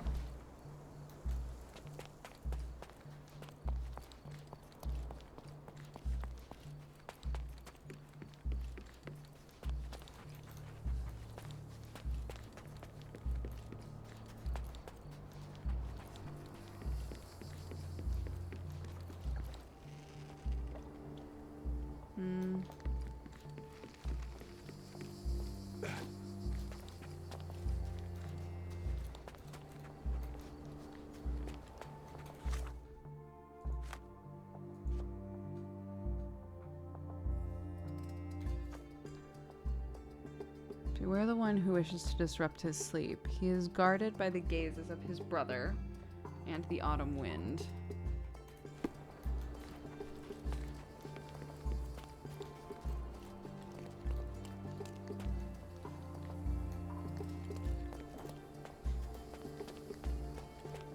Is there nothing to queue around here?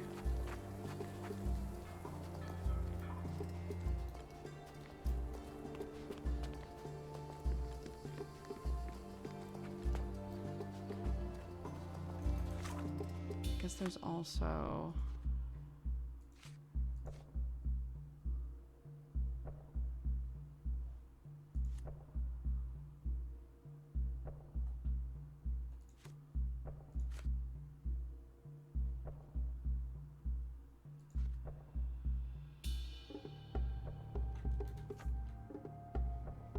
someone kicked it over the edge.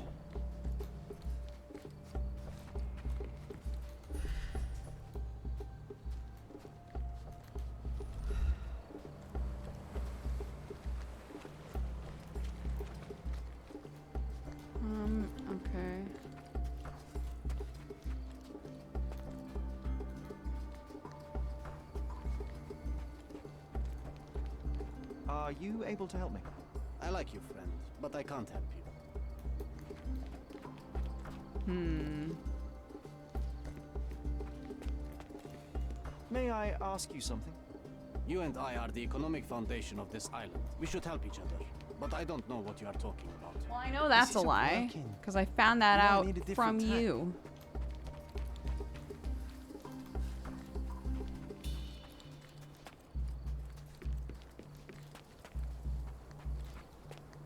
What if I tattle? Does tattling do anything for me? Take a shovel and dig. Okay. Not tattling then, I guess. May I ask for your assistance? You and I are the economic foundation of this island. We should help each other, but I don't know what you are talking about. Yeah, we're playing a Sherlock game. I need to see what Mycroft looks like. We've only so far seen 20-year-old Mycroft in our, like, memories.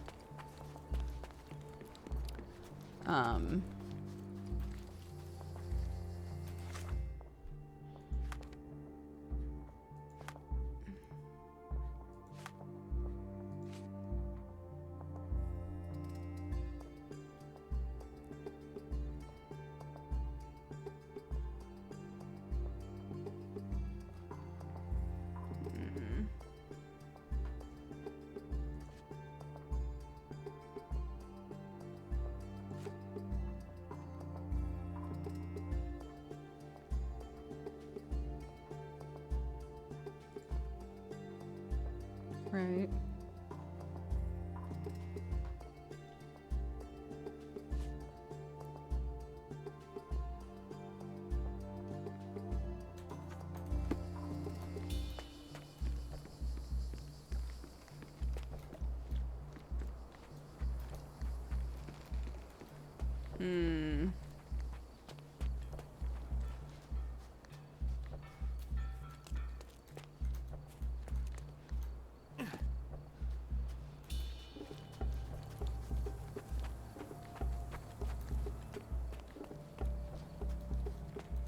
Who kicked it off from where? Someone kicked it off the edge? Then where the fuck is it? What do you mean someone kicked it off the edge?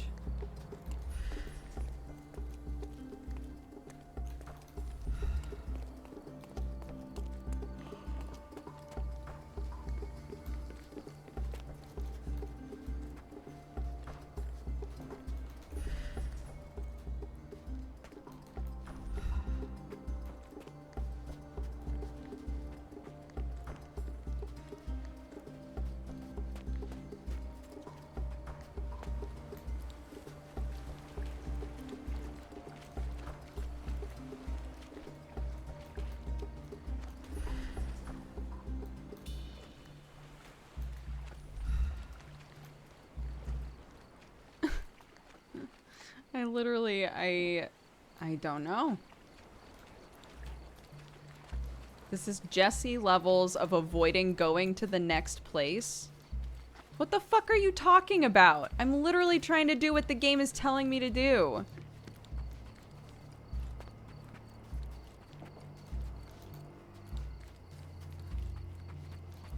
Sorry, I took my frustration out on you. But you seem to be mistaken about what I'm attempting to do right now.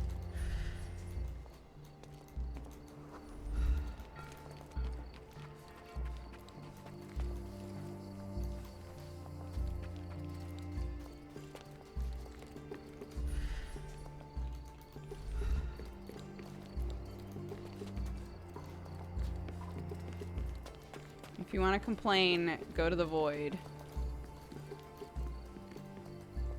Oh, great. A thing that I have not seen yet. Perfect. Straw dolls. Eerie, but effective for a scene recreation. Oh, I want one of these. Titus and Vetus Lemonius were legendary legates of the early Roman Empire, starting with their military career to suppress the riots of the Bellovaci and the Allobroges. They were the key commanders during the siege of Mutina and the Battle of Actium. With the new Emperor Augustus, the brothers received twin swords, presumably the ones previously belonging to Romulus and Remus. The brothers served as legates to conquer the Dalmatian and African provinces and were famous for their worship of minor gods. Titus honored Eurus while his brother prayed to Zephyrus. Not much is known about the brothers except for the description by Pliny the Elder. Titus wore the skin of a lion with its head on the helmet, a tradition he picked up while being a signifer. Vetus held a shield large enough to cover the sky, though the exact locations of the tombs remain unknown. Historians know that Titus died in the spring of 10 AD, while Vetus in the autumn of 12 AD. I see now. Mr. Swift didn't realize the significance of the statues.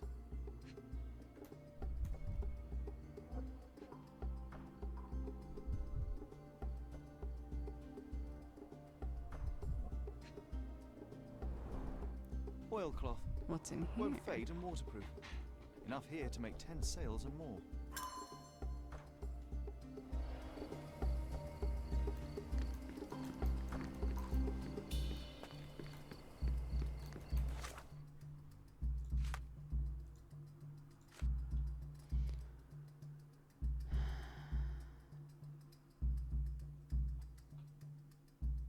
Okay, do I now have enough information to, like, act on that, I guess?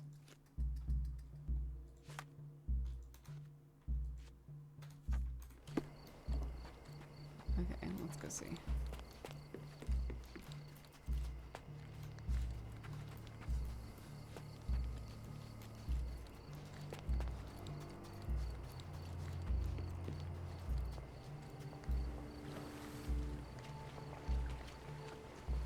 Okay, I think it still isn't down here.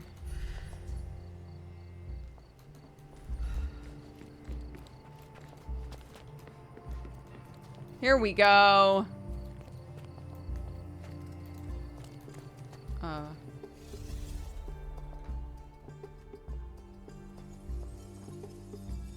Okay. Oh my god. What a joy, what a pleasure it is to play as this person. Okay.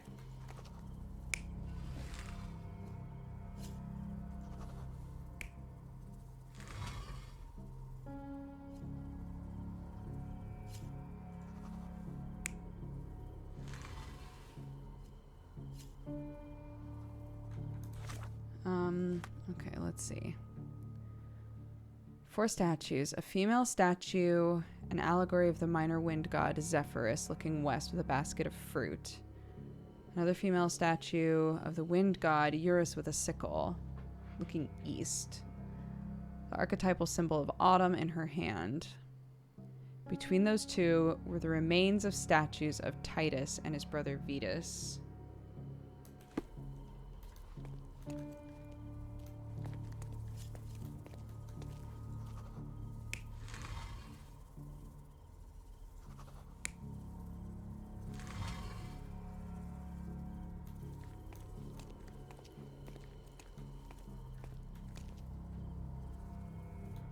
Trying to remember where that statue is looking.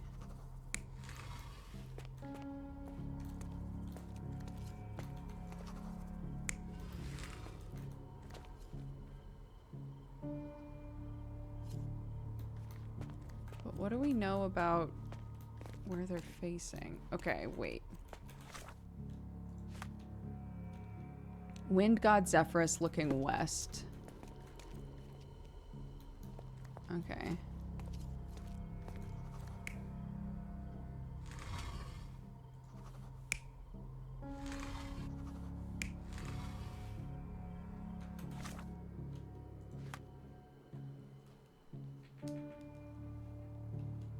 Looking east.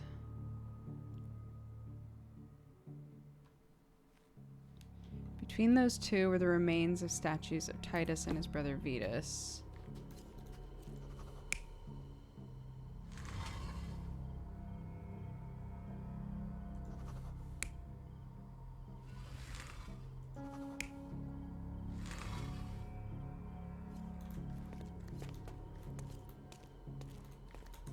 What do we know about which direction they would be?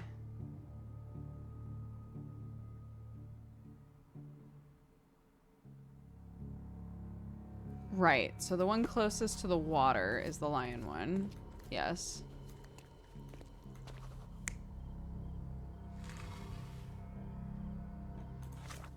The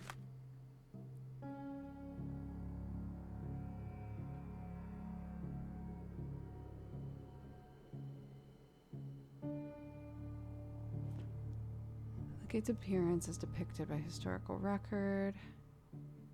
And a statue with a lion helmet head originally lay on the pedestal closest to the beach. Right.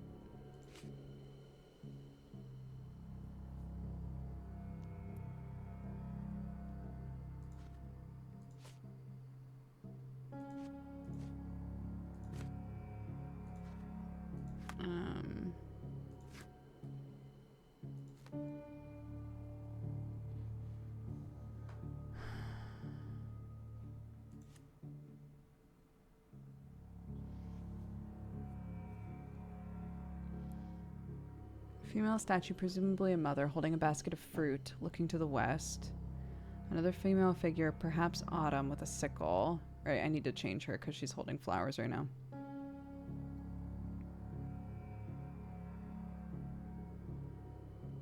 All this being played in a circle with the statue of the two brothers.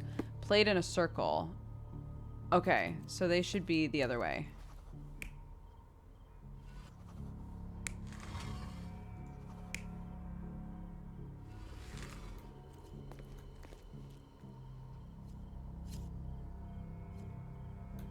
Okay. Oh, she does have a basket of fruit. My bad. Sorry, B.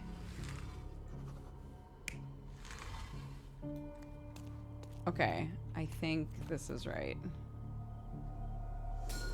It seems everything's Whew. in place. Now, let's see what this has to tell us.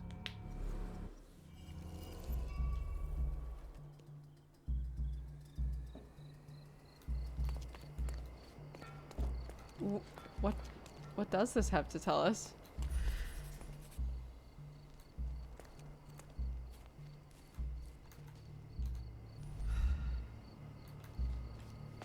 What does this have to tell us?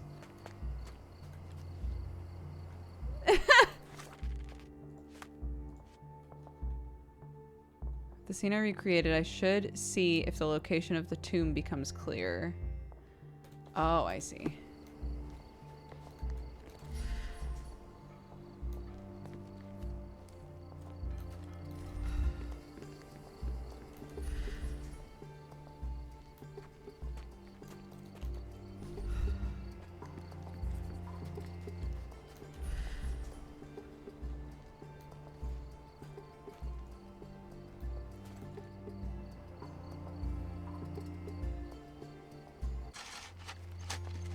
Here is your discovery, Mr. Swift.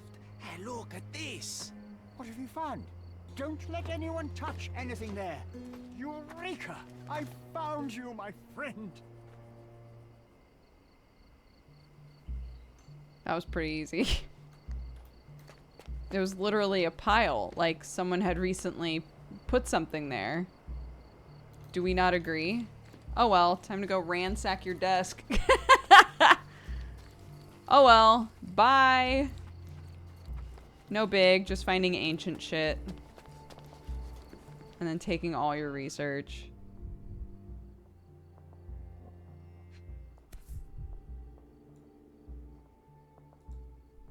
A box of darts. Handy against rodents of all kinds. What?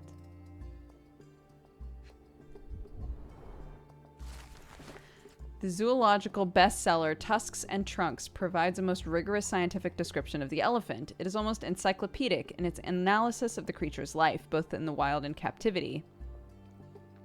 One crucial chapter describes the elephant's mating season, in which they become extremely dangerous. Furthermore, the book features guidance on how to communicate and interact with the mammal. Fascinating. Diary. Personal diary owned by Arthur Swift. He describes in considerable detail his personal life and research. More importantly, it tells of a dispute between the archaeologist and Theodore Gilden over the dig site. Day 1224. Theodore always uses his wealth to shut down complaints. I'd rather he bought a brain with more gyrification so that he were smart enough to see the bigger picture. Not everything revolves around your darn elephant. I have only a few months before he will commence construction. He even lacks the imagination to build something beautiful. Ivory baths, the mundanity. I must think, lest our invaluable history be buried by the inconsequential. Trying to take over my research, are you?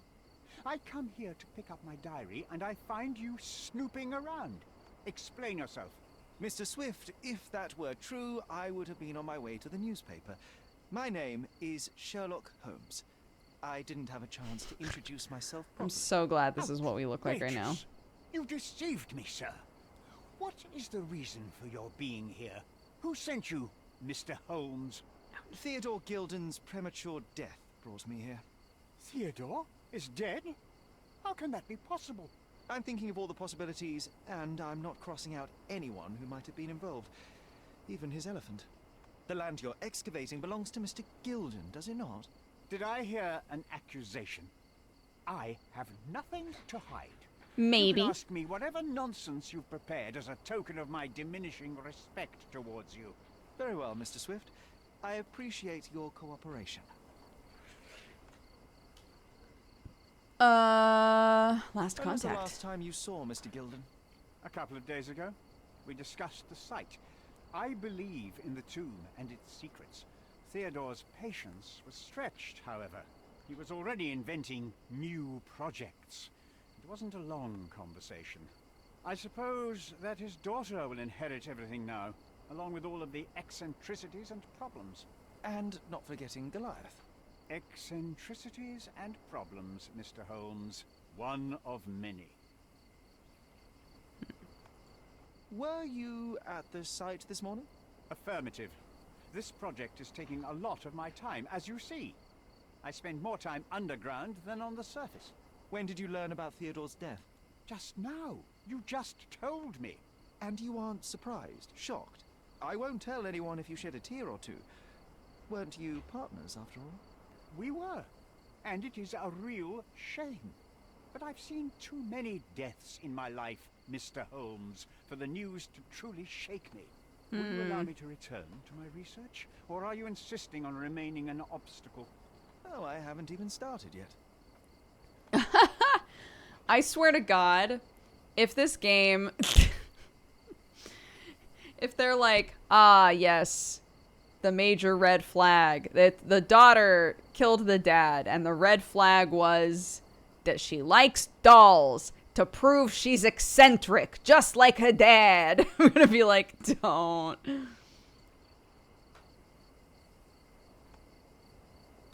You have a weakness for nostalgia? Or, rather, do you use it to record a list of enemies? Young man, you need to check your moral compass. Reading another person's diary is a sin in every culture that I can think of. But you aren't answering the question. You've already read it. Why bother? I simply record my life to keep my memory clean from misinterpretation. Letters and pages don't lie. But the writer of the text can. With this book, you attempted to plan an attack on the elephant?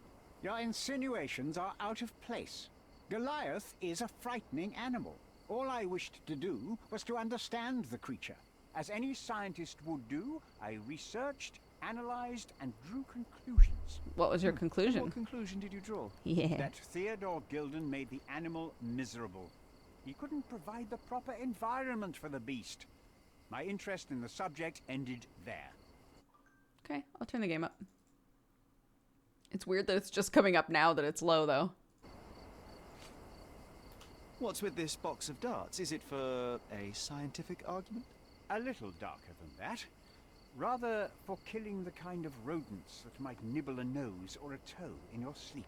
Let's just say I have to protect myself against a larger animal, such as an elephant. Might it be enough to stop it, make it faint? If I were you, I wouldn't bank on it. I've nothing to add. I've nothing to add.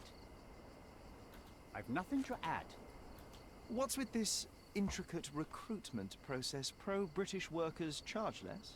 As a head of this organization, I need to secure a productive environment.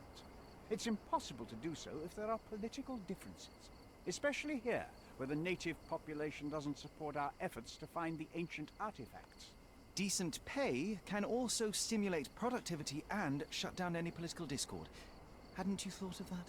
You're young. You have time to fritter and fight with everyone you meet. I don't have such a luxury. Our workers receive enough pay for what they do. So don't start a discussion you know nothing about. I'm a busy man. I've nothing to add. Did this plan cause a rift in your business relationship with Theodore Gilden? Nothing like that. Admittedly, we didn't share a common vision of what is more important, the past or the future. In my opinion, we can't build a future without knowing the past.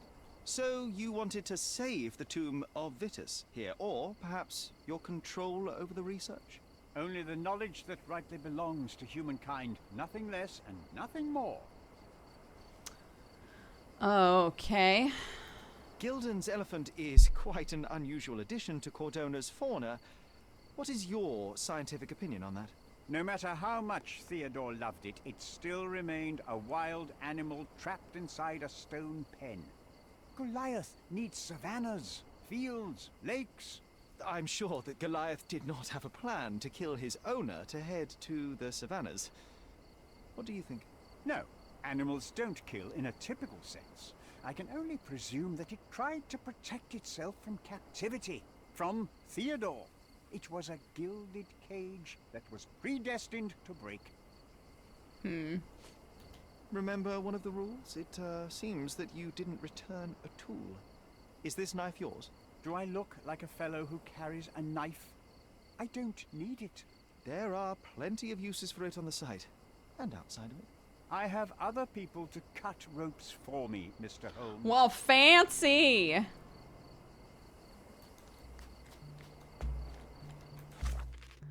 Huh, okay.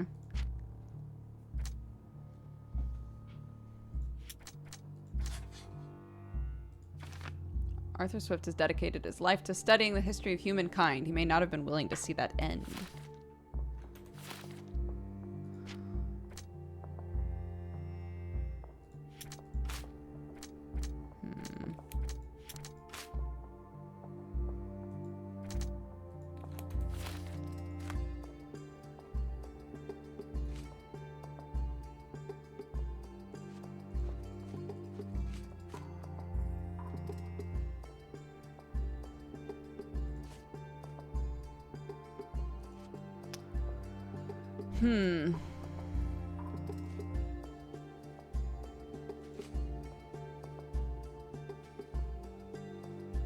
I'm not sure what it is that I need to do next.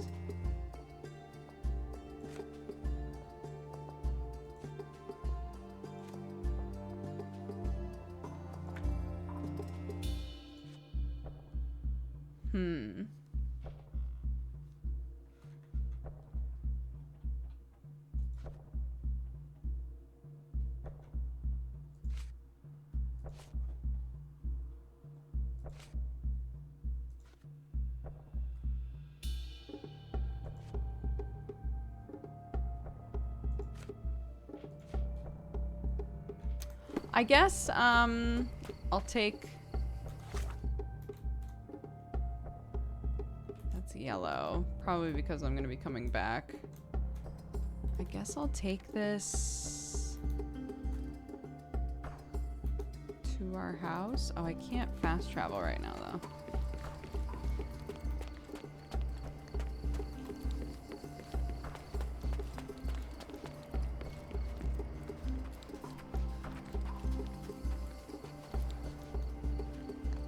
Why the warning command if the channel gives the adult warning at the start?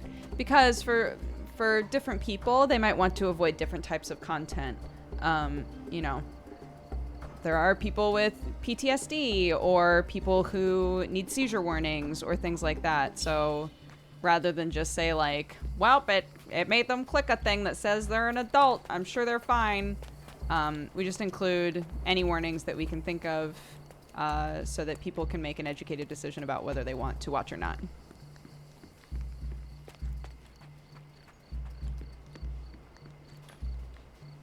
How we looking, boys? This guy, he's like, oh my goodness. Oh my gosh. This is crazy. I agree. This is pretty crazy.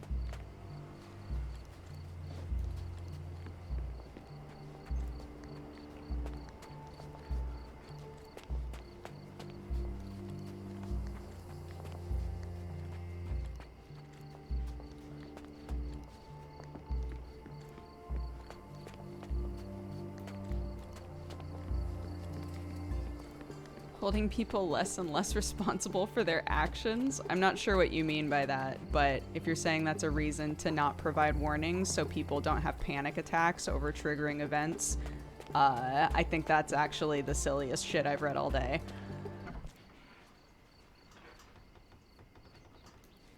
But maybe you were talking about something else.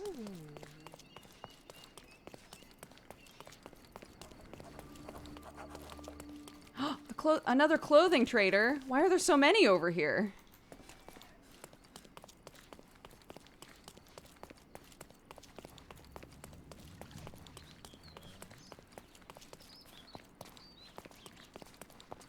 Not bad. Well, it looks like...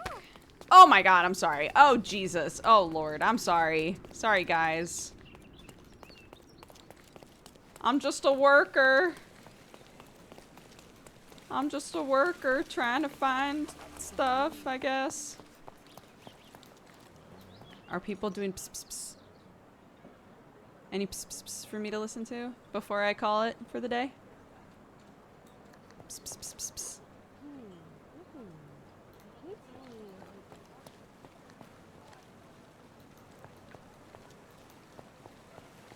Any pss, pss, pss? No? Okay. No cats? Alright.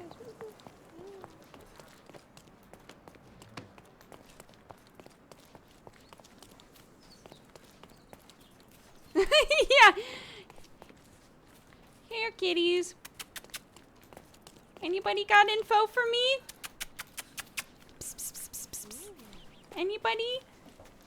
Got some deets? Psst, psst, psst, psst, psst. Okay. Well, this seems as good a place as any to get back into our true form. Oops. Wrong. This. Great. Yep, good. Alright, guys. Thanks for watching. I'll be streaming again later. Bree and I are going to play an escape room game. I'm very excited. So if you want to tune into that, that'll be in like 3-ish hours. Okie dokie.